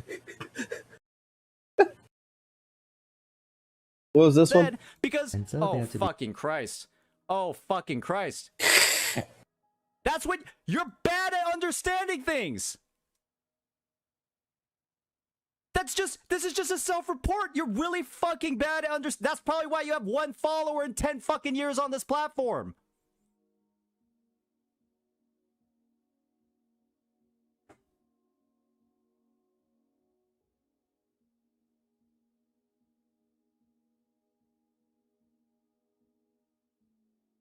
In 10 fucking years, nobody valued the shit you were writing in chat enough to realize, oh, yeah, maybe I'll give him a little bit of street cred. In 10 fucking years, nobody, one person, that's probably your fucking mom or something, decided that you were worth following for your opinion.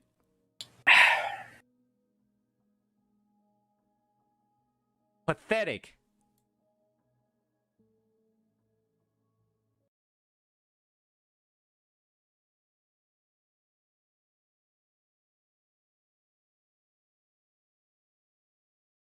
Elements don't matter. Attack style doesn't really matter. Look, we're just holding on to our fucking intro skill with the fallacy about to go sicko mode. We're just chilling. What? Look at this fucking gameplay. Look how long his intro skill is up against the fallacy. I know it's only been 6 months, but I have a hard time finding a clear definition for character. This is why you don't know how to play the goddamn game. Look how long he's holding it. Don't matter. Attack He's just attacking. It's up! It's up! It's just use it! Just can you parry? How long is it? It's just can you parry and dodge and do your rotation properly. At the end of the day, This is fucking hilarious. We're going through these clips again. This shit's fucking hilarious. This shit is fucking hilarious. And then you repeat the exact same shit you just got banned for.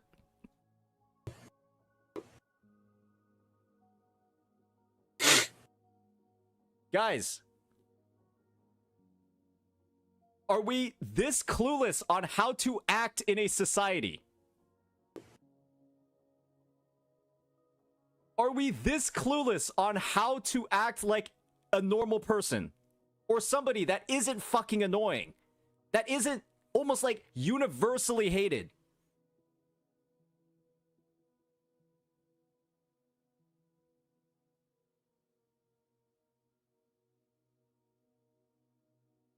We're sitting over here. We're in YouTube. We're in Twitch. And we're telling the streamer directions. Like they have to follow them. Like you're some point of authority on how to run my stream. You're literally backseating my...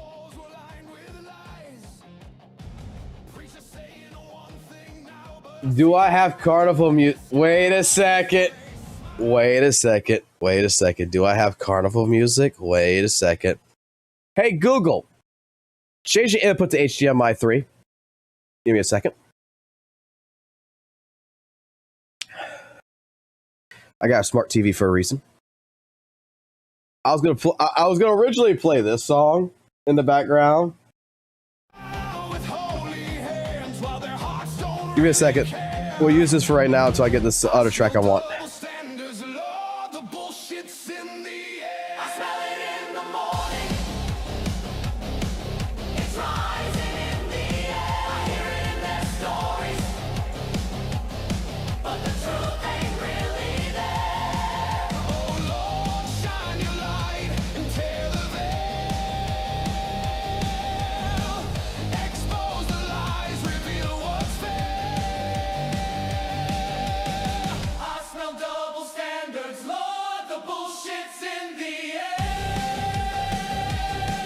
Hey Google, change it to HDMI 4.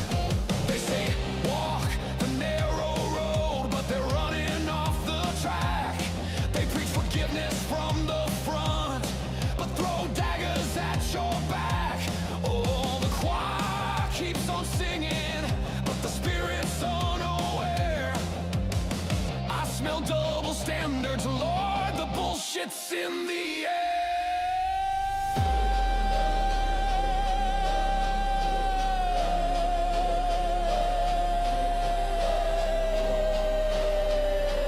Y'all want clown music, right?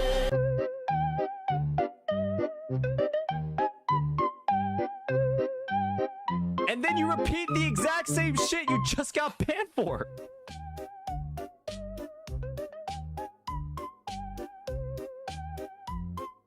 Guys, are we this clueless on how to act in a society? Are we this clueless on how to act like a normal person? Or somebody that isn't fucking annoying?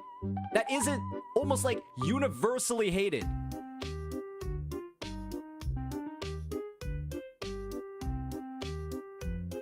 Why does this fit? We're sitting over here. We're in YouTube. We're in Twitch. And we're telling the streamer directions. Like they have to follow them. Like you're some point of authority on how to run my stream. Also, I think they might be able to run it better than you. Backseating my... Absurd. Like you have to be one of the most annoying people in the world if you are already this annoying with 500 other people watching.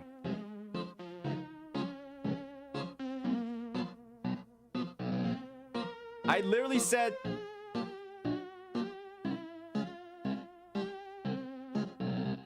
Alright, goodbye, buddy.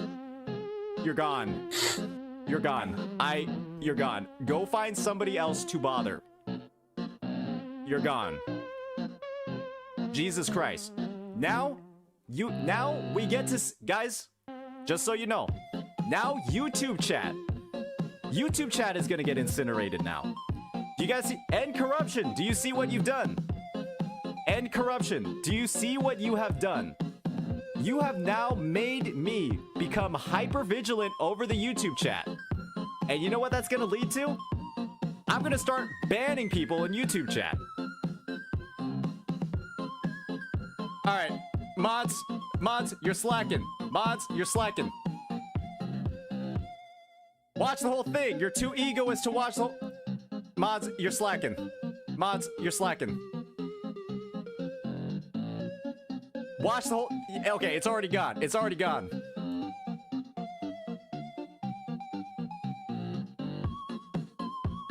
Just ban them. Anybody telling me that I was not able to make critiques and that I should have waited, just ban them.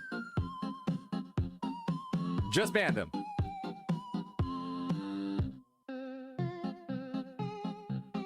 this because I'm gonna be honest, you guys are being kind of fucking stupid. You guys are being kind of fucking stupid right now. Let's be honest, right? Everybody that was arguing with me, right? That was trying to be like, oh, but he said Camellia. He mentioned just the Camellia team. Why are you trying to make it more general? Because because this argument right now is so contradictory that I made his original one sound better because it was this contradictory.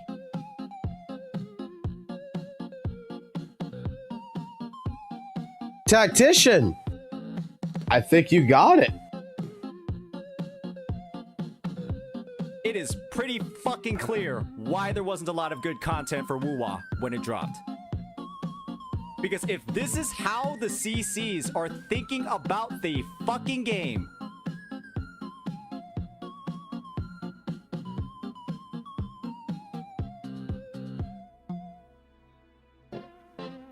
these established CCs, their reputation actually needs to be burned to the fucking ground. If this is the kind of shit that they are saying to their fucking audience. You cannot be taken seriously anymore. You don't deserve to be taken seriously anymore. I was like not in the boat of like going after individual content creators with my fucking content. But I think I will now. What is this shit?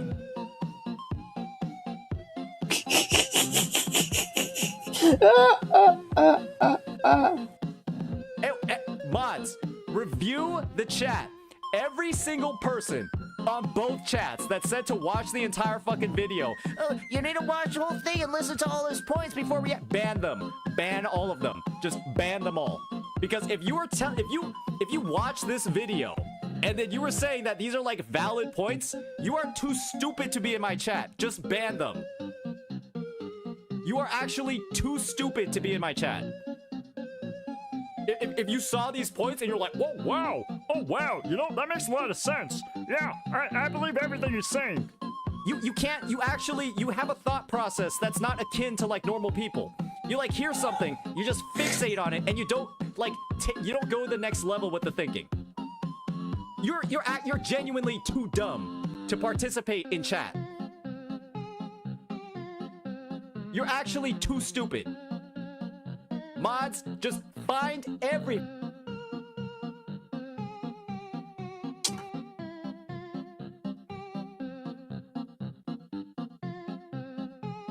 to understand anything that I would tell them anyways.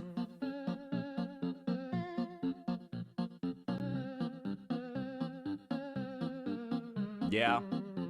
That's basically it. Like, what do I care what an alcoholic thinks about my take? Like, an alcoholic CC that literally gets on stream, gets blackout drunk, and then starts screaming at other CCs. There's just, I just need to state the facts about the situation and then just move on. It's quite literally that simple.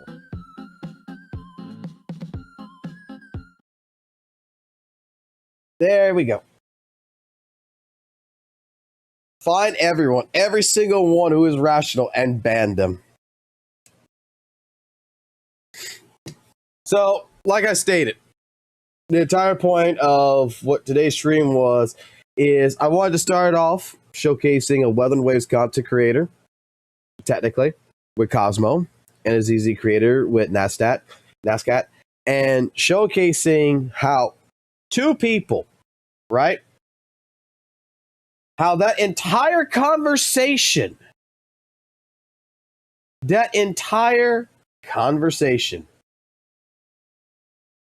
let me pull it up.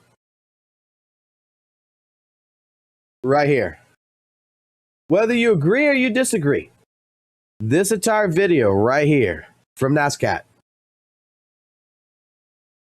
straight up was a healthy, productive display of debating, of conversation.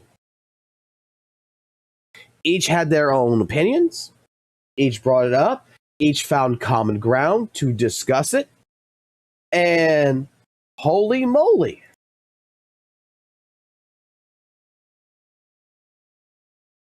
it worked out very well.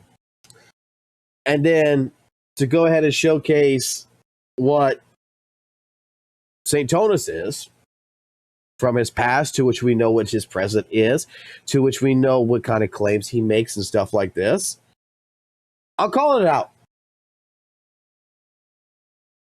I'm straight up calling it out. Because even here, I watched the entire video. We even had a power outage and everything else. I mean, power outage. We had our computer that did its Windows 11, quote unquote, try to update its shit, which I didn't want it to do, and it crashed out the stream for a little bit.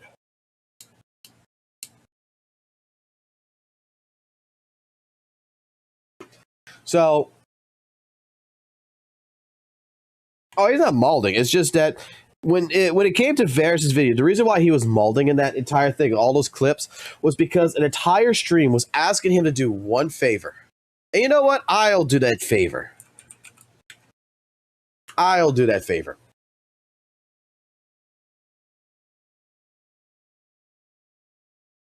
Back 8 months ago,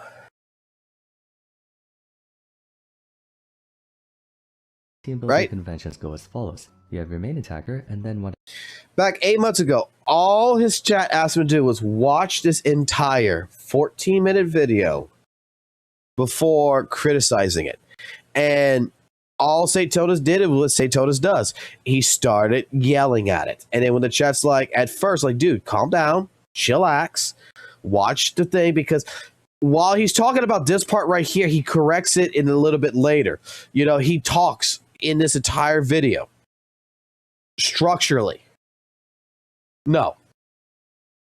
And it starts blowing up on Varys for using B-roll footage, man, that he's holding on to a intro meter. Like, it's fucking hilarious.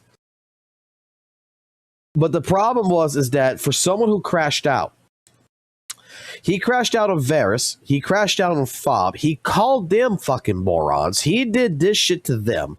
He called them out. He called his entire chat out. And my point, I think, stands. It's quite literally that simple. You don't fuck with alcoholism, you aren't getting between drinking occasionally for recreation and getting blitzed out on stream on a daily basis.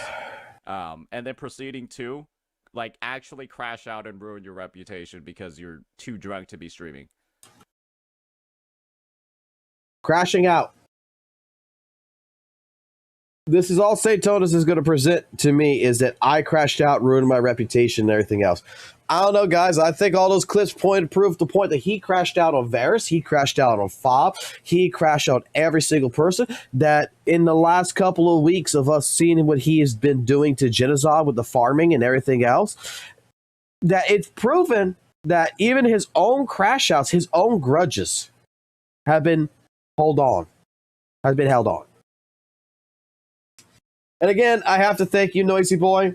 You are the person who provided all of these clips, and I do appreciate you for that. So,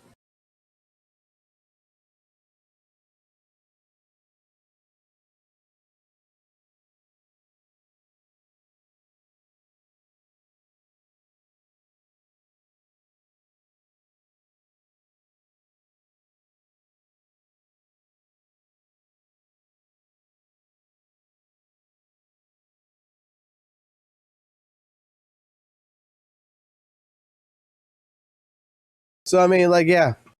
Thank you, Noisy. You're the one. Like I said originally, my opinion was dude needs to ignore the chat and do his react. It took 5 hours for a video when this all happened. I totally forgot that he sent me all this. Every single one of those clips.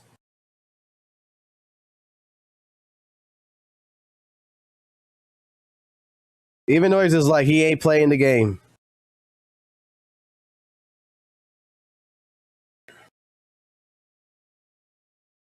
So, thank you, Noisy Boy, for providing me with all those clips. I do truly appreciate it.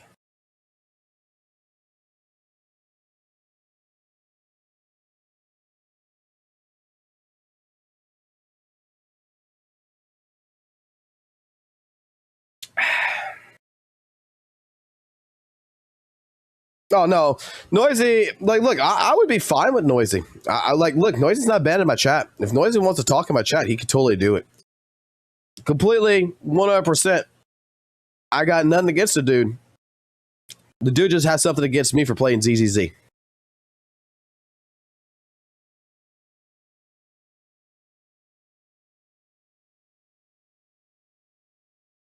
Like, that's the only way I could best well explain it.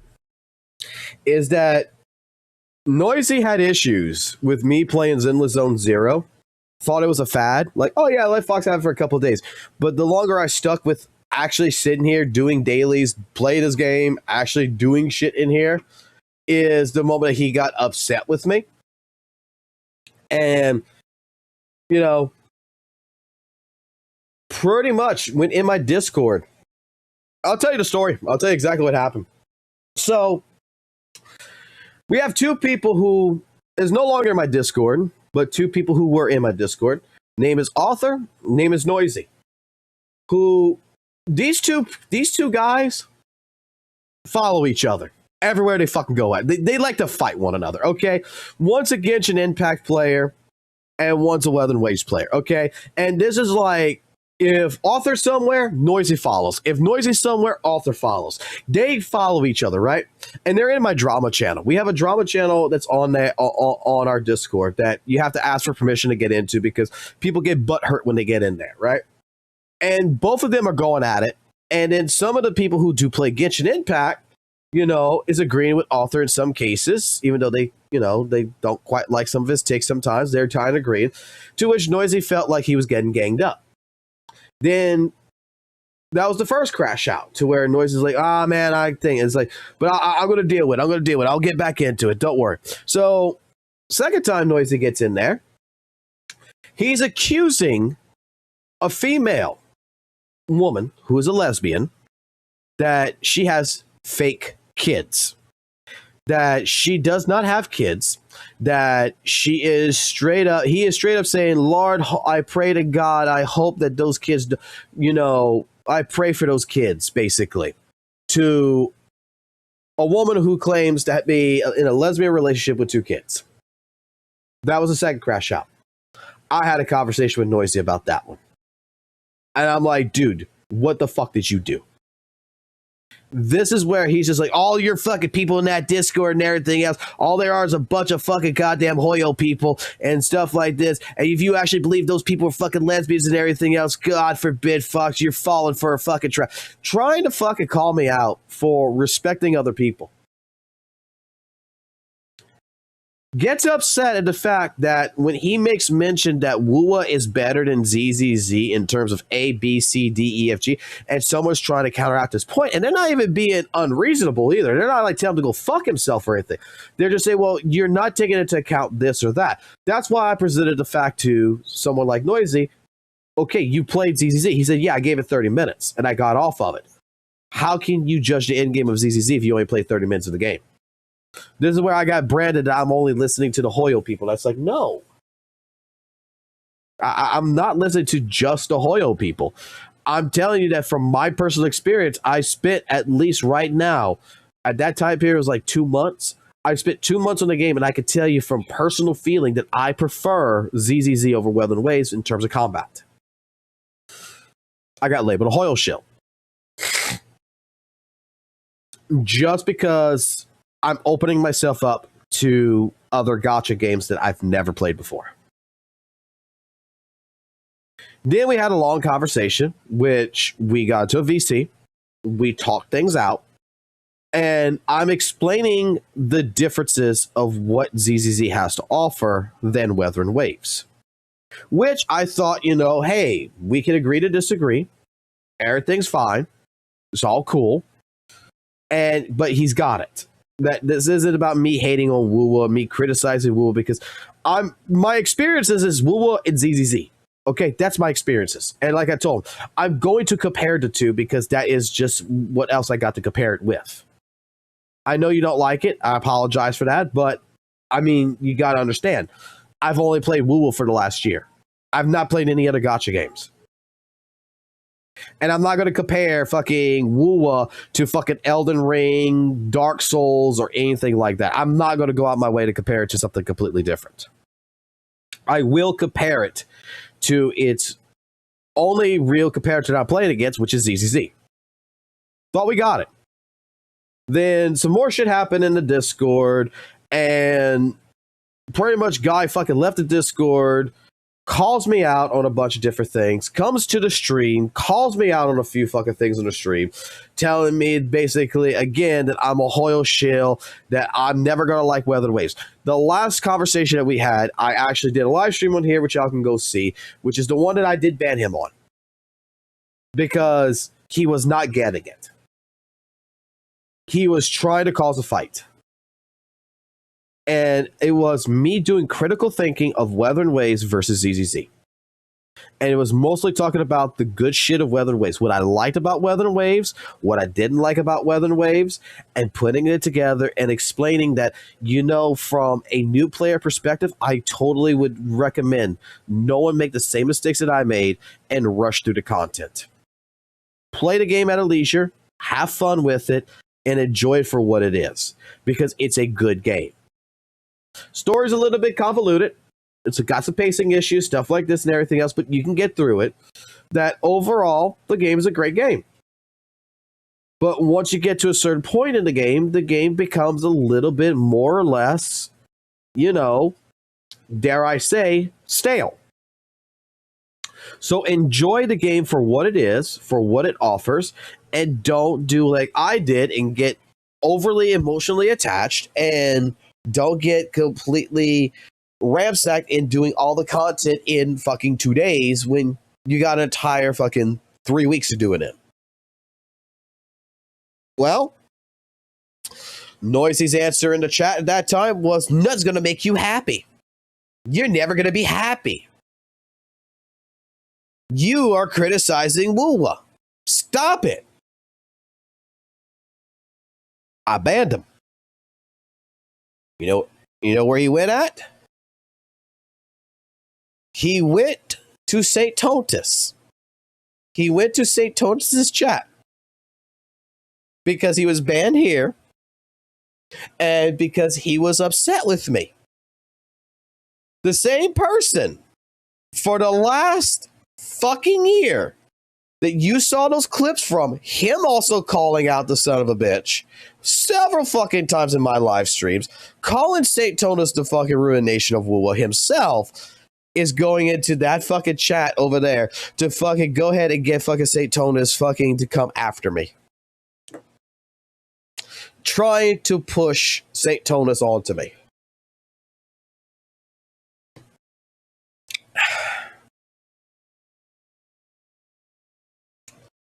And it's all started because I played Z.Z.Z.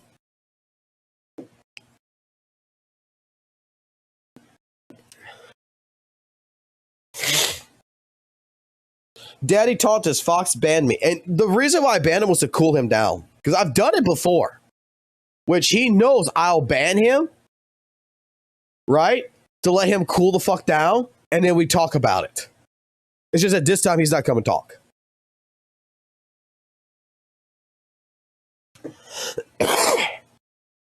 Because the problem with Noisy, and I'm going to state this, and I'm going to state this as a factual statement, okay? Because it's too well known. It's too well known. This is a guy that wails in Weather and Waves.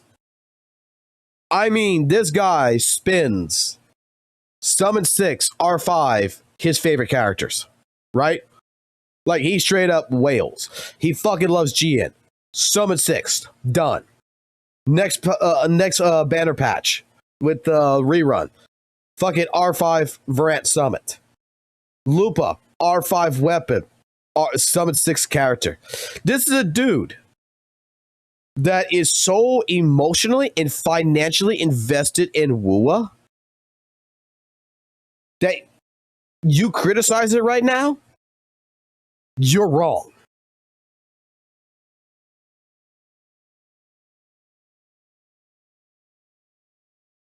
Will I consider to watch Genshin 6.0? Or you mean play it? Because I think we already saw it, didn't we? Because you got that fucking character with the lantern that looks like Thresh or whatever. I forgot what his name is. That I'm like actually interested in.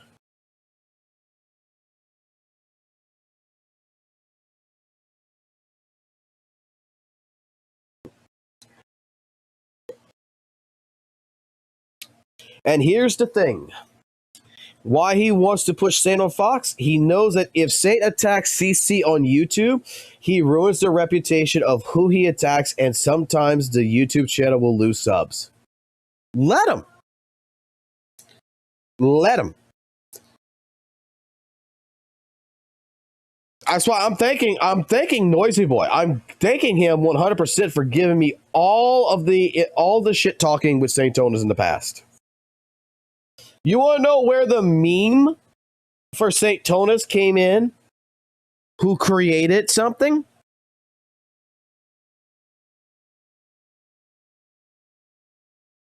Like I'm telling you, the dude straight up fucking did not like Saintontas, and now all of a sudden like Saintontas.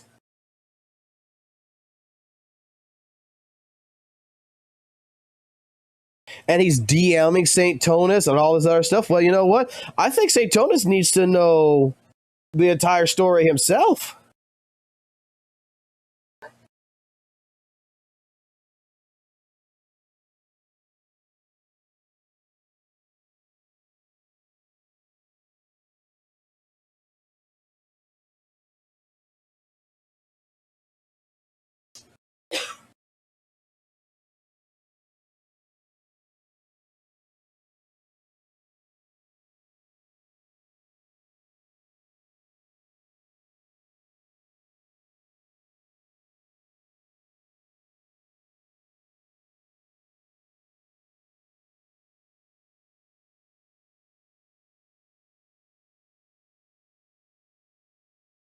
I know what Noisy is. He wants an alpha male to follow. Let him follow whatever after male, man. Like, Noisy had a problem with me talking to Tuhu. He had a problem with me talking to Steam Bun. He had a problem with me talking to, like, different content creators. He had a problem with me defending Z.Z.Z. Even though I said Z.Z.Z was in the wrong for several different things, but the point of what Z.Z.Z was doing in certain other things, he was right in. Like, I criticized Z.Z.Z what I thought was wrong, and I praised what I thought was right. But apparently, if a person is a walnut, a person is a walnut, and that's how we have to leave it.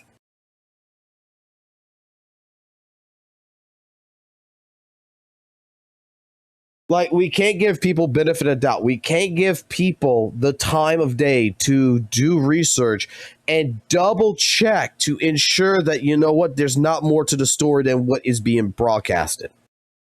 And that is what I do. You guys called it the other day or whatever, investigating journalism.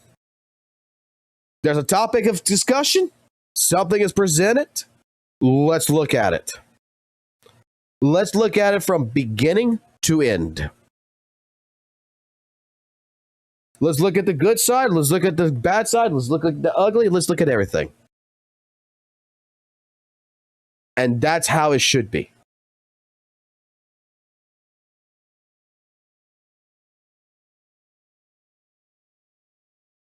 Tonight was calling out Saintontas on the comments to me.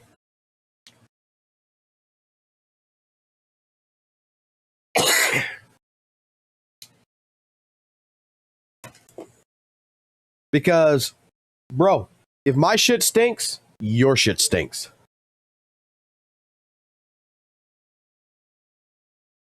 I'm not sure if I'll be around for Genshin 6.0 live stream. What time is it? I'll probably be at work.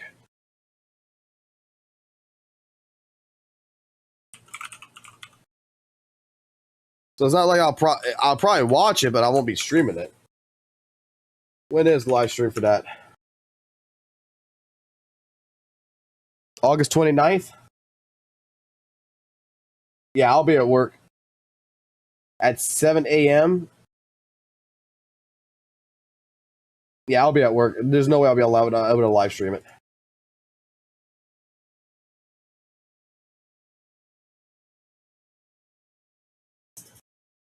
Not gonna lie, those red icons in the menus is triggering me.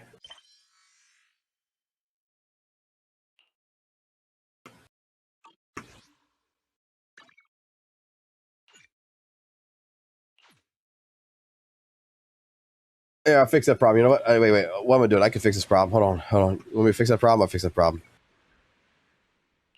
There you go. Problem fixed. Problem resolved.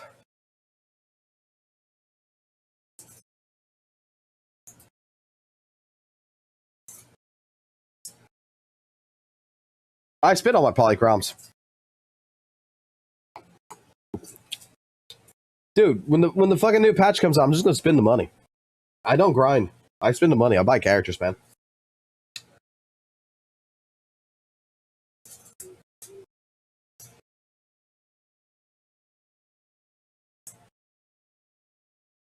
Let me put the chat here so that way I can not have to twist my head to look.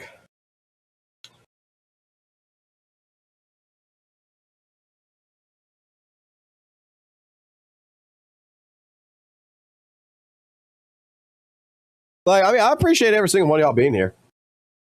I really do. And I will say it like this. If there is not just Saintontas, because we have another person, which I'm going to be making a video tomorrow on this, that is talking about, you know, the demographic of Weather Waves versus Z.Z.Z and how Z.Z.Z is targeted to a younger audience, where Weather Waves is targeted to a mature audience, apparently. I got a video script and everything else written up for that, so I will be producing that tomorrow. But if there is videos or if there is different takes, even if it's on Reddit, if it's on Twitter or something, and straight up we need to react to it, you feel like it, just like I said, you're the ones that are posting in here. Y'all gave me this good video right here.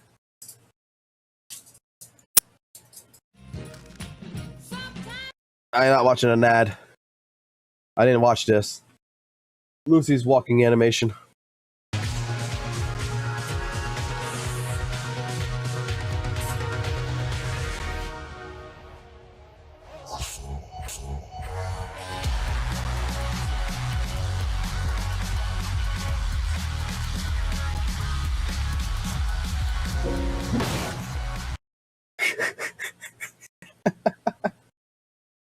What's my thoughts on Dual 9 Bits not being a gacha? I am going to definitely fucking try. I think it's actually really cool. I think it's a great idea what they're trying to do. I know the Weather and Waves community side was making remarks. I mean, Saintontas made remarks towards it, how they're going to make fucking money. Okay. So, yeah. I think that if the devs showcase that, hey, we got a game, this is what it is. It's going to be kind of like, you know, a live service game, kind of like Marvel Rival. It could prove to be very beneficial. It can prove to actually be a landscape of starting how games should be produced for a mobile platform. Because gacha gaming isn't a genre. Gacha gaming is a strategy. It's just basically, gacha game means gambling and fucking the game. That's what it means.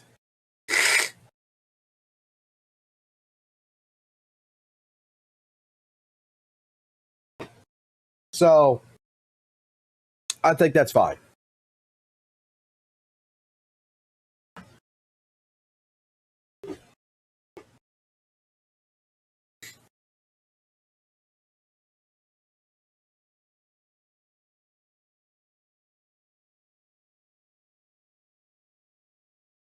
If you want to get back into WUWA, Yuki, if you really want to get back into WUWA and you want a good content creator, right? You want a good fucking content creator who can give you information that also live streams that is completely about facts. There you go. Subscribe to this channel.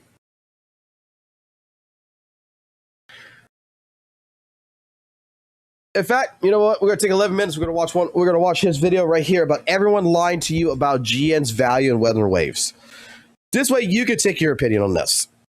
This guy sucks. GN is easily the most overrated character in the game. Calling him decent is an insult to decent characters. Often when I see people talking about GN, people will say that he's a good value character. He's a great free-to-play option. He's good in both Tower and Whimpering Waves. And I'm here to tell you that as the best Wuthering Waves player in the world, and someone who legitimately tests these, This guy is trash, and anyone telling you otherwise is spreading misinformation. Today, we're going to talk about everything that makes GN a bad character, all the problems he has in his kit, the recent changes that made him even worse, and at the end, I'll give you a unique solution I've never seen anyone mention in order to fix his kit. And don't worry, I brought receipts to back up everything I said. One thing I don't see happening when people have these discussions is actually legitimately showing just how bad the issue is. So, we're going to be using GN on middle tower and comparing it to a spectral character on the other side of middle tower. This is because middle tower is currently both arrow and spectral resistant, so it should be a wash. Both characters are going to be heavy attack buffers, as the current tower actually buffs heavy attack as well. As you're watching GN perform here, I want you to just get a feel for how bad his damage is, especially compared to what you're going to see happening afterward. Often the reason why I see people saying GN is a good value character is because he's a good character in WUWA and tower, and I disagree with both of those. As you're watching this tower, I want you to keep in mind that this floor should technically be made well for him. This is because there's two sets of mobs here, meaning the total HP of this floor is lowered because it's divided into those mobs. So you're essentially getting extra damage from being able to AoE it. That means if this was a single target boss, he would have even more issues. Even as an AoE character though, he has issues there as well. His AoE is so unbelievably small, I actually had to reset multiple times in order to make it so he would be able to clear both mobs at the same time during his ult. If I didn't do that, just due to the nature of how his kit works, I'd have to wait another 25 seconds to get a second ultimate off to be able to actually kill it. This means that if you're locking in GN for towers, you're going to have to waste that extra time resetting to do that. Compare that to the AoE of a character like Camellia, for example, who's hitting both targets from Narnia. Her burst also hitting both targets from Narnia, and she's not condensed into a small window like GN is during her ult, and it's just a night and day difference between how the two play. And I'd even argue that Camellia is a character that's falling off too at this point. So what does that say about GN? Obviously, mobs moving screws him over pretty hard, but that's true of bosses as well. If a boss ends up moving out of his range during his ultimate, not only is he wasting that duration of his ultimate, which he needs to get the entire thing off of to actually deal legitimate damage, he's also gaining less energy regen, which is one of the biggest issues that he has. If he can't actually hit for the entire duration of his ultimate, meaning he misses even 2 ticks of his ult, as you'll see in this run, he doesn't even get his ultimate back for the phase. And there are so many bosses that can do this too. Every Tempest variant will end up teleporting away. Morning Ice, as you see here, will do it. There are even mobs like Chop Chops that end up running away as well. When you have a bad matchup against basically half the monsters you'll ever go against, how could that ever be a good character? His kit is just fundamentally flawed. To compensate for this, people build more energy regen on him. That means not only do you have to invest more into him because you need at least 3 pieces of energy regen on his equipment, but you're even getting less value if you end up doing that. So that begs the question, why do you even bother? This comp as a whole is more invested than the Zani comp you're about to look at. While the Zani and GN are about equally invested, both using their standard banner 5-star options, Mortefi not only has a level advantage, but also a skill level advantage as well. I leveled all of Mortefi's skills on here to level 10, whereas the Phoebe is stuck at level 7. On top of that, the Spectre Rover that we're going to look at has only level 6 skills and doesn't even have 3 of their nodes leveled. Meanwhile, the Shorekeeper we're looking at has her signature weapon, giving GN an extra 14% attack you wouldn't have normally. While you're watching this, remember what I said earlier about being single target versus having the ability to cleave down monsters. Not only does the Floatless have more HP at a base, but with her being the sole target, the Zani team in reality performs even better over what you see from GN here in reality. On top of that, we all know Zani's signature outperforms GN, so if we start including signatures in the equation, it starts getting even more egregious from there. I also think it's worth pointing out that GN is stealing Shorekeeper, the most universal character in the game, from other team comps, from other characters that can legitimately use it even better. Meanwhile, this comp is freeing up Shorekeeper. The comparison here is not necessarily to compare Zani to GN though, it's mainly to show that even with an equal amount of 5 stars and with a signature on the Shorekeeper as well, you're getting a substantially worse performance with the GN. That's without me even mentioning the other problem that GN suffers from in tower, and that's the fact that he double dips into resistances. The reality is, while you can pair him with Chacona, I think it's pretty reasonable to say that anyone who legitimately owns Chacona is probably using it with the Cartethia, because that's just going to do twice the damage. There is no reason to use Chacona with GN. This means that you're using specifically Mortefi with GN.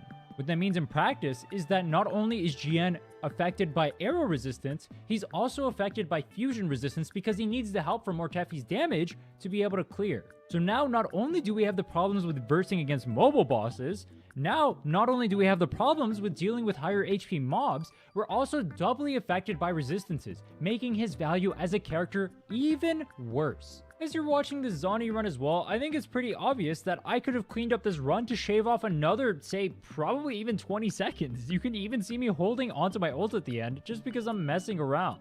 I feel like I too often don't see people talking about just how egregious the power creep truly is. The newer characters actually do a ridiculous amount more damage than the 1.0 characters. And I feel like the only reason why it's discussed otherwise is because the people who give these opinions are people who use accounts with mega invested characters that have like 4 or 5 substats on their echoes. But even there's no power creep in WUWA. He's lying. He's lying.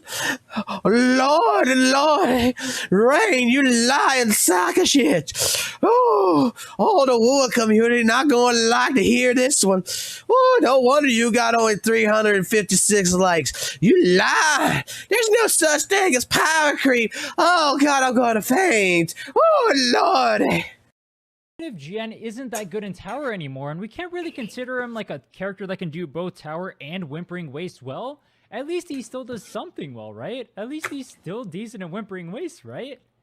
The recent changes to Whimpering Waste totally didn't kill him there, right? Right?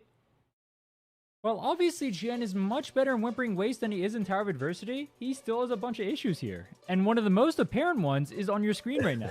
The fact that Sanhua is unironically his best teammate inside of Whimpering Waste is actually crazy to me. If you didn't know, this is because GN has a similar interaction to what Encore has, where both of them have 16-second ultimates. Meaning that with Sanhua also having a 16-second ultimate, both GN and Sanhua can double ult during the Shorekeeper ult window, maximizing the uptime for GN's ultimate. So even though you're losing out on the effectiveness of having Mortefi's buff, you're actually gaining a meaningful amount more of damage. But don't take my word for it, you'll see the Mortefi clear in the later part of this video. I will say unique interactions like this are nice, but I do think it's pretty problematic GN doesn't even have a character that works properly with his kit. We'll talk about that soon though. GN used to actually be really good in Whimpering Waste, and that's mostly because he would kill the waves so fast he could just constantly keep cleaving them and he wouldn't have to deal with the mobs moving away. Now, GN has a Right, to be fair, the mill tower is 10% reduced and 10% aerial increase on names. Right, but at the same point in time, he did that on purpose. If you listen to him in the beginning.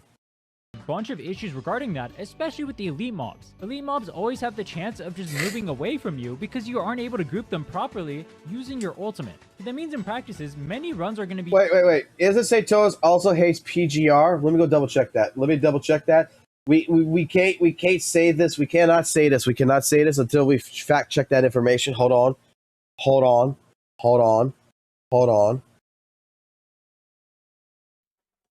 I'm gonna be honest. A lot of people say that PGR has like the best combat ever. I don't think it's that good. I mean, I'm just gonna be real with you. I think people saying PGR has the best combat ever are like I think they're actually on drugs. Straight up. I actually think they're on drugs. Like it's some of the most like scripted stuff ever. Straight up. You just press the orbs in like the right order. It's combat, guitar, hero. Yeah, you literally just press the orbs in the right order and then like go from there. I don't really think it's that. I don't think it's that good.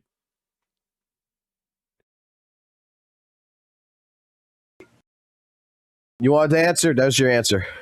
Made much worse because of GN's small AoE. Realistically, you're not going to be able to cleave those mobs down in time, meaning mobs like Chop Chops will be able to spin dash away from you, making your run take even longer, especially on an ultra-reliant character like GN. That's not the only change that screwed over GN and WUWA though. If you guys remember, they added a mob respawn delay. I believe this was mainly to counteract the fact that characters could burst multiple ways at the same time. Right. Which, by the way, they can still do if they abuse the tab time stop bug, but it's worth mentioning that in practice, this change ended up harming Camellia and GN both. Why? Well, both of these characters have a very strict timer on when they want to be actually doing damage, and the mobs are actually respawning very often during that timer. That means in practice, GN specifically is missing out on a bunch of spins and Whimpering Waste. So much so that even with me doing the double ult rotation here, you're not even going to see me get a score that clears for the GN. And don't forget, this is with a Shorekeeper. In practice, this change actually affects characters that want to continuously do damage like Camellia or Jian, and actually benefits the characters who are waiting for cooldowns much more as a result. This is because the burst characters will burst the waves and then be waiting for their cooldowns anyway, so they don't really have to worry about whether or not the mobs will respawn. It's also kind of funny because Jian has the added issue of the fact that his energy regen requirements get screwed over even harder here. If you get really bad RNG on the timings for the mobs respawning, and doubly so if you're playing on high ping where the mobs take even longer to spawn, you're gonna run into issues with getting your score up there. I'm not gonna lie, I feel like they just kind of bricked this game mode, so I'd be down for them to just straight up remove it. If they did straight up remove it though, they'd have to end up buffing characters like Jian who absolutely blow in single target situations, so why don't we talk about ways we can actually fix him? I think I have a pretty unique solution on how to fix Jian, and I think I've legitimately never seen another person bring it up. One of the best things you can do for games is make it so characters have iconic parts of their kit. If every character has the standard 1-2-3 rotation of being on a 25-second loop, I think that's kind of boring for the game. Jian has a 16-second ult cooldown, but no character currently in the game can really help him utilize this besides Sanhua, and Sanhua is not a good buffer for him. So my solution? Give Jian characters that can actually help him utilize his 16-second ult timer. If Jian actually gets a heavy attack buffer that can help him utilize that timer, or maybe even a support unlike Shorekeeper who has a shorter rotation time, then he'd be able to make use of his unique mechanic of being able to keep his ultimate up. Then he'd have a unique use in being able to keep his ultimate up throughout most of the fight. This would give him a unique identity of constantly being on field as a main DPS and playing him through the majority of the fight. It'll help increase his damage by a lot, which he isn't able to do now because supports aren't actually properly utilizing his kit.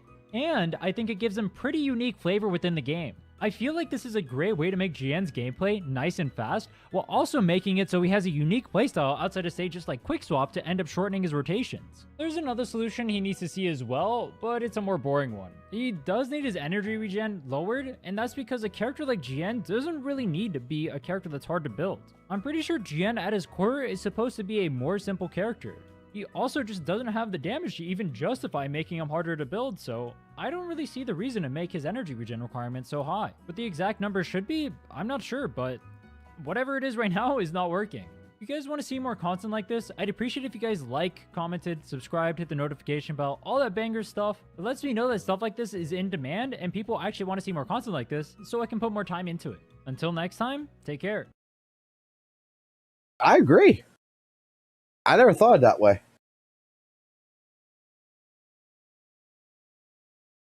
Like all I ever thought about when it came down to Jian is just that he is the, well, let me put it like this. This is what I always thought about Jian.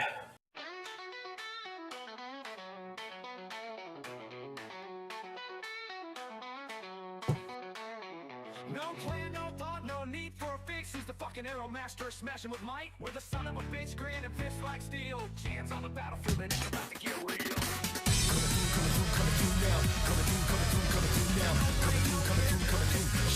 When how loud as you wax the place. He's the king of destruction, the fucking king of smash. Son of a bitch swings hard, you're gone in a flash. Bunga bunga, smash, smash, crash. Son of a bitch, he's the wind's fucking wrath. No plan, no brain, just break him apart. This arrow master's here to tear you apart. It was just a heavy button master. Like, but I never thought about it like this. Like, well, Jian, both of these characters have a like Jian does have actual like suffering problems.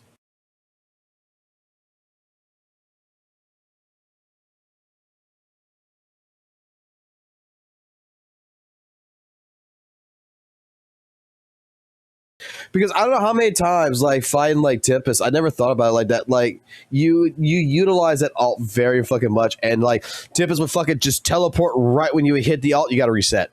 Tactical hologram, you gotta reset. Because your alt didn't even hit him.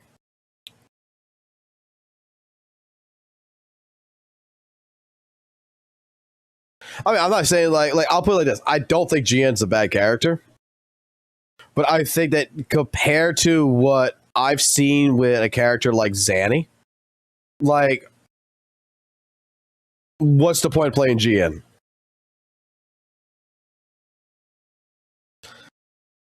If anything, I would love to see Rain actually have a conversation about the power creep in this. Because I mean, now it's being more and more apparent that HP inflation is coming in, and we're going to see it a lot better.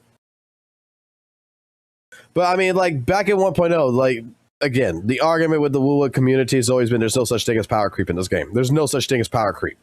All the characters can clear the content, and I've had several different arguments in that regards, to which one of my biggest takes in WUWA is that while you're able to still clear all the content with 4-star characters, you can do the same shit from what I've seen with Genshin. You can do the same thing in ZZZ. Does not necessarily, prove that there's no power creep. Oh, you can solo dungeon, and that does not prove that there is no power creep in Weather Waves. Like, the new characters, the new kits on these characters that are coming out, especially with 2.0 and continuing on, is fucking stronger. It's more versatile. 1.0 characters are getting shined out. I'm sorry.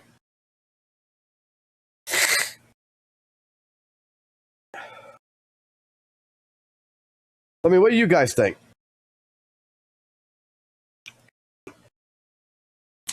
GN's kit is fine, just needs to increase the damage. I would like to see him increase the AoE. I mean, let me put it like this. Okay, and I'm going to try to, like, I'm not as, I'm not as well-spoken as Rain, okay?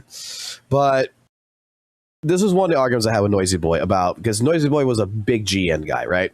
Big GN guy. And I tried to express that my thought pattern when 1.4 dropped, that Camellia was like the love child of Jinshi and GN, that the kit itself was much better. I think the guy who made that video is a dumbass. Oh, man, dude, the guy who made this video, yeah, he's a complete dumbass, yeah. But I think it's actually a really good video, to be honest. But hear me out, okay? This was my argument.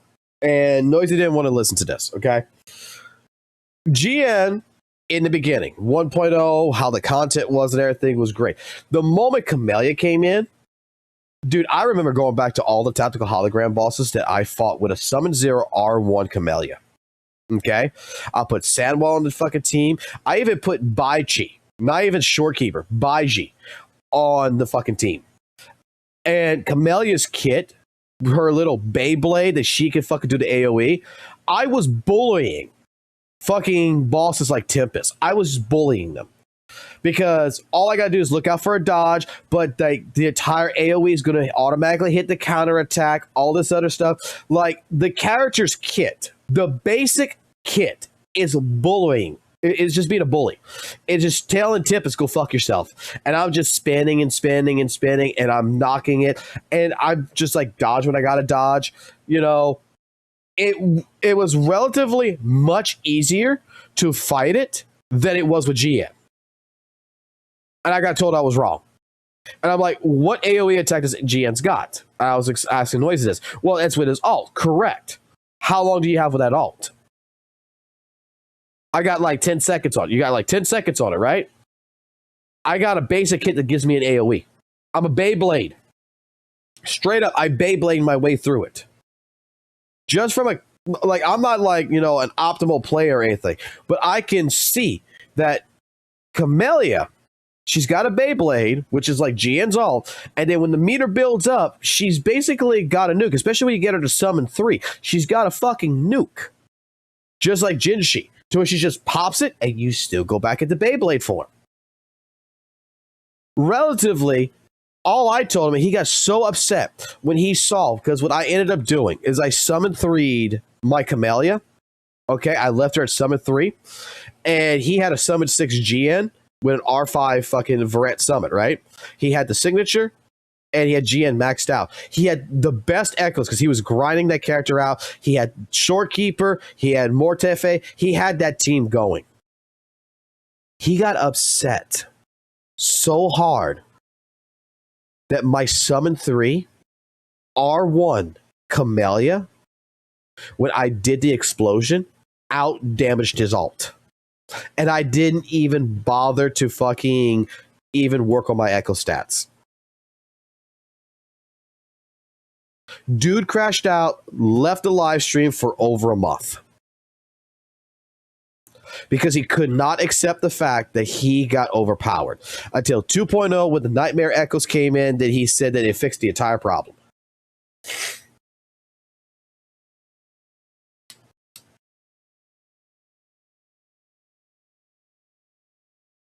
I'm just like, what I see in Wuthering Waves when it comes in terms is that the content itself in general, and I think it's changing now, but this is how I felt all about 1.0 and the first part of 2.0, right?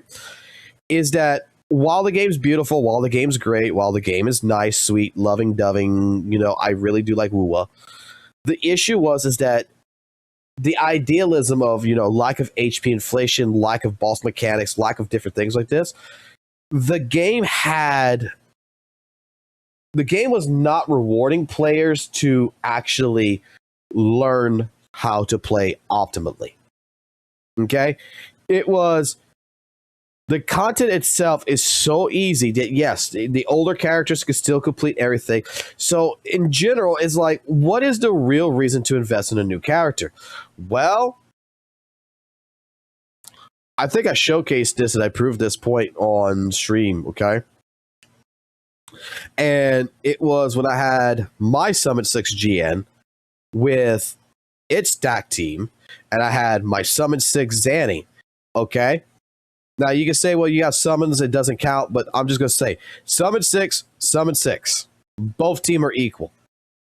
Okay? And this is not how you should play. This is just two whale characters.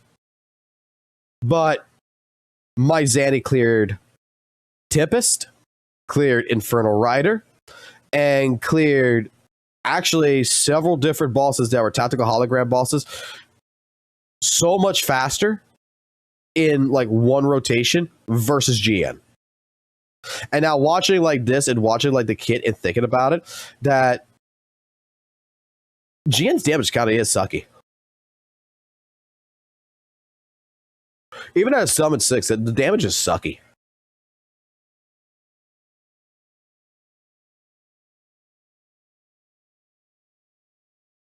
Like, I was clearing with GN, with Shorekeeper, and with Mort. Like, I was clearing bosses around like 35 seconds, and then Zanny comes in and clears them in 14 seconds. Like, that was a huge difference.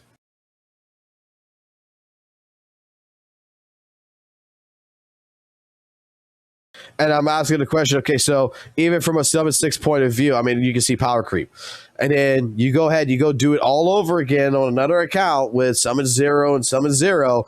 I mean, the more I think about it, it's like I said, the only reason why you pull from new characters is just to clear content faster. I don't see it being an issue for older characters yet. But regardless, it's going to happen.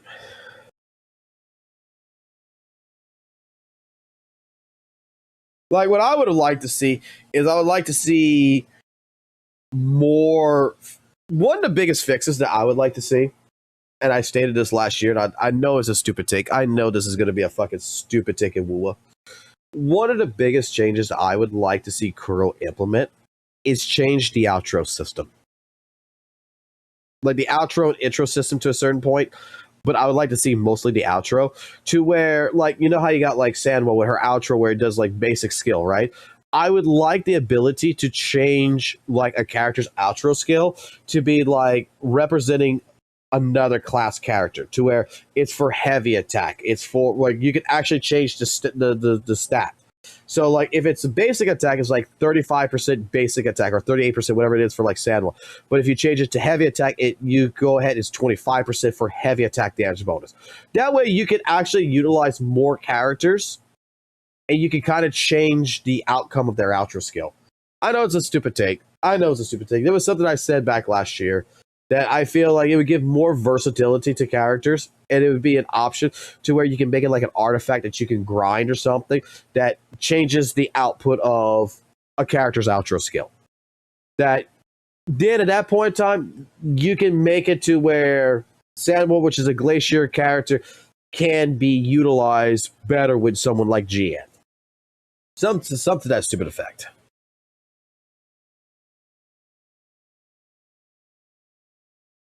I remember though the original fucking argument that I got into for oh my god. I remember the fucking original argument last year about GN, and I said I was never gonna get into an argument like this ever the fuck again. Oh god, my nose is stuffed up. That was the fact where we had several people that would come in and say that it was harder to play GN than Calchero. That Calchero was an easy character and that GN was complicated. And I asked the question, what the fuck are you smoking? Because I want some of that shit. Because there was a whole thing in my chat for a long time period that a lot of people were considering Calchero an easy character and GN a complex character. And I'm like, it's just GN is build up Calchero, build up alt meter, go into alt, pop it, and just hold down the heavy attack button and just dodge. Like, how brain dead easy is that character?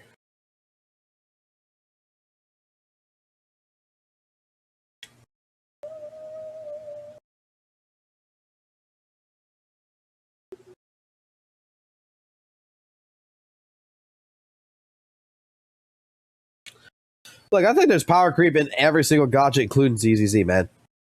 But I'm going to say it like this. I don't think the cutting hairs are having any issues at Z.Z.Z, really, still. I don't think that... look, I think we can all agree Miyabi and Z.Z.Z, right? Miyabi is the definition of power creep. I don't play Miyabi.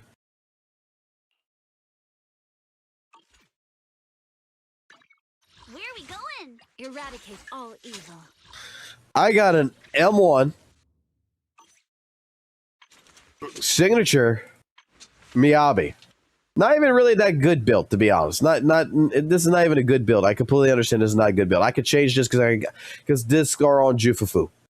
I could change this. I can make this better. But I don't care about this character. I don't like this character.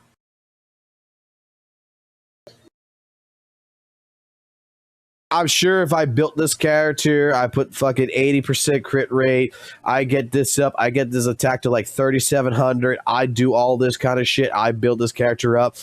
Oh my god, this character can blow through all the content, right? Like, there's a reason why I don't play this character no more. Valk M6 this. Valk M6 this character for me. I don't play it no more. It's not fun to play, and it's still fun to play. Don't get me wrong, it's still fun to play. But the way I play this now is I play this by herself in Deadly Assault. I don't play this with a team. This is your fault. Y'all were sending me fucking goddamn polychroms to fucking summon 6 and we did. But this is my DPS. This I like playing. I like playing the Hugo team. This is right now what I'm building right now a little bit more. I like playing Jane Doe now. I like playing Alice. I like playing Ellen Joe. I like the structure of this game. But one thing that I was trying to point out, and this is one thing that I'm going to say like this. I am 100% going to tell you that an M6 character in this game, an M6 character is god fucking tier, right? You wail out in this game, god damn, you're going to clear out content relatively fucking easy, no problems, right? But here is the one key point that I want to make a statement in Z.Z.Z. is no matter, even if it's an M6 fucking character, right? I still got to play the boss. This is one aspect that I don't see in WUWA. Not even with tactical holograms. It's very rare. Even with a brand new unit, M6, with her fucking team, putting up all her shit, doing everything I could do. You ward off misfortune and disaster. Right? I come over here. I play this. I play Shiyu defits, whatever. I still have to play this boss's mechanics. I still got to play the boss's game. Doesn't matter. Doesn't matter that I am overpowered and I can beat it quite simply and I can get I could get like 60k or whatever if I really want to and all this shit. There comes to a point where this boss, depending on what it is and everything, there comes to a point where still that boss says, hey, guess what, motherfucker M6?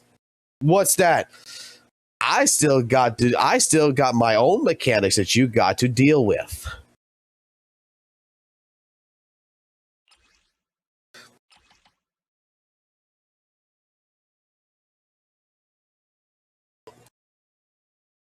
So I still got to deal with each one's type of mechanic.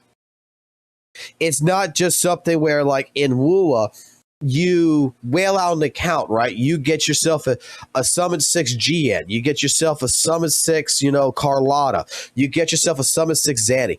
You can bypass, in my personal opinion, you are so bursty. You can start just bypassing. You can start fucking like actually tanking if you wanted to. You could, I was trying to show this before, and with Fur Delise, right? I think it was Fur Delise, or was it Fallacy of the Fall? It was one of them, where I put two supports. I put Shorekeeper and I put Verana. I didn't even use a sub DPS, and I don't remember my DPS. I think it was GN. And no, this was Infernal Rider. This wasn't even them. And all I did was I popped them both with the turtle shell with Bellborn, and with a 50% reduction on the echo and with the 3 hits, I popped Baiji into fucking GN, and I didn't even fucking bother to fucking dodge. I just kept hitting on Infernal Rider. When it was done, I swapped over to Verana. I did my healing, popped the Bellborn, fucking sent GN right back in. Rinse and repeat. In less than fucking 30 seconds, just with GN, I still was able to kill the Infernal Rider with a Summon 6 R5 character, with just 2 supports. In a game like this, it still makes you play it. You still got to play into the miasma shield mechanics. You still got to play into the parrying. You still got to play against the boss in some way, shape, form. You can't just burst your way through it and kill them in fucking 20 seconds. Which is another reason why I really do like the end games of Z.Z.Z. Because I'm not gonna lie, I figured that when Valk M6 the character, man, when Valk M6 Shifu, I was like, okay, so that means all content is gonna be fucking easy as fuck now. Don't get me wrong, it's easier. It is much easier. At the end of the day, it is still easier. But it's not a guarantee fucking I can close my eyes and mash my way to victory.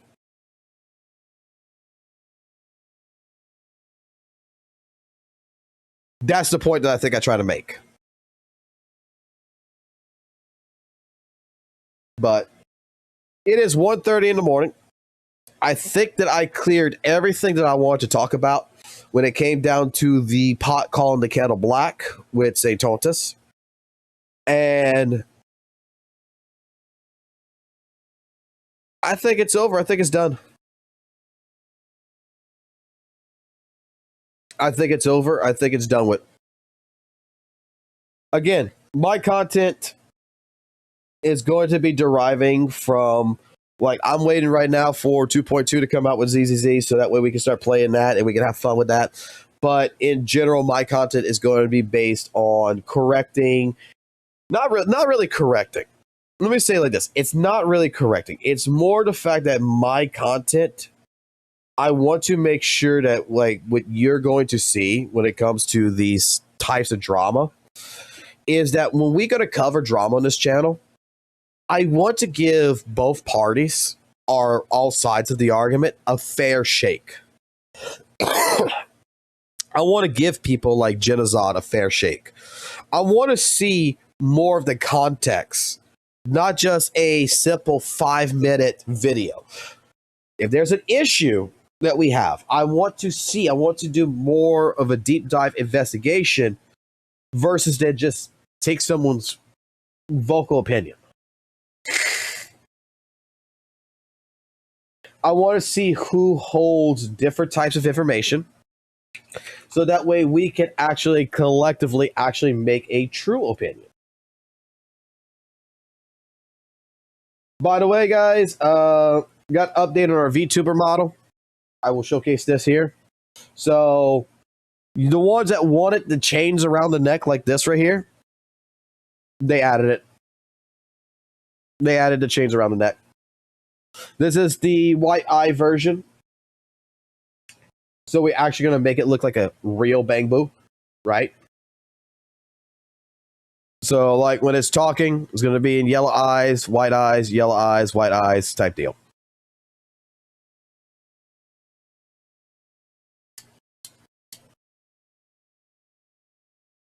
Fox is going to bring justice to the world like Hugo and Mockingbird. It's not bringing justice. It's not really bringing justice. If anything, it's about being a fucking attorney. Yeah, it's about being a lawyer. It's about sitting there, listening to all sides of the conversation, and straight up discussing it. I still want to do other things. Like I want to do more collaborations and such. And I want to have those types of collaborations with people where they're not afraid to talk. If that makes sense. Like I want to have a conversation, you know, with someone like Kate or with Rain or someone like, and not be afraid to give their honest opinion. Okay? Straight up. Even if they disagree with something that I say or whatever, or take or something I have, like I don't want them to get scared over it. You know, I don't want to be like, in a sense, like, oh, I can't say this. It's going to be disrespectful. No, motherfucker, say what you got to say, man. Let's let's go at it. Like, if you disagree with me, disagree with me. Let's have a healthy debate. Let's have a conversation. Let's, you know, be friends at the end. That's about it. Goon court. I tell you what, maybe we should do that. Like once a week. After 2.2 drops, maybe once a week, we should go into this entire scenario that we're doing. Like when someone gives like hot takes and stuff like this and does not back up you know their statement with facts and such, and we are going to go ahead and take a look at that kind of stuff. Maybe we should call it Goon Court and we open up the prosecution. You guys present your prosecution. I'll be the defensive attorney, and we will go ahead and, you know, okay, let me put it like this. Let's say there's a drama. Let's say Saintontas goes after Rain for the GN video, right? Let's present both sides. Let's present the prosecution side. Let's present Rain's side. Let's present all of the facts of the story. Let us go into Weather and Waves. Let us test what they have to say. Let us talk. And then at the end of it, let's let the chat be the jury and decide and discuss it.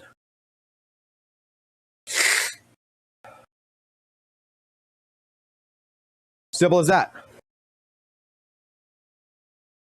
Are you going to do a video on reacting to Saintontas say that Z.Z.Z in trouble? I thought we already did that.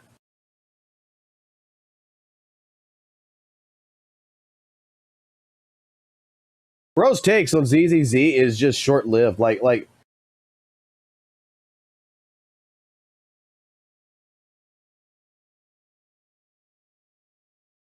that. Like I have two videos on that actually. Technically, that was with the drip marketing disaster talk, and that was with the drip marketing of Zenless Zone Zero. They hate the 2.0.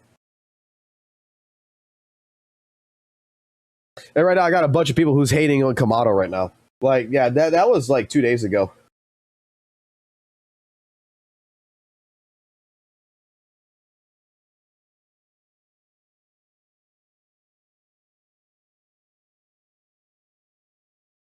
Like, if this is what you're talking about, like these two videos right here, where it was like the drip marketing, where it's like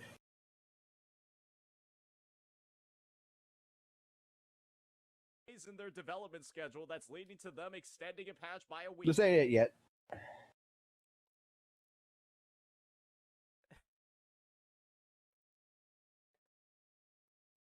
But Curl leaked Augusta and Yuno in the middle of the 2.5 patch. Yeah, because they had already been drip marketed at that point. Yes, because they're the unit coming out next update. This is what I'm talking about. This is where facts come in with subjecting this, right? Welcome to Goon Court. Like Kuro, drip marketing Augusta and Yuno. While the Cartithia banner was still live. While the Cartithia banner was still live. Market Augusta and Yuno, while Lupa's banner was still live. No. So it's not even close to the same. Let's move this down. 2 months ago, May 30th.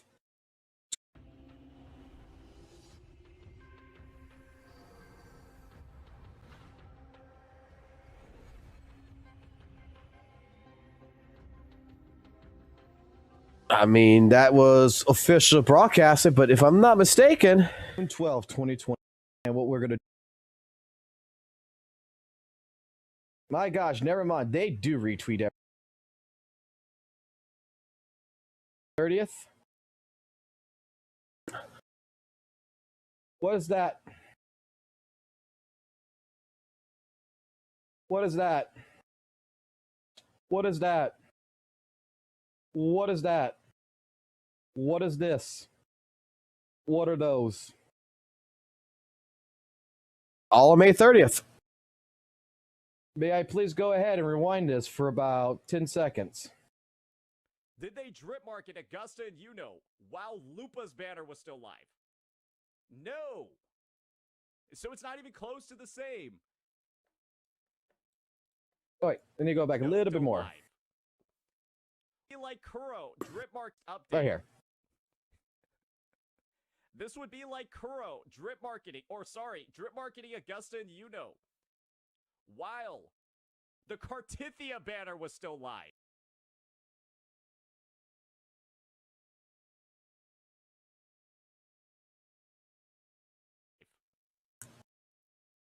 Did they drip market Augusta and Yuno while Lupa's banner was still live? No. So it's not even close to the same. No, they did before. Like we were to end the patch for Alice. We were to end the patch for Zanny. Curl did the same thing. I'm talking about the video he posted 2 hours ago. Oh, he did something 2 hours ago? I didn't even check that. By the way, how you like the new banner? I'm gonna keep the fucking icon like this, but let's see. What's this? 2 hours ago?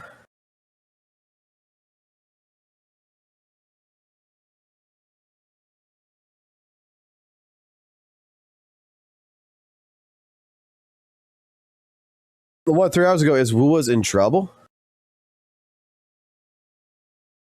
Ladies and gentlemen, we've got quite a video today, and it's about some upcoming games that might be some competitors to Wuthering Waves in the future. And I thought that this would be a really appropriate video for us to take a look at, just to get a scope of the competition, and of course, factor in some announcements that... Is this it? He posted a video called Z.Z.Z in trouble. Well, this is WUWA's in trouble.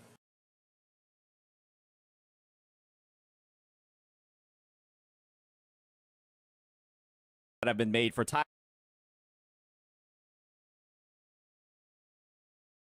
Oh, 2 days ago, this one. Gentlemen, we've got something to discuss today about the game that I believe is heading down. Healthy amount of dough finally hit. Please, history. Here we go. Oh, and just as a fucking actually clearer and clearer. What's Oh yeah, I did cover this. I covered this technically through his live stream, his actual fucking live stream. That's the second video.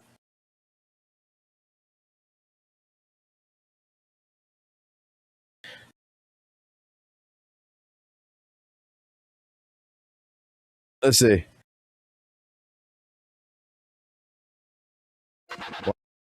give a shit about. And we're doing this. I cut certain parts. Like, this was during the live show. I didn't actually do his actual video. I could do it. I'll do that tomorrow. I can react to that tomorrow. Because, like... Okay, so... I'm released this morning. Like, right here. Right. This is what he's basing his facts on, right? And, you know, integrating them into the game. And the worst part about all of this is that people seem to really be echoing the concerns when it comes to the overused, rehashed designs. You can see over here that this has 26k likes on the new 5-star unit that came out first. Lucia, right? Then you go over to the 4-star Monado, and this guy actually has more likes. This guy actually has more marketing. Yeah, see, he's got more likes, right? He's got completely more likes. And the thing is that, oh my goodness, what is actually going on here, ladies and gentlemen? This looks yet like another character design, another unit that people don't give a shit about. And we're doing this with basically 3 5-stars in a row. Look at the likes on these units. 20k on Orpheus, 24k. Quickly, give me a second here. I'll take a look. Wow. Monato on YouTube's got only 456k views compared to Lucia here that has 723k views for drip marketing. 41k likes, 29k likes. Kind of a reverse compared to fucking Twitter, right?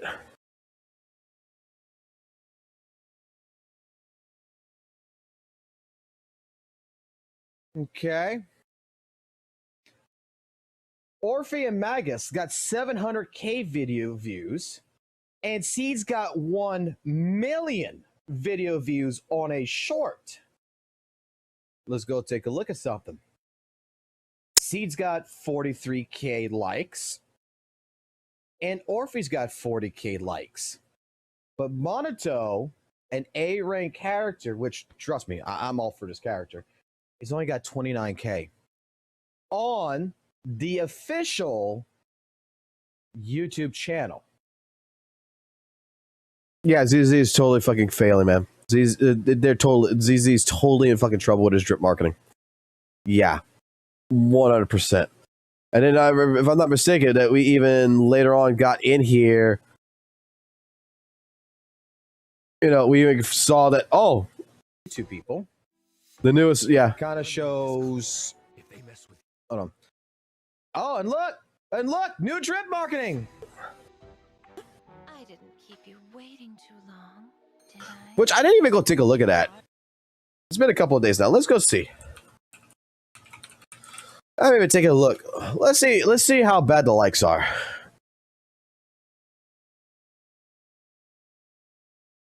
Warning.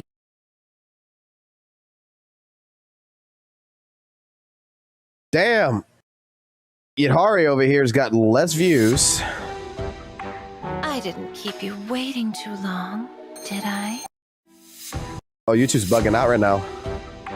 I didn't keep you waiting too long. Show me the likes, bro. There it is. 18k likes.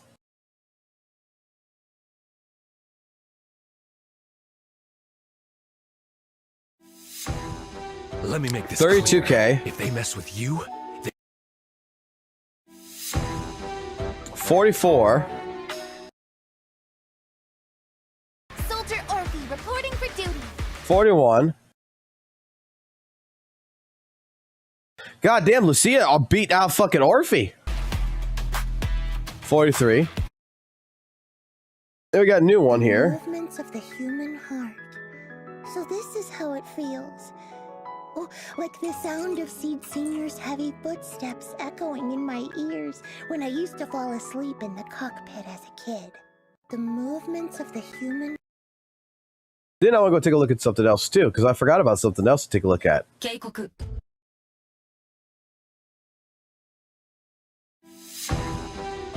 17K likes in Japan. 23K likes in Japan. 25K likes in Japan. 31K likes in Japan.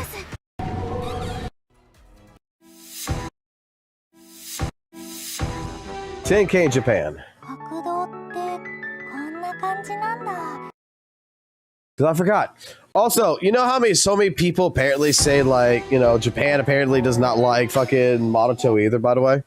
I'm gonna go see some real quick before I go to bed. 4 days ago. Even when I watch it again, the character design is so perfect. By making an A class, can easily take off. Anyone can easily take off.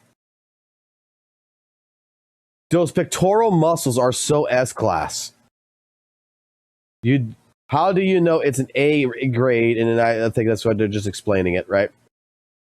This agent is too perverted. I like the fact that he's not aggressive as he looks. Masato-kun has a really good look and a great character. The lines are strong. Josuke feel to them, but the voice actor Jonathan is funny. Damn, I was hoping for an S rank. Doesn't have to be super strong. I just want to be usable. I'll go crazy for this guy, so please, admins, this is what I'm asking. I want these muscular arms to grab me by the shoulders, pull me in, hold me, that my nose is buried between the pectoral muscles, but anyone out there would do the same. I've refrained from gotchas so much for Kamado-kun. Come on. It's too big. To be honest, seeing the story, even I thought he would come as an S class. Like, that's 2 comments about S class. If your favorite character, you can spend money to max them out, even if they're S rank, or even if their performance is inferior to A rank. You could just make them strong. The fact that there's no episode or expedition means the player's money can't solve the problem, which makes it so frustrating when your favorite character is an A rank. That's another one for the S rank such. Thank you for choosing Jonathan as Komodo-kun's voice actor. I can't find any other words to thank you. Move, please.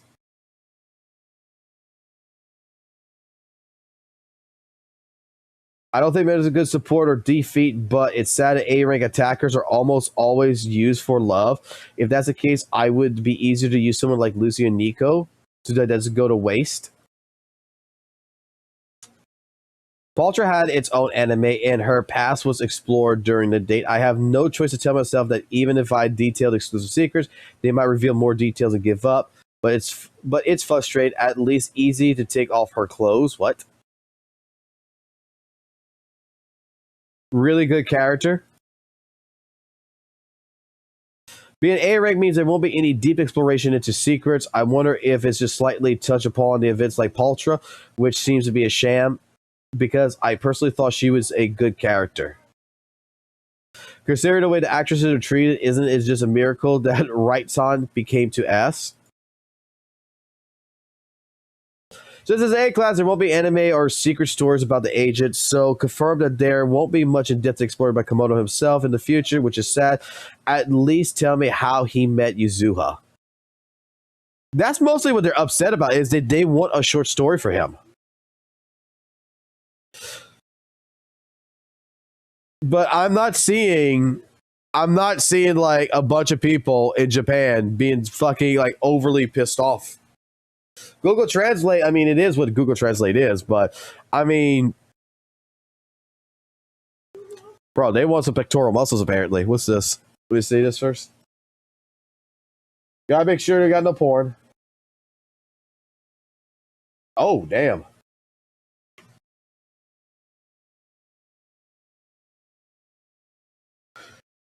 She definitely got the fucking legs.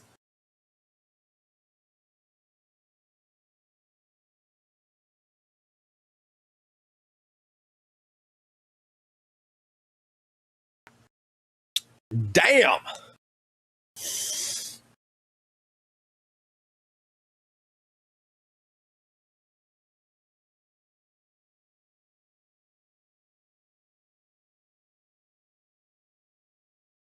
We got 2 Akiras in the chat? Oh, shit.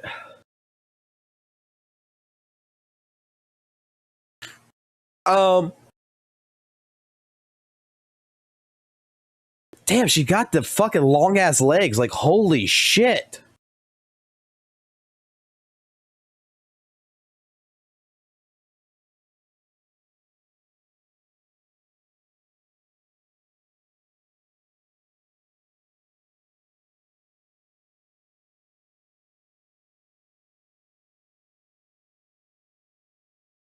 Yeah, she fits very fucking well.